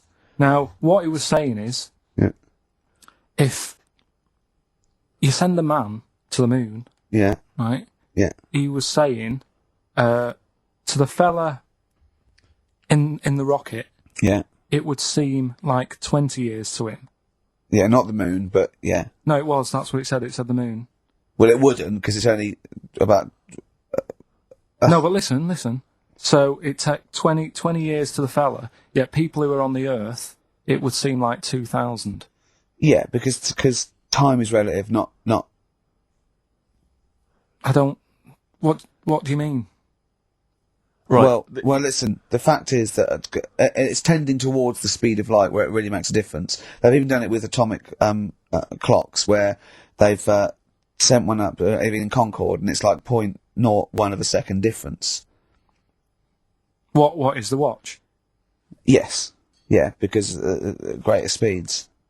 But why does speed affect how a watch works? Right, I don't think this is a conversation... Look, speed is... Sorry, See stop. what I mean, though? Just See stop what for I a mean, moment. Steve? Right. See what I've done? I don't think this is a conversation to be had on a Saturday afternoon on a radio show. But I'm just saying, though. It's not me, is it? It is you. You went quiet, Steve. No, because... You're having problems Because there. I'm not going to be able to explain it to you. I will explain in to a you. light, frothy way. It's speed equals... Basically, velocity equals distance over time. When velocity doesn't change, and nor does distance, time has to. That's his theory. Yeah? Well, we just got What's your point then, again? Karl? What's your point? I'm just saying... Because you don't understand Do you know what it's like- worthless. I was trying to explain to Newton, That basically formulated, the laws of the universe, the 3 laws of the universe. Even playing snooker, I'm trying to drop something. I was going, well, equal and opposite reaction and all these sort of stuff, right? And he was going, what did he do apart from the apple on his head with the gravity? And I went, well, what do you mean? And he went, well, why was it a problem? If we had been floating round, I'd have called him in. But since we're not, we don't need him. Yeah. That's what he said. Play a record. You're a buffoon. So there's these 2 new kinds of frogs, you say? You're joking. What? A monkey had a hat? The monkey... I Believe in a Thing Called Love by The Darkness on XFM 104.9. Last show. Possibly the last ever show. It's up to the K-Man. Little Pilky. Baldy Pilky. Little Whingy. Dimmo Manco. As he's called his Latin name. Dimmus Mancoid. Alright, Karl? Alright? You're gonna miss this, aren't you? Nope. Good show, though? Enjoying the last show? Yeah, it's alright, and, I hope it gets better because, Telegraph are listening today. The Telegraph, the paper? Yeah. Why, are they? Why did you say that? Just, Jenny, the PR woman, said to me yesterday, she said, just, do some good topics and that, so you don't have to worry there. What they phoned up to say, hello, Telegraph here, we'll be listening tomorrow. I don't know what they're doing. Are they doing a review of it or something? I don't know. Why would they do that? There's no reason to. I'm a bit... why didn't you mention this earlier? So the Telegraph have said, why would they call up to say we'll be listening? It's a free country. Because they said they'll be listening, but also, can you make sure you record it? Because if we can't listen to it because of the pirate stations that are on at the weekend, because it affects our signal and stuff. Whoever's listening must listen and know there's a problem with pirates, and they said, can you... Well, they're probably just doing a feature about radio shows or something then. They're going to tear us to shreds. They're going to... I mean, listen to... Sorry, seriously, the drivel we've talked today. I mean, what are they going to make of it? That's a broadsheet newspaper. I think I know what Monday's headline's going to be. I don't think it's going to be like, they're going to forget about the power cuts. It's not going to be about, the inquiry or terrorism or anything. It's going to be, no more to knob news. Yeah. It's going to... They're going to love that. I mean, seriously, I have a little bit of self-respect. And if I'd known a quality newspaper was going to be listening, I wouldn't have turned up today. Because, I'm an award winner, and I'm a respected television writer. And I've, won awards, sort of classy. Don't worry, though. And don't worry. What have we talked about? Knobs. We've had the worst quiz on radio. Wow. We've had you trying to explain relativity. You didn't even understand what that word meant. I don't think you recognise the word. You read that article. You read that article 4 times, twice out loud, where you could hear Sex and the City music, right? And yet that word might have been like a confidence. You hadn't heard it before, so I don't know. Do you look between the lines? Do you actually look at the words? No, there's too many words, though. The Telegraph are going to love that. Because there's loads of words. The Telegraph have got loads of words. I mean, there's covered with it, words. Which way up do you hold the magazine when you read it? No, but there is too many words. I mean, the pictures of people, are they upside down? There's too many words. There is too many words in the world. Do you know what this one means, right? Go this on. is one I learnt the other day. I think it's, Antidoian. No, what does that mean? Old. Sorry, how do you spell it? Don't know. Of course you don't. Antidoian.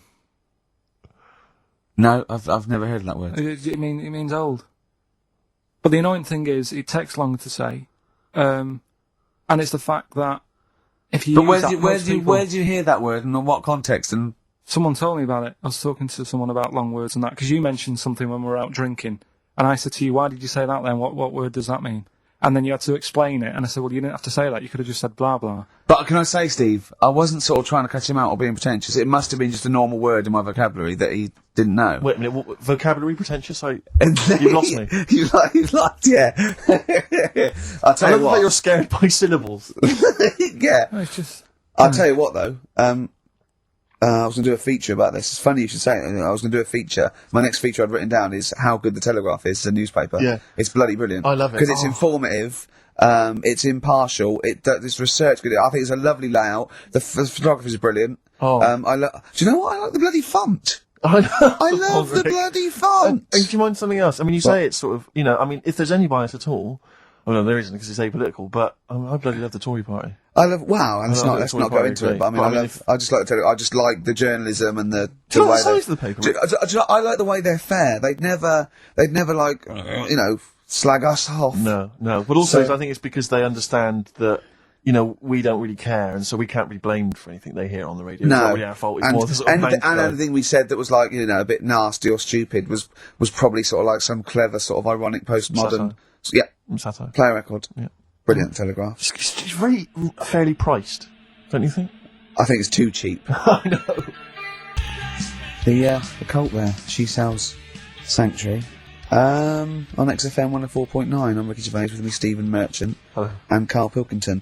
Now, if the Telegraph are listening, and they're whoever it is, they're writing their article, and they're coming up with sort of words like cheap, smutty, lowbrow. Yeah.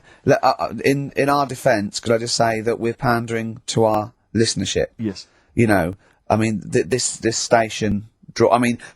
Without exception, the people who work here, the executives, the DJs, are alcoholics, drug users, sex offenders. Check the register. And we're trying to fit in with that for 2 hours a week. So we really have to sort of really bring it down. Seriously dumbing down.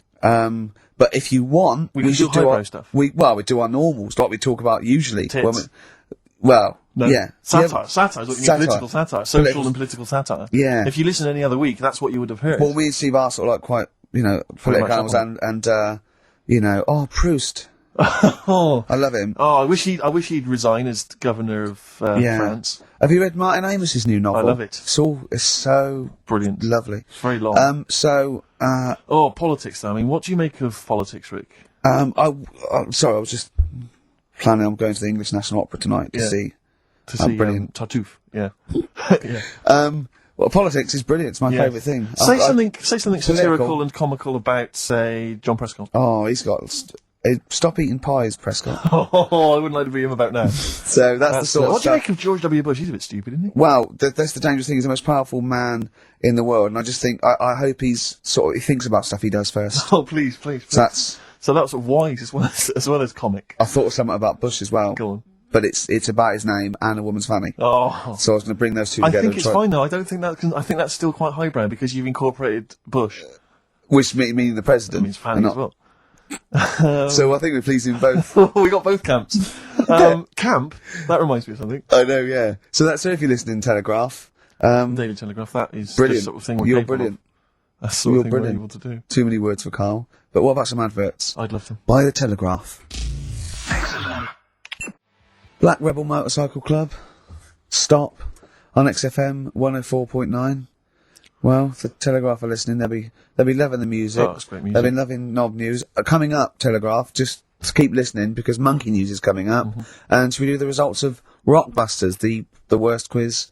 The best quiz. On radio. Do that shortly, although, probably you're thinking, Rick, isn't it time that we do our usual roundup of what's been happening in the news? Yeah. Which we always do every week. Yeah. We always do something. Basically, if you're listening and you're a new listener, say you work at a newspaper, we always try to be informative, just try and put stuff out there that just educates people, informs people. What are you thinking? Well, I said Monkey News is coming up, but what have you got? No, I was just looking on the net there and just found a couple of quite important news stories probably worth mentioning. Policeman caught photographing. I don't know why it makes me laugh. It's just the phrasing, I suppose. It's the headline. Policeman caught photographing up woman's skirt. No, he wasn't up there taking a picture of Big Ben. No. He wasn't going, can I just sit up here? I'm just going to take a picture of that seagull over there. No. He was facing the camera up a woman's skirt. He was indeed. Right. A policeman in Japan is facing disciplinary measures after he was caught photographing up a woman's skirt with a hidden camera while on duty. The 42-year-old sergeant, who's not been named, used a digital camera to secretly snap the shots when the woman was reporting a stolen bicycle. So he was actually doing his proper job. He'd obviously thought to himself, I'll bring him a digital camera today. On the off chance a beautiful woman comes in to report a crime or robbery, I'll have it ready, I'll have it positioned, in such a way. But this is interesting. This is how he got caught. Okay? The woman became suspicious after she saw a flash go off. Brilliant. I mean, it's Not funny. so secret at all. Sorry, did I just see your shoe? Your shoe just seemed to just spring into life. There was light. There was light. Yeah, I around think your I've shoe. had someone set fire to some magnesium that was on the end of it. It won't happen again. But it's only you and I in here, and your shoe was just suddenly lit. Why are you standing like that? Why is your shoe just sort of like between my feet? There's no reason. This is how I always stand. What did the bike look like? Flash? So, are you taking pictures of my family? No. And no, I'm not. And you should be wearing knickers anyway. Well, how do you know that? What? How did you know I'm not? How did I know what? I'm not wearing any. I didn't know you. I don't know what you've got up there. Well, I don't know what it looks like, and there's no way I could. Of course, it would be roughly that conversation in Japanese. I know, yeah. You know, you just mentioned there about sort of no knickers and that. Is this going to be your Auntie Nora? No. Right. It's just, like the last flat that I lived in, I always had a good view across the road and I could see, it was the hairy. There was the hairy Well, Chinese not hairy Chinese kid. He was just a Chinese kid, actually. Yeah. Running Because about. that's rare, isn't it? Hairy Chinese kids, very rare, isn't it? Yeah. There's only one official sighting, isn't there? In one of those shit little magazines that you buy. Yeah, he was running around in his underpants. Did you? Sorry, you just swore ironically. I mean, I imagine if there's any newspapers listening, you did that because you're sort of jokey and. Yeah, go on. Let's not swear. And there was the old woman who didn't move. She was just sat there reading the book all the who time. we think possibly died and no one came round for weeks. Might have been. But and now I've moved, right? Mm. And it was quiet for a bit. I always look at what view I'm getting, right? Looks across and it was just sort of empty, sort of flats ready for people to move in and that, right? Anyway, people are in there now, right? And they've put all the furniture in, but I haven't put any curtains up, right? So anyway, I'm sort of washing up, just having a look out the window, right? Girl sort of wandering about with no knickers on, right? With no knickers on. You mean No naked? knickers. Well, she had a bra on. Right, okay. But, She was probably looking for a knicker. So I thought, and I don't know how long I was looking, No. right? But anyway, she looks across. God. I think she spotted me. Yeah. I think, oh God. I felt really bad. Yeah. I said to Suzanne, Sorry, is this some sort of Peeping Tom confession while the Telegraph are listening? I've no idea. well, it's not. That's the thing, though. Peepington. If I was peeping, she was peeping as well because she was looking over. Works both ways, doesn't it? Yeah, but yeah, all she could see of you was your bald head. Yeah. No. But And your this hands is it. moving as you were washing up. And some white-looking substance frothing up. Particularly stubborn stain on this glass. Yeah. Oh, God. Imagine that. Imagine if she looked across. I'm assuming your sink is lower than the window. But didn't she just cover up or something? Or she looked back and go, oh, you looking at my vanity? Well, the thing I did, What? I thought, just sort of drop me boxer shorts. Because I What? thought, well, Suzanne said, what are you doing? What are you talking about? What are you talking about? No, just so they can see me cheeks of me. What are you talking about? No, because I thought if she thinks I'm walking about in the nude as well, then we've both got something out of it. Karl! This sounds like a bad excuse in court. I know. This is Or the plot of a film on Channel 5. I mean, this is like the doctor who got done right for exposing himself to a patient and then painted that little thing that you look down their throat pink. Yeah. And going, this is what they saw. yeah. No, so sorry, you were looking at a woman dancing around naked, right? So the only thing you could do was immediately drop your boxer shorts. So she looked across, saw you fully clothed, saw you took your No, boxers she off. wouldn't have done because it's sort of just the top half and the sink's at a side angle, so I was sort of looking out. So This she is wouldn't genius. so she wouldn't have seen your trousers then anyway. No, she did. I moved in front of the window. So more. you then made them.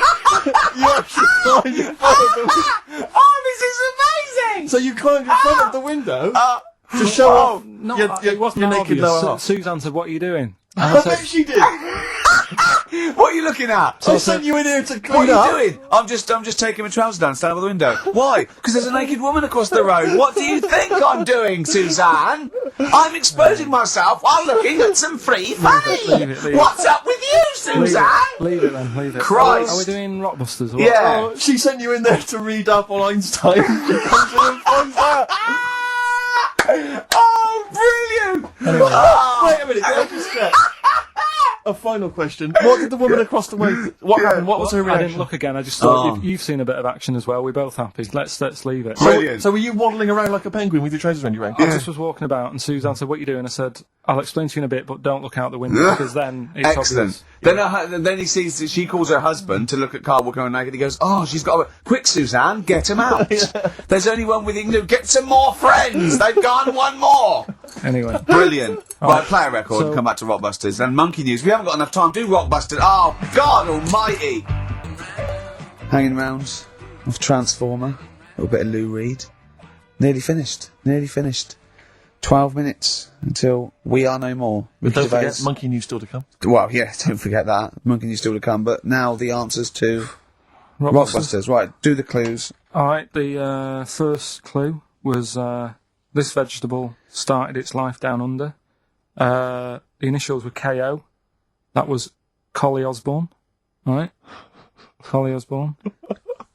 The second one was... No, what are we letting that go? Yep. We haven't got time, Rick. Well, it's just not the word. We haven't got time, Rick. Also, cauliflowers don't start down under. They're on top. It's not like carrots. No, down under is in Osborne. Osborne, born in Oz. Osborne. Right. Collie. I thought you meant started. Her name's not Collie. Right. The second one was the things that you normally find on the beach. Right. They've been found floating around the moon. That's the space shells. Right, specials. We're going to just tweak it a bit. This is rubbish. I mean, I tell you, no, this isn't even funny though. I mean, they're no good at all. Cryptic. It's not cryptic. It's wrong. It's not cryptic. The last one was, well, if you put that many in the post, I'm surprised I didn't receive one. Go on. That's FC 50 cent. Right? What? 50 cent. It was 50 cent. I didn't receive any, so he's... Collie Osborne. Collie. Her name's not Collie. Her name is not Collie. Doesn't matter. It doesn't matter. Well done to Gina Ferry, who has emailed in. She's got all those answers right. Just emailing your address and that. Yeah, email that. You're such an idiot, Karl. As are you, Gina. All right.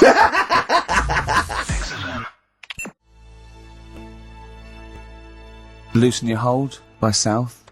That's great. On XFM 104.9. Well, that's nearly it. Rick, can I just say thanks to everyone who's emailed in over the weeks and months we've been on, because obviously we're too lazy to even send them a response or a reply, but we do appreciate it. We do appreciate it. Same with all the letters and stuff that we can't. Yeah, people send stuff in all the time and they say they like the show or they don't, or they contribute little ideas and stuff, and we do read them and we do appreciate it. It's just that we, when you've got someone like Karl Pilkington in the studio, you just need to pick his brain constantly and you've got no real time for admin. But thank you for sending in all the nice letters and responses and stuff. Well, finally, we should let people know that next week, for the foreseeable future, it's Adam and Joe. Brilliant.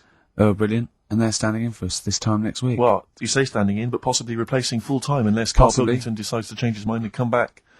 What do you think, Karl? You enjoyed today's show, I know. Yeah, it's been alright. Yeah? You tempted to come back when we finally return? Maybe a little rest to make you sort of like forget how annoying I am.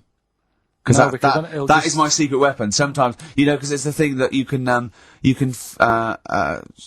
fleece a sheep as many times as you want, but you can only skin it once. Sure. So what I do is sort of like, I fleece you. I never actually completely lose a friend. I tease them and talk to them to the point where they're going to leave me, and I go, "Oh, anyway, how you doing?" They go, I'll sort of confuse them. Yeah. And that's what I've done with you today. And I think over the next couple of months, when I'm sort of nicer on the phone, I'm not squeezing your head.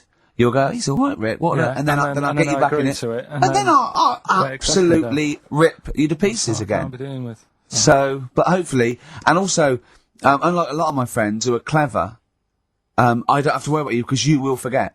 Because you've got a tiny little intellect. And do you know what I mean? You'll forget this conversation even took place.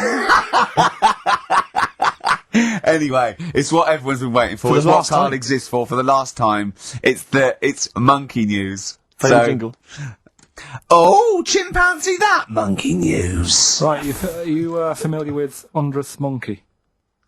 Keep talking. 100th Monkey? 100th? Yeah, like as in like, one more than 99. 100th? Yeah. The 100th monkey. Yeah, are you familiar with that? No. Anyway, thanks, that was Monkey News. Next week, Adam and Joe. What do you mean you're going to leave that? Well, I thought it was a popular phrase or something. What, 100th monkey? Yeah. What do you mean a popular phrase? What, why? What? Because you're going to do songs and phrase with it next week. We've said it once before, 100th monkey. No, it's just, it says the expression 100th monkey. Well, do it anyway, what's the story? Well, it's from the 1950s, right? And the way that they got it because, who were following some monkeys about, right? And they started Who was? It was. journalists Oh yeah, why? Oh, yeah. just to see what they're up to. Right? Okay. So there are some monkeys around, yeah. What was it? What, a documentary? Anyway, one of them Come on! Come on! washed some potatoes. Right. Okay. Right, let's leave that. Right, let's leave that one. Come on! A monkey washing potatoes? Can we leave that one? No, they're not. It's You've about got to do it now. They're following what is it? Sort of like a family. Is it a family of monkeys or? It was just one chimp, and it was washing a potato, and he thought that's a bit odd, right? Yeah. And then yeah. It turns out that ended up teaching another monkey Yeah. how to wash a potato. No, they do it. They go down and wash them in the sea because they like the taste of salt. And The weird thing is though, they when pass it on. got it got to the 100th monkey, right? Even though it hadn't been taught how to wash a potato, Yeah. it automatically knew. It knew what to do. What do you know what mean? you're talking What do you about. mean? It was in them. It was in them that they knew that when they get a potato, they had to wash it. That isn't the monkey news. I'm just saying that's where the expression comes from. But you haven't even heard of that. So Well, there's a couple of things there that it could be another upshot, and an instinct is part of your genetics and everything else. Washing a potato. But you can't pass on acquired characteristics. So that's nonsense. If you mean that someone was taught they had a child and it knew it, there's no chemical memory as such. So that wasn't even monkey news. No, the monkey news. We've covered a lot of stuff. There was sad stuff, wasn't there? Yeah. There's some funny stuff in there. Yeah. Do monkey playing news. robbers and that. Football team. A monkey football team? Yeah, in Costa Rica. Oh, yeah. Got all the team members here, right? Right. All the different things. Little goalkeeper. Apparently he's on transfer from some other club. But the bit that got me attention is, apparently he's a holder of PhD of physics. Do you want to have a look at that? What, the goalkeeper? Yeah, just the goalkeeper. The others haven't done that much. The others haven't done that much. Well, I believe that he's got better exam results than you, Karl, but I don't believe he's got a PhD in physics. Obviously. Do you know what the name of the team is? Coconuts. Oh! So if the Telegraph are listening, that is the sort of quality entertainment you get. Well, you don't anymore. Let's just put a song on then. Yeah, that's the end. Goodbye, everybody. what do you want to leave? Have a lovely summer. Yeah. The rest of it. And we might see you in October. We might not. It's up to Karl Pilkington. Chances are slim. So call 0207 766 6000. Ask for Karl Pilkington. Or email him. What's this? Or This is Tim Buckley to end with. I think you'll enjoy this. It's called Once I Andrew Was. Phillips. Call Andrew Phillips. See ya.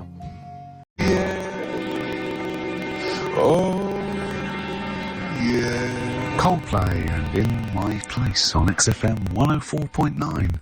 I'm Ricky Gervais. With me, Steve Merchant. Hello Steve, there, how's it lovely going? to be here. Yeah. Karl Pilkington there, pressing the buttons. Great to be here. Yeah. How long can you maintain it? How I'm long can bored you- already. You're already bored of doing Bored already. it. Every week you start it the same way. Yeah. That was not bad though. You actually grammatically made sense, which is Really? impressive. Yeah. Thanks It's very much. A rare treat indeed for Yeah. Gervais. Some of the listeners have already worked out. Got nothing to say at all. Sure. Haven't prepared again. No. We did come in half hour early to prepare, but instead me and Karl were playing. You had to flick the football into the bin. Right. We had 5 goes each, or the world was going to end. Okay. And that took up. That took up a good 25 minutes. Yeah, I liked it when we came back, and then we started just trying to beat each other in the corridor, and I beat him. I scored a goal. He was gutted because he thought he fancied himself at football, and I beat him. And I was knackered and sweating. Yeah. As I walked back to you about 5 minutes ago, you were looking through the records. You went, and this was lovely. You went. Well, we've done the preparation then. Yeah. Like a sarcastic teacher. Yeah, like a teenager, like an annoyed teenager, whose parents have embarrassed him once again. And you beat Karl, did you? Yeah. Because you're not. I mean, you're not. I'm particularly- not good at football, Well, no. you're not particularly nimble on your feet. Oh, come No, on. you're not. Douglas Bader is more nimble. I'm all right. You're all right.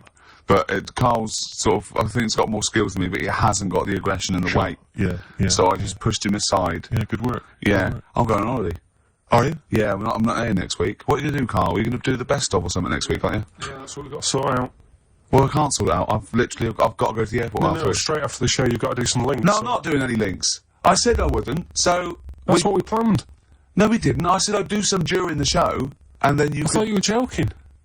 I honestly can't do it today, so we do some during the show. What are you going to do? Just put the shows that we've done in this year? Sorry, guys. I hate to interrupt. This is the sort of stuff we should have been discussing when you were playing football. I know. Play what are you going to play? Let's have a bit of Foo Fighters. Okay. Let's just discuss this off there. Okay. Foo Fighters there, learning to fly. Steve, I hope the pilot that I get today flying the plane that I'm going on holiday in has already learned to fly. Oh, well done. That is dynamite. That's a textbook link. Yeah. That's genius. Yeah. Very good. Yeah. Where are you going? What's the story? Where are you off to? Sorrento. Where's that? Sort of South Italy. Italy. Yeah. What are you like on holiday? Are you a nightmare? Are you Well, because you're quite, but you're quite. I mean, obviously, I've often said on the radio before that I'm spending any length of time with you is one of the most unbearable things I've ever had to do. I mean, spending a week with you is nightmarish, and sharing any kind of accommodation is. Do you know what I mean? No, seriously. I mean, it's like hell. It's like a living hell. It's like having a teenager. No, it's like having a sort of teenage kid who can't be entertained by anything. Just chill out. Just chill out, dude. Just max relax. Yeah, max relax. Yeah, sure. And so if you're in somewhere like Italy, like somewhere like that, because obviously a very beautiful city and very cultured and stuff. Is that something that you enjoy? Do you enjoy the culture of that, the beautiful architecture, let's say? A hotel's the same anywhere. But as long as there's room service and a nice room and porn, it's nice weather. Sure. If it's not, I'm annoyed. And I need to blame someone. And is it true that you go to Italy most years, don't you? Is that because that's the only food you like? I like pasta and pizza. Yeah. And I've been to other places. I went to France once, and that you can't explain to them to cook it just cook it properly. I don't want any to cook it. There's blood in the middle of that. Yeah, sure. Hungary, it was just I went there for a while and I couldn't identify the animals they were killing for me. Yeah. So, I know quite a lot about natural history. Sure. And I couldn't identify what was on the plate, so I don't. Came I'm a home bit early, squeamish. did you ask for a couple of days? No, I just got annoyed and I went to McDonald's. Yeah. Well, that's the great thing about McDonald's is they are in most major cities. No, but you can't go wrong with pasta and pizza. So I was with you on holiday and we were hanging out or whatever. Yeah. And I took you to say maybe a beautiful cathedral. Is that something you'd enjoy? I can't quite imagine you actually taking the time to. Well, as long as it's not a very long walk, we don't have to stay there more than a couple of minutes. I'd love to look around places. Right, so you'd look at the cathedral. Yeah. That's taken, that takes people's breath away. People travel from around the world to see that. And how long would you stay travel around the world to see it? I think they go somewhere and they go, well, we might as well look at the cathedral. You can't miss it. They're huge. Yeah. And would you sort of spend any time looking at that? Would you just sort of soak in the atmosphere for a moment, or would you? I'd look at it and I'd go, that's brilliant. And then if there was any sort of soaking in, I can do that later when there's nothing to look at. Right. There's less to do. Your memory of it later when you're in the bar. Yeah. Yeah, sure, and would you? So can you be kind of in awe of something like that? Yeah. If it's big, okay. If I go in the cathedral and it's I've seen bigger, I go, seen bigger. If it's the biggest I've seen, I go, that is huge. Yeah. Let's go. That lets you off. Yeah. Sure, because you're a sort of man who gets bored, and this is true, Karl, you may not be the familiar with this. Ricky Gervais is a man who gets bored drinking a glass of water. It's boring. Because it's not flavoursome enough. No, it's not. It's not got enough flavour. It's absolute bore. The only Jane's got me onto fizzy water, which at least got something there. Right. But I only drink that when I'm sort of dehydrated in the middle of the night. I never drink a drink of water. No. It is boring. Yeah. Yeah, but that's why you've always got headaches, and you're always apparently moaning and stuff. Yeah, that's one of the reasons I hate you. But when I say hate you, I don't mean I hate you. I didn't mean to blurt it out that strongly. What I mean is, if I'm spending a lot of time with you. Once, right, he said, well, we're in the BBC canteen, and I was sort of like, and he just put his knife forward. I said, I'll never eating with you again. I said, what's the matter? He said, you annoy me. I hate eating with you. It annoys me. It looks like a child food. It's just you eat chips and sausage and rubbish. You don't eat. Look at you. Don't touch your vegetables. You don't drink water. He said, he really got annoyed because you've got this this hatred of anything that's good for you. You won't eat any form of salad. Why do I eat salad? Because it's good for you. Lettuce is boring. Lettuce is absolutely boring. Cucumber are boring. But the thing is, you see, I admit that lettuce and cucumber have not got much flavour, but that's why people will add, say, look, in Italy, they'll add a lovely dressing. Maybe some olive oil, maybe some balsamic vinegar. Well, you can advise yourself, because the good thing about a nice, mature lump of cheddar cheese is you don't have to have any dressing. Although you add some anyway. I put a little bit of olive oil in it and maybe some mayonnaise. Maybe some flageline and dressing. On a Ritz cracker, you don't need it, it's just extra. Sure.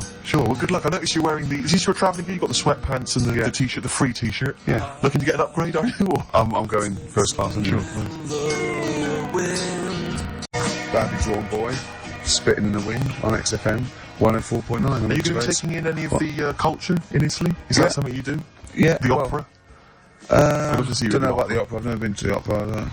I do like a bit of opera. Yeah, I wouldn't sit through a whole one, but I mean, I like the songs they take from it for that World Cup one. And those two fat birds that they sung in Shawshank Redemption was good. Yes. But I think, I haven't gone into it extensively. I haven't studied the art. The art of opera. Also, it's in foreign, so you don't really know what's happening. It's in foreign. Yeah. So you don't really That's annoying for you. Yeah. What about, are you a fan of any of the great English operas? Like the Pirates of Penzance? Yeah. Gilbert and Sullivan. To me, Gilbert and Sullivan were like probably their day equivalent of like Richard Stilgoe getting together with Tony Slattery. And then 100 years later people go, it's brilliant. It is like, they might as well, I don't know, make any episode of Whose Line Is It Anyway? Right, yeah. Into an opera, and in 200 years' time we're going, that's genius. Yeah. Listen to this one, look, this is Party Quirks. Yeah, Amdram Society. We're a step. Because I was in the Pirates of Penzance once in an amateur production. You used to like Whose Line Is It Anyway? I did. That was. Although I did watch it when it first came on Channel 4 about 15, 20 years ago. But we did the Pirates of Penzance when I was in an amateur dramatic society in Bristol, the Bristol Operatic Society, Light Operatic Society. I don't know why I was involved because I can't sing. My audition, I thought, this is how desperate they were for blokes. I swear to God, right, I can't sing. You know. Well, you. Yeah. All right, calm down. And I went in and they said, "So what are you going to sing?" I went, "Well, I want to surprise you." They said, "Do you want a piano accompaniment?" I said, "No, I don't think so." I went to the back. I swear to God, I went to the back of the room and I just sang, "Thumbelina, Thumbelina, tiny little thing, Thumbelina dance, Thumbelina sing, Thumbelina, what's the difference if you're very small? 'Cause when your heart is full of love, you're 6 feet tall." I just did that. And they just looked at me like I was the weirdest freak they'd ever had. Immediately put me in the chorus, because that was how desperate they were for blokes. We rehearsed it. I couldn't remember the lyrics. Thank God you were doing Thumbelina. Yeah.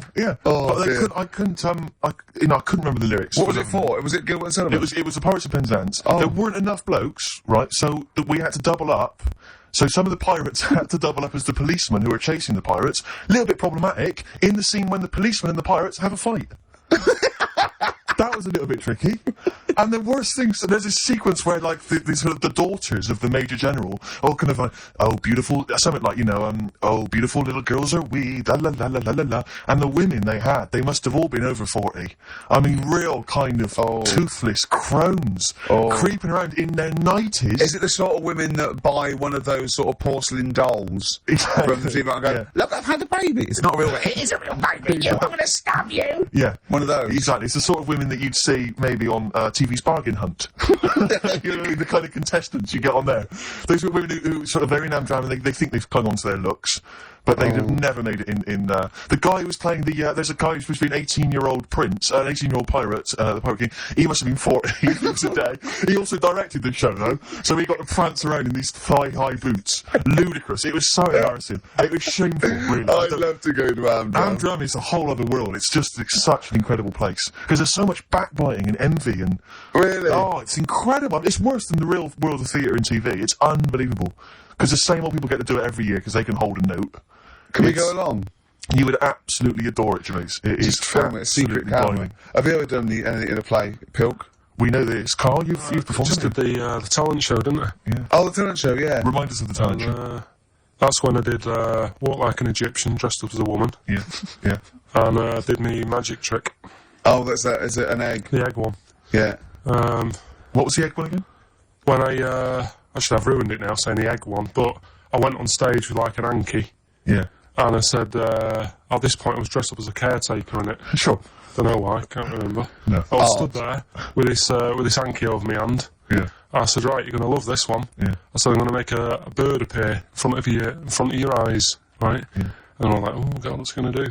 So I'm stood there. Yeah, I'm sure they did. Pulled the hanky off. It was an egg. Had an egg and said, oh, it hasn't been born yet. That's brilliant. They loved it. Yeah. Yeah. Wild for it, did they? Round of applause. Yeah. How old were you? Was that when you were, like, 17? Was that apart from your paper round? Was that the high point of your life so far? Is that what's the no, best? I didn't really. Carl, I'd like to see you take that on the road. Or maybe at least up to the Edinburgh Festival next year. Carl, we're going to play a song now, right? One of my great track, Watch That Man, off one of my favourite albums, A Love Insane by David Bowie. But during that, can you think of a couple of things for me? What's the best thing that's ever happened to you? Can you think about that for 3 minutes? Me and Steve will leave you alone. Just the best thing that's ever happened to you. Remember and think that is amazing. Yeah, can you do that? Play the record.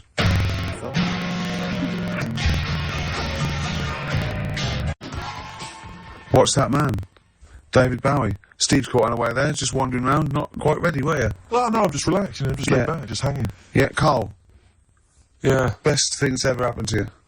Best event, best day in your life? I mean, there's loads of things that happen. Like, yeah. No, but do you know what I mean? You can go for obvious stuff like, you know, meeting Suzanne, yeah. with her. And well, take that as read. Yeah. Yeah. You've got that on your design, and that's all you've done. Well, and the day you got your qualifications through. Yeah, the history. Probably. I mean, when you asked me that, and the first thing that came into my mind, right, that was a real surprise, right? Because it's like you get surprises on your birthday and that, don't you? But they're not really surprises because you're hassling your mum and dad for stuff, and then they might bite you. Yeah. So it's not really a real surprise, is it? Do you know what I mean? Yeah. So I'd say something that was really like, oh yeah, nice one, I've got something here, is the time when my dad said, empty the bin, will you? Right? I said, oh, do we have to? And I was watching something, it was like, why don't you, or something like that on the telly. Is this what started your tea bag and banana skin collection? Right, so it was like, in the summer holidays where you'd have dead good telly in the morning, you had like the Monkeys. Yeah, it was banana splits. Banana splits and all that, right? And I was like, loving that, I was watching that. My dad said, empty the bin. I said, oh, the Monkeys are on in a minute. He said, just empty the bin. So I emptied it and I just put it near the door. He said, don't leave it there. He said, stick it near the bins in the garden. I was like, oh, I'll put it there later. He said, no, do it now. Yeah. Right? So I was like, oh, if I miss the beginning of this, I'll be livid, right? So I picked it up quick, ran out down to the bottom of the garden, slung it in the corner, and sort of went to turn back to go back in and had to look again, because they had like a little AA truck. They bought me, it wasn't brand new, but he'd got it from somewhere, a little AA go-kart. Do you know one of them, like, little things? I mean, I was young. Yeah. Right? Yeah. And it was a like, go-kart? what kind of, the plastic ones? Yeah. When you're about, I don't know, I must have been like 5 or 6 or something. So I don't quite follow. How did he send you out there? My dad sent me out with a bin bag so I could see what he'd got me. And it wasn't my birthday or anything, he just got it from somewhere. You sure you hadn't just nicked it and dumped it out the bag? Possibly. Sure. But that was like a genuine, like, oh yeah, smart. Yeah. So I went back in, watched the telly and that for a bit and went back out. You thought, did I tell you about my go-kart? Yeah, about your dad giving it away. Yeah. What's the story?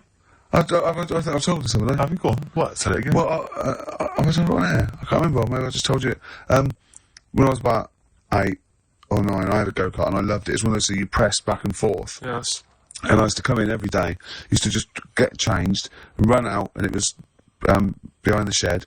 And I used to just go up and down the garden. And one day I came running in, and I ran out, and I couldn't see it. And I went to the back door. My mum was washing up, and I went, "Where's my go-kart?" She went, "Your dad swapped it." Your dad swapped it? Yeah. With it was his mate Jimmy in the pub. He went, I said, "What?" Oh. She went, "Yeah, he swapped it for a wheelbarrow." So I went and looked back, and there was this wheelbarrow, right, that was obviously just came off a building site, covered in concrete. It was steel, right? I could hardly move it. Yeah. And I went back and I went, "Really?" She went, "Yeah, it's your wheelbarrow." See, I'm thinking my dad lost the wheelbarrow that day. Yeah, and I used to push that up and down. It wasn't the same. And you used to push the wheelbarrow up and down? Anything in there, or? No, I just I was just trying to sort of keep myself amused. Yeah. But anyway, that summer, I went on holiday. And I went to Bognor with my mum and my nan. Another wild holiday. Yeah. And I was sort of out with my caravan, and I made friends with this kid, and he'd hired a go-kart from the caravan, is that right? And I remember him going around there, and it was great. And I said, I've got a go-kart. And the caravan window opened, and my mum said, don't lie. You've got a wheelbarrow. Being truthful. I had a go-kart. Yeah. Yeah. Oh, that's so tragic. Yeah. Did you ever really forgive him for that? I'd never forgiven my dad if he'd swapped a go-kart for a wheelbarrow. I just thought that's part of the course. Yeah. You know what I mean? They're in charge. Sure. Did you used to rush home, change, and Yeah. into that sort of gardener's gear? Yeah. Straight into your hard hat and dungarees. I could, Mum, any bricks need moving. Yeah, exactly. Yeah. Oh, Wow. dear. Oh, that's so tragic. Yeah. Still, that was your happiest day. Yeah. Beautiful car. So That's the one that sprang to mind. Yeah, and Go-kart, my unhappiest. You see how go-karts can be good or bad? Does that make you think, Karl? That the go-kart is, is good and evil? Play a record. Oh, I'm upset. Huh? So Oh, brilliant, what ads have you got? I've got these.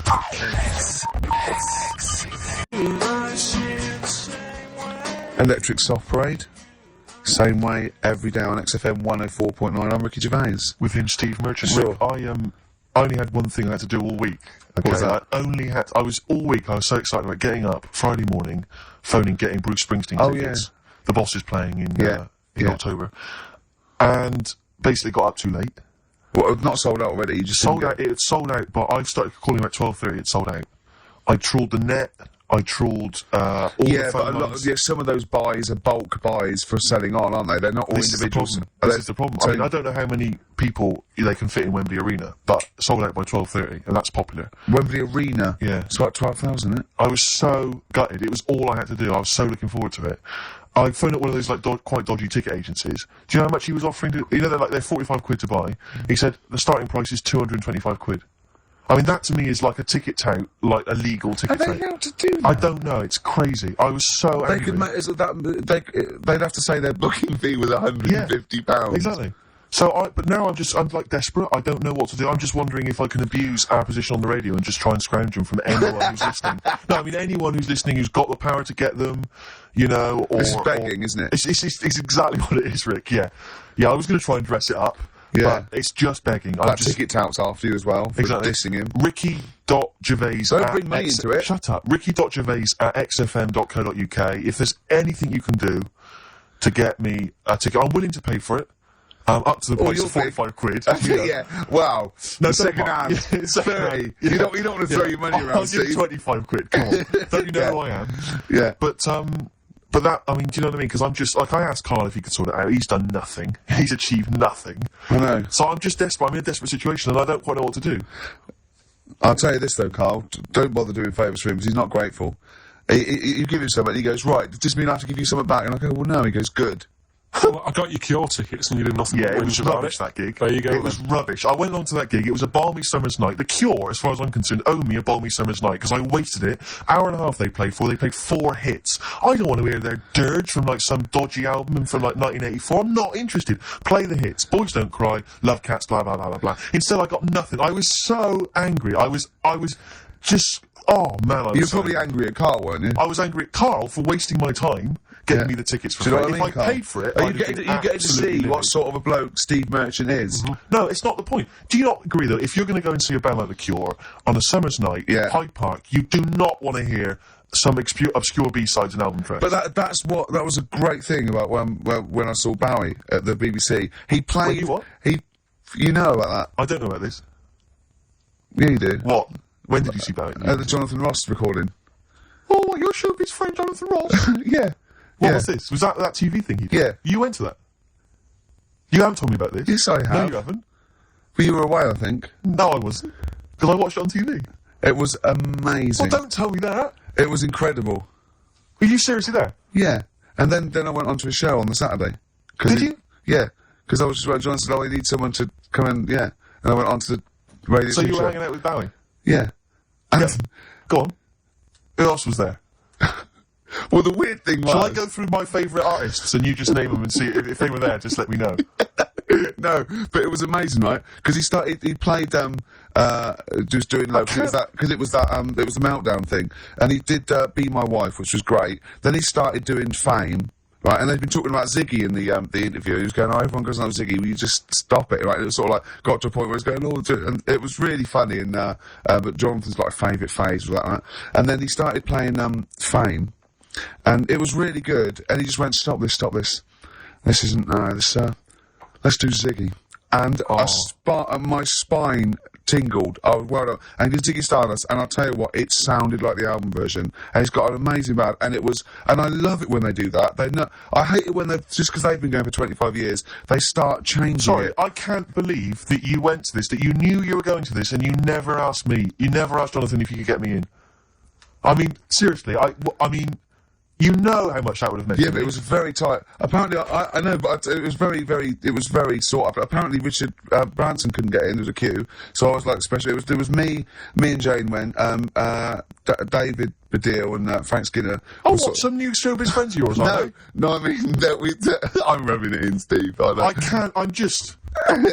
But you might not have liked it. You might have complained, like Karl with the Cure, and you turned it back on it. That was rubbish, though. That was rubbish. Well, you might not like what David did. You know, I'll tell you this seriously. If I find out that that you've gone to some secret gig or something in the future, and I find out you've been seriously, that's it. There's no more Office. There's no more. No, I'm not joking. I'm not mucking around, because that to me is like that's what friendship is. That's like a textbook example of friendship. What do you think, Karl? No, I just think that's really off. No, I just think that's really off. You were no, I wasn't away. Yeah, you were, yeah. I wasn't away. Don't try and fool me. Yeah. I wouldn't have been away. If I was away, I wouldn't have been away. You were told me asleep. that was happening. You were asleep. I'm seriously. We can joke about it, but I'm really angry about this. What do you think, Karl? There's a secret, right? Apparently there's a secret Bruce Springsteen gig that's been planned. I'm going. Are you?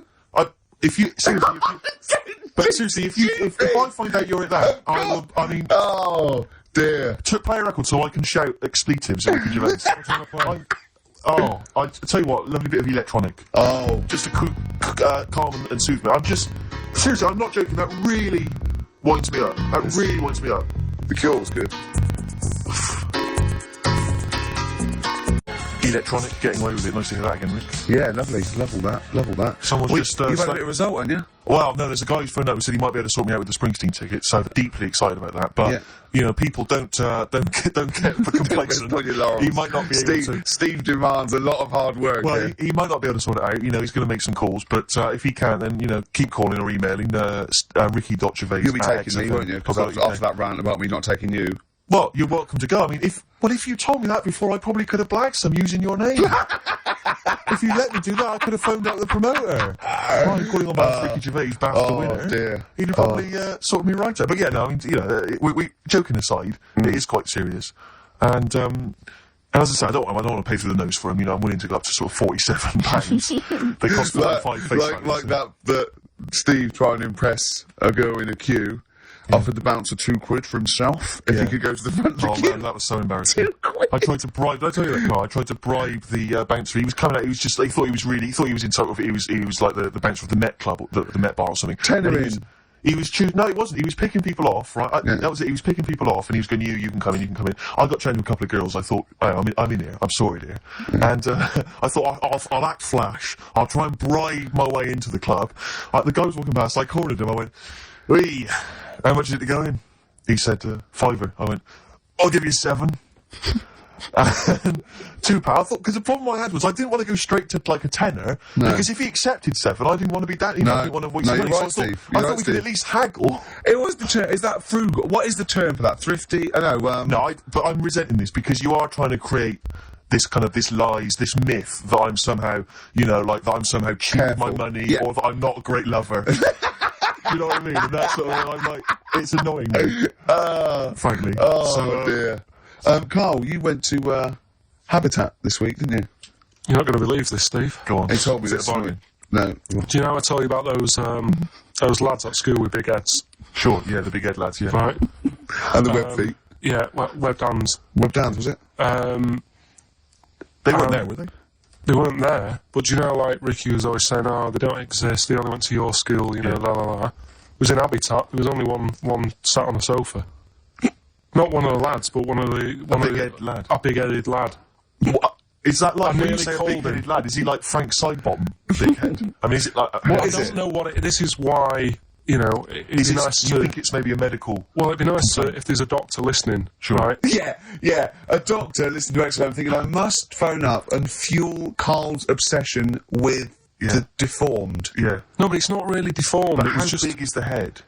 Probably, you see, it's weird how it's always kids who I see with it, so I'm wondering whether they have a full-size head. Right, and then when they get older, it works out alright. Like jumpers. My mum used to get me, but jumpers are size too big, so it'd last a year. So, I'm just wondering if it's the same So how old are these generally? Are they not like adults? They're like kids? Well, when I was at school there, I was probably about 7, and this kid on And do they have to wear Sunday, any kind of apparatus to sort of keep their head from kind of, you know, not tipping them over or sort of staying like upright? I mean, well, I'm just worried that the head's kind of too heavy for their body or something in there. No, it's not that big. Right.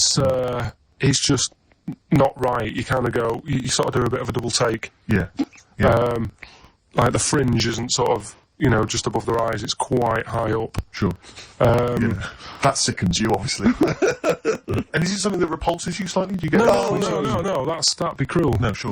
But you know, but it's not cool to discuss it on the radio. Well, it happens, doesn't it? You know what I mean? Yeah. So, and I'd just like to know what it is. If it's like a water on the head type water on the head type thing. Like water on the knee, but on the head. On the head. But, if anyone knows what it is. Yeah. People with big heads. Yeah, and it's, okay. It'd be good. Good information. So, what time are we doing? You sure it wasn't suspected? You sure he wasn't sort of leaning forward and he was really tall? So the top of the head looked quite big, but then it went to a little body, but really his body was a lot further away. No, big head. Yeah. Just a big head. The rest of his body, fine. Face, okay, everything's normal. You weren't looking at him in a kettle. If you wore a hat, it'd be alright, but... What do you mean if you wore a hat, he'd be alright? You'd probably just think, it's a big hat or something. Yeah, but what sort of hat? So you look like a 10-gallon hat. Yeah, that would go down onto his shoulders with 2 eyes cut in it. Yeah, like something in the anthill mob. Yeah, Michael Bentine's potty time. Yeah. How would a hat help him? Yeah. Are you sure this wasn't a Diddy man? I'm not being mean, I just want to know what it is. No. Okay. Right. Well, if you are a doctor listening and you want to use your kind of free Saturday... Not the doctor who phoned the bloke in America and said, where do I get blood from? Sure. Not that doctor, because I assume he's been struck off now. Give us a call and sort out the whole big head conundrum. What's the number? 08700 800 1234. That's also the number to call if you have Bruce Springsteen tickets available. I will pay up to £47. Don't do it. Go yourself. Don't give them to Steve for cost price. Make a little profit. Oh, don't take the mickey. You know what I feel. You've already ruined the thing. Don't ruin some more of my dreams. But I'll tell you what, if you do get Steve a ticket, he'll be so grateful that he will spend a bit of money on you, I imagine. You'll buy tickets and, give him something pretty special because you're earning now and, Yeah. So let me discuss that with them. I mean, let's not make any promises.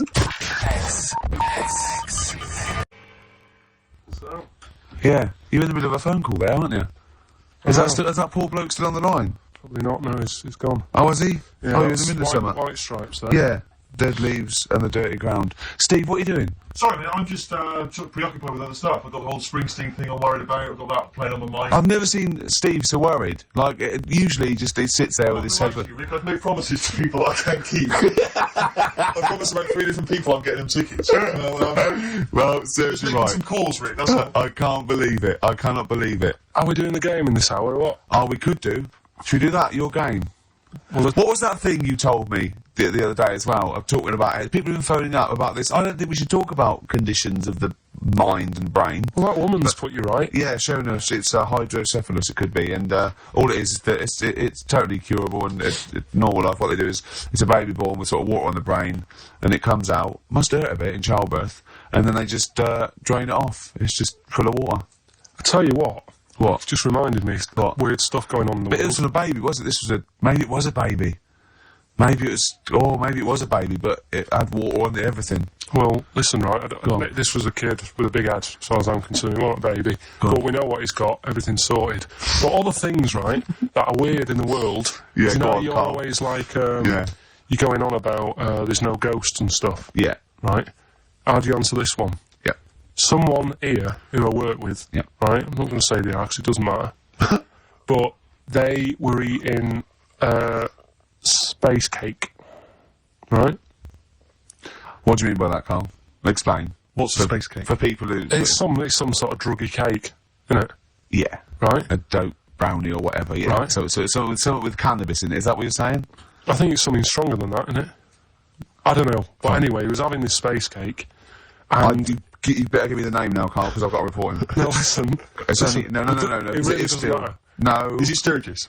Was it Claire Sturgis? Yes, She let's say wouldn't it bother. is. She's gone on the hardest. She doesn't bother with those. Doesn't do anything to her now. Straight to the vein, yeah. So listen, right? So he's at a party, right, with his mates, and they're listening to the Star Sailor album, right? Right. And he's sat there, and he's had some of this cake, Right. and he's listening to the album, and his mate sat across the way talking to someone else, right? That's weird. The album's on, and he thinks to himself, this track's going on a bit. Yeah. And his mate across the way, who's talking to someone else, Heard him say it, and he goes, Yeah. yeah, isn't it? Yeah. So he goes, oh. Right. And he goes, See, usually at this point, I say this bloke taking drugs, but you started the story Yeah. with this bloke no. had done some drugs. Since, Right, Rick? No, if he was here now, Yeah. right, he would say, yeah, I know it sounds mental, Yeah. but it happened. And Yeah. it wasn't just a one question. It wasn't just like, oh, this track's a bit long, innit? Yeah, it is. He had a It whole was conversation. A whole conversation Sure. with the guy. And Yeah. it's- What, but sorry, I just want to clarify. You mean he had the whole conversation telepathically? Yeah. Right. He didn't just shout across And the they've room. recently met up and like they've sat there and tried to like work out what happened. And it's never Without, happened. presumably they don't have to talk at all anymore. Yeah. Why did they meet up? Couldn't they just like from their own homes? Just stay at home. Do they have to have that cake before they Yeah. start having a conversation? Hold on, wait a minute, lads. Why are we using our lips? Yeah. This is using way too many. I'll take them. There you go. My only question with that is, being skeptics like Ricky and I, whenever we hear a story like that about the paranormal, the first thing we always look for is maybe some other explanation. Yeah. Maybe one vague idea. Lying. Could be lying. Chinese whisper. As I think you pointed out, there are drugs. Is often Drugs. an issue as well. Madness. Yeah. Fear. Delusion. Sleep. Yeah. You know, there are so many things you go through I'm going to go with the drugs. before your dead grandmother Exactly. pops into the equation I'm for going to me. go with the acid. Right, tell the other story that you totally believe this as a true story, don't you? The fella with the being killed. Right, do you know how the other week we were talking about some fella who had his head cut off, and he said, when my head goes into the basket, I'm going to blink a lot, see how many times I can blink. But if you remember, when Karl first told me that, it was, I think it was Simon or Nick that pointed out, he goes, no, that's not quite right, Karl. Karl told me it, that he had his head cut off, and when his head was in the basket, it looked up and said, count how many times I blinked. Yeah, but he sure. believed that as well. Yeah, so yeah, he was yeah. happy. He was happy with that. Sure. Do you know what I Sorry, mean? so yeah, you Go on. a couple of weeks ago there was a guy, he had his head cut off, and before he had it off, he'd said, I'm going to blink to show that there's life after death, and he he'd done did, he it. did 32 blinks, Yeah, right? sure. So you two were sort of putting that down the other Yeah, week. we were sceptical of that. So I looked again On the internet? at some other website, Yeah. and there's a guy... Sorry, it's the website, just to clarify, the website is the place where you bought that property on the moon, didn't you? Because it was a bargain. Right, so this guy... Been gazumped. Look, we'll see who's been gazumped when this world ends. I've got somewhere to go, Yeah. right? And I know you'll be calling me up, saying, "Oh, can I come with you?" Haven't I you go, got "No, like 'cause you 2 don't square exist." foot? No, I've got acres. You're going to have to stand deadly still on the moon in your 2 square foot. I've got about There's 20 no place acres. for Suzanne, it'll just be you. I'm off, love. It's all those people with big heads and web feet that've been buying it all these years. Well, listen, right. Go on. Anyway, Play a record, tell us the story after. We've been chatting for Sorry, far too long. Carl. No, there's no Play a record. tune, we'll come back with this. do you wanna What's play? this, another ghost story?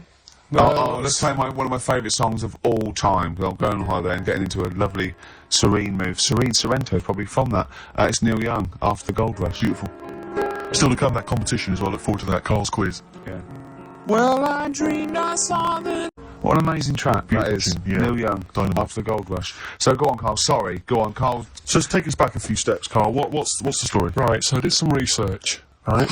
Let's just recap again. There was a guy you read about who had his head chopped off. He was guillotined. Yeah. He had said to the people around him, Count my "I am going blinks." to blink once I've had my head cut off to So show the brain that can life, still... or the brain Yeah. can continue to work after, Yeah. after Yeah. death." Okay, so yeah, we queried that. So you weren't having any of it. Well, no, possibly for a few seconds till the oxygen stops being fed to the cells because the blood has drained away. But, you know, nothing spectacular. So Right, go on. well, along the similar sort of lines, right? this is quite a few years ago. This fella sort of upset the royal family doing something, right? So they said that this isn't good. It wasn't Ben out under that Jubilee thing, was it? I can't remember what it was, and they said, right, that was terrible. We're gonna cut your head off. You know, you gotta show people that you can't be doing what you've been doing. What was this, the 1970s? When you say a couple of years ago, you mean maybe sort of... Was it the olden days when the phones weren't very good? Ages ago. Yeah. Ages ago, sure. So yeah, fair enough. Yeah. So very philosophical. Yeah, imagine that when you watching this. This was literally ages ago. Yeah, exactly. Yeah, Simon Sharma's History of Britain. Yeah. Oh, and even before that, which is yonks before, when it was all mental and different. Sorry, Karl, go on. So he's having his head cough, and he's resigned to it. It's the day before. He's kind of got it into his head now that I'm not going to have my head much longer. Sure. So he said, let's make use of this. Yeah. He said, I wonder how long the body can stay alive without my head on it, right? So they were like, I don't know. So who were? So the jailers, whoever he was asking, the jailers with one eye. Yeah. Get that thing. So he said, no, wait a minute. I've got an interesting scientific experiment, jailer. Well, fair enough. What is it? So he said, what I want to do, right? He said, surely it's my last right. You know, I'm going to be dead tomorrow. Sure. So let's do a test. He didn't draw it out this long, did he? Yeah, he said, let's test this out. You know, he said, do us a favour. He said, it's my last day. What I want you to do is, you're going to cut my head off. Let's put a white line on the floor, right, and see if because there's no point asking how far he can sort of walk without an head if there isn't a line, because you don't know what to count. Do you know what I mean? If he loses his head and is running around all over the place, you can't really count. That's not impressive enough. Yeah. So they said, let's make a white line. Sure. Yeah. Who said this? He did or they did? I think they started to join in with him and saying, well, let's make this a... Sure. You guess it. Go on. So... they got Norris McWhirr. The Guinness people. Oh. Yeah. So they said, let's get this white line. Yeah. And dedication's all he needs. We'll do this tomorrow. And he said, all right, then I'll see you in the morning. Yeah. I'll see you in the morning. Night, sleep tight. Bye. I love the fact that Karl knows exactly what was said. That's beautiful. Yeah. He doesn't know the story or what order it is in or when it was. Exactly what was said. But he knows the intricacies. All right then, see you in the morning. Bye, little kissy. Oh, I'm not like that. Oh, you joker. Don't let the bed bugs bite. Yeah. Anyway. So he gets up. Do you want a paper tomorrow? No, I'm alright. Go on. He gets up and they say, right, today's the day and that. And he said, well, I've got used to the idea. So here's a white line for you. Got used to the idea. Go on. So they go, right, you ready then? And he said, I go on. And they cut his head off. And the body walked 32 steps without a head. Wow. 32 steps. Incredible. And that's the lesson, really. Did it get as far as it walked along the white line, did it? Yeah, it stayed along the white line, did 32 steps, and then started to stumble a bit, and it just fell over. Yeah. But, it was a test that your body can still keep alive for a little bit. Yeah. When you've lost your head. Absolute twaddle. Absolute twaddle. What do you reckon you can do then without an head? How many steps? There'd be muscular spasm, right? Yeah. It would twitch a bit. It would, yeah. You could not distinctly take 32 steps. The body... Well, don't... Yeah. Is the doctor still on the line? Yeah. The fellow that bought 6 parrots? Yeah. And, you could have got 32 steps. Right, so you don't believe man that? doing a bit of line dancing. Right, you don't believe that? But something that you do believe is that a cockroach can live a week without an head? It can. Slightly different kettle of fish there. Why? Wow, insect to human is what I'm thinking. Yeah, that difference. There's not that much difference in some insects. Do you know that a snake has a heart and lungs and kidneys and stuff? Go on. No, well, I'm just saying. So? You're making out as if they're a totally different, species.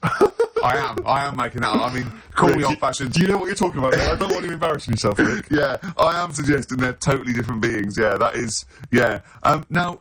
Karl, the cockroach is a very different thing. The interesting there is that it lives without its head, because a lot of it's on, there's some of them are phototropic, chemotropic, some of them just literally have irritation and muscle memory. I mean, they do have a central nervous system, but it's very different. So if you lose the head, it bypasses a lot of that anyway. All this is running around. The reason it dies is because it can't take on water. But it's very different to a man, right, having consciousness and then losing that, and the body's still going, no, I think I remember what I was going to do here. Yeah, so I'm going to carefully walk 32 steps along this white line. I'm actually just looking out going, oh, missed a bit. Yeah. Maybe the head was in the corner going, left, left, left. Oh, he's now...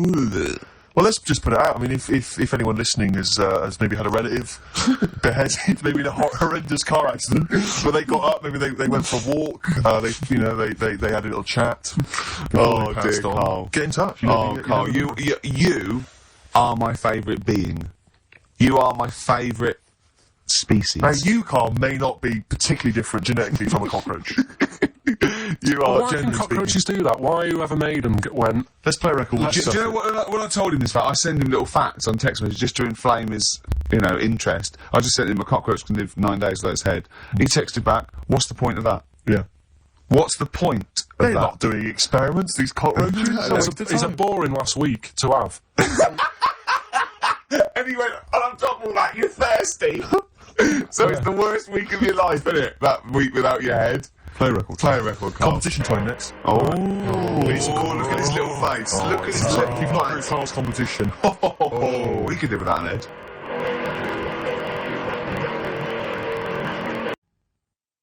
Eminem. Bit late there, weren't you, Karl? Put your little headphones on.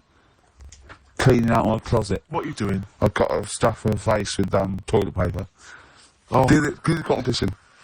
Yeah. Do you know, when we were writing the TV show, I was filming it just for our own amusement, just to sort of, I suppose more as a document, really, so that if there was ever, a court of law that needed evidence of Ricky Gervais's, I don't know what it is, really, sickness, annoyance. He did this for about 2 hours. You see what he's doing now? He's stuffing his face with toilet roll. Yeah. And pushing the lips out so I can just show the teeth. Yeah. So that actually makes me want to be sick. I know. Yeah, so you gag a little bit. Yeah. It's horrible. Good. Well, while Ricky does that, Karl, it's time for your quiz. See, this is what you do. This is on telly. Right. An example. You have to be quiet, or you've got to take that toilet paper out of your mouth. I'm really serious because it's really annoying. Okay. You going to be quiet? Yeah. Right. An example of the game, just in case people didn't hear the launch of it last week. It's a song title. I tell a little story, and that song and that little story is a song, innit? Yeah. Right. So, say for example. What did we do last week? What did we do last week? The woman who... a woman who really wants to have a bath because she stinks. Yeah. But she can't because if she had a bath or a shower or a wash or whatever, she'd end up killing herself. Yes. No, you didn't say that. You didn't say she'd end up killing herself. Well, anyway, as an example, that would be one of the stories. Yeah, she's electric. The answer there is she's electric. She couldn't have a shower because she would have ended up killing herself. Yeah. Right? So this week's and don't say it if you know it because the idea is that people can... Right. There's this bloke and he buys a new house, right? And he's well happy with it. His girlfriend moves in with him and stuff. And she says, right, let's clean it up a bit. Yeah. And, straight away it'll be worth more money. Good idea. So he says, right, you do the kitchen and I'll do upstairs and that. And she's stripping the kitchen down and he goes upstairs and he's in the bedroom and notices little hole to the attic. Oh, right, brilliant. Right. So he goes, I wonder how much room's up there, I've never weighed it up. So he goes up there, it's all like dusty and a mess. And he goes, this could make a good bedroom, this. Yeah. So he starts cleaning it all out, puts all the rubbish, bins the rubbish straight away in these little boxes with bits in that don't belong to him. I wonder what's in here, right? So he opens one of the boxes, it's like a little lamp. Oh, right. He goes, this might be worth a few quid, right? And he rubs it. Magic lamp. And all the room goes all sparkly and stuff. He goes, oh, what's going on? And then this fella appears, right, in a nice sort of pair of 501s. Right. And he says, what do you want? I know it already. So all the first bit is irrelevant. Yeah, but it's about building the story, isn't it? So don't say anything. Do you think you know it? Steve, do you know it? I don't. So I just quickly recap the end there. I almost missed the end. Oh, so there you go. He's in the attic, right? His missus is still downstairs. She's not up there. Okay. Right? He's on his own. And he cleans this lamp, right? Yeah. And this fella appears out of all this smoke and he's wearing a nice pair of 501s and he's wearing a shirt. And there you go. What's the song? What song are you thinking of? The lines are going mental. Because it's so easy. Let's play a record, Carl. We'll come back and we'll find out if anyone's got that right. That's a great one, Carl. Really. Right, Did you just come up with that? Literally in the last 10 minutes. Genius. This is genius. Definitely. I mean, if those calls aren't from major TV companies, I don't know. Dynamite stuff. A lot of them are. What's his name's lawyer? Simon Mayer. That's my favourite thing I've done for years. Yeah, not bad. That's great. Back to form there. So, okay, lines. The lines are going mental just because it's easy. Go on then. So I first one to get it. The first one to get it, but... Well, it's not that, though, Rick. I mean, Karl has just decided to revise the actual rules of the competition. Yeah. So that, we've decided, is very easy. So that's now a qualifier. And so then they have to answer one live. Exactly. So whoever gets that one right can play for a quick one as well, because some people will lose the will to live. Yeah. Just cut to the chase. And because they've got to qualify now, we're throwing an Office DVD that I'm ready sign yet. that, won't you? Yeah. No. That increases value by 42 pence. Right, go on. We'll just go live, yeah? Hello, XFM. Yeah, hi, how's it going? I'm not too bad. Not too bad. Listen, a very, very quick recap, Karl, if you will, please, for the people listening. Very quick. Right. The man ends up in a loft. Man's, after moving into this house and he's in the loft.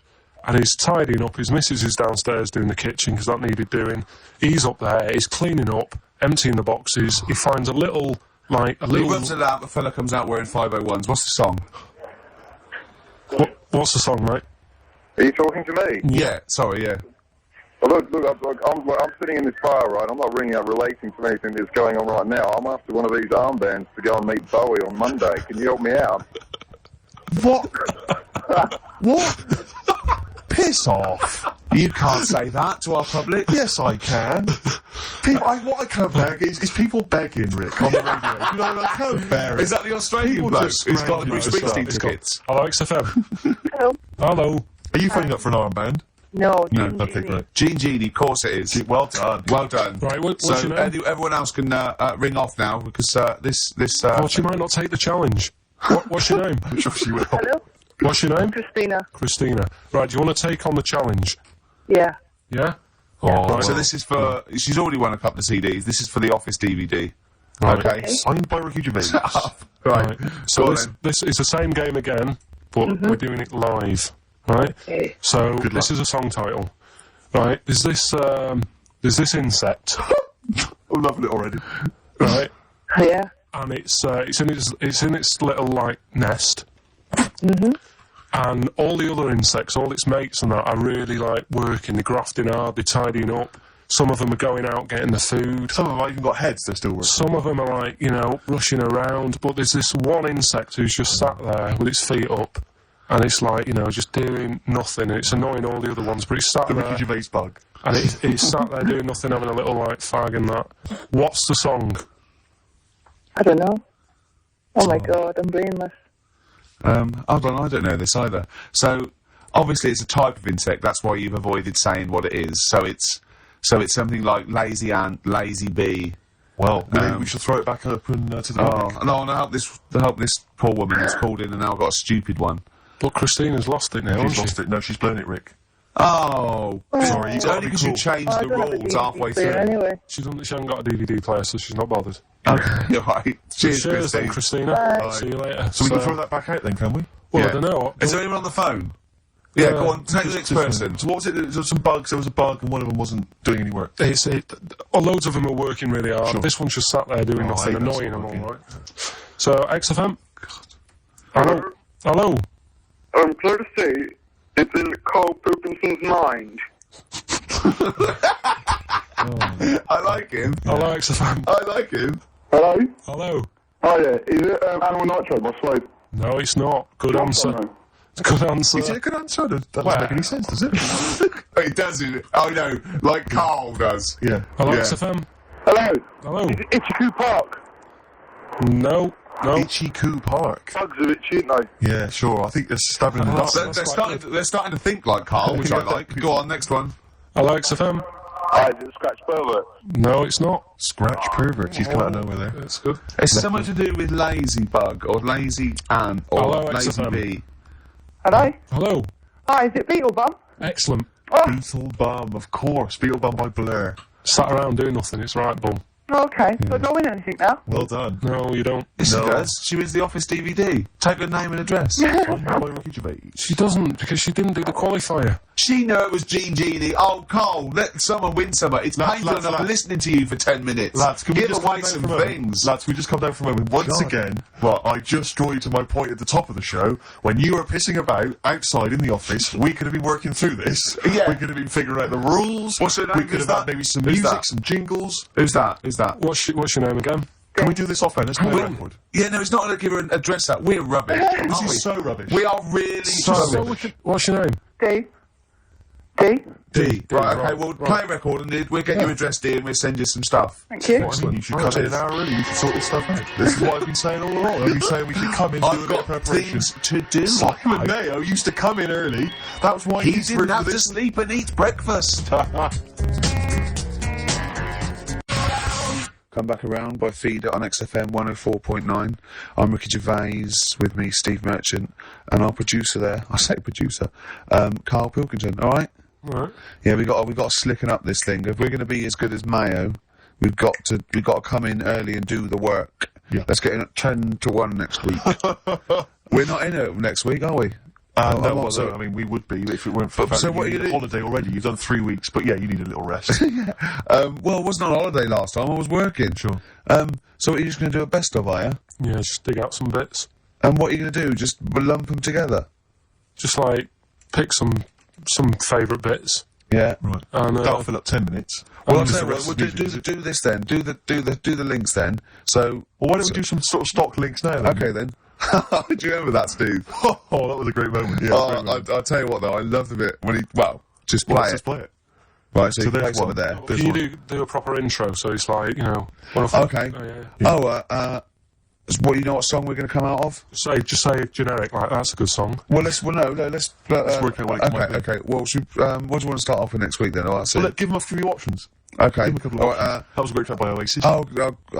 Yeah. Oasis there. Well, we're not actually here today, Steve. We recorded these last week. I'm on holiday. What you're just probably chilling out with a lady. Yeah.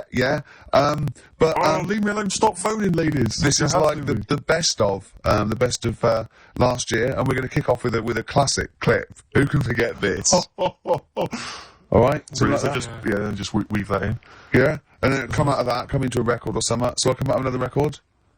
Just one more, just in case I need it. Okay. I don't know. That was Bob the Builder there. Shouldn't really be playing that on XFM, but... Stupid car, stupid. Don't know what you're thinking, mate. You buffoon. Yeah, you imbecile. Oh, okay, I know. Oh, great track. I love that. Yeah, beautiful. Wow, I love it with it. Yeah, no, come on, let's get these right. He needs to use these next week. Okay. Another great track. Just do this later. Well, I've got to go. I've got to run away. To the airport. Yeah. Yeah, but this isn't going to work. It's a mess. Well, just... Oh, yeah. Well, like that'll be fine for this show.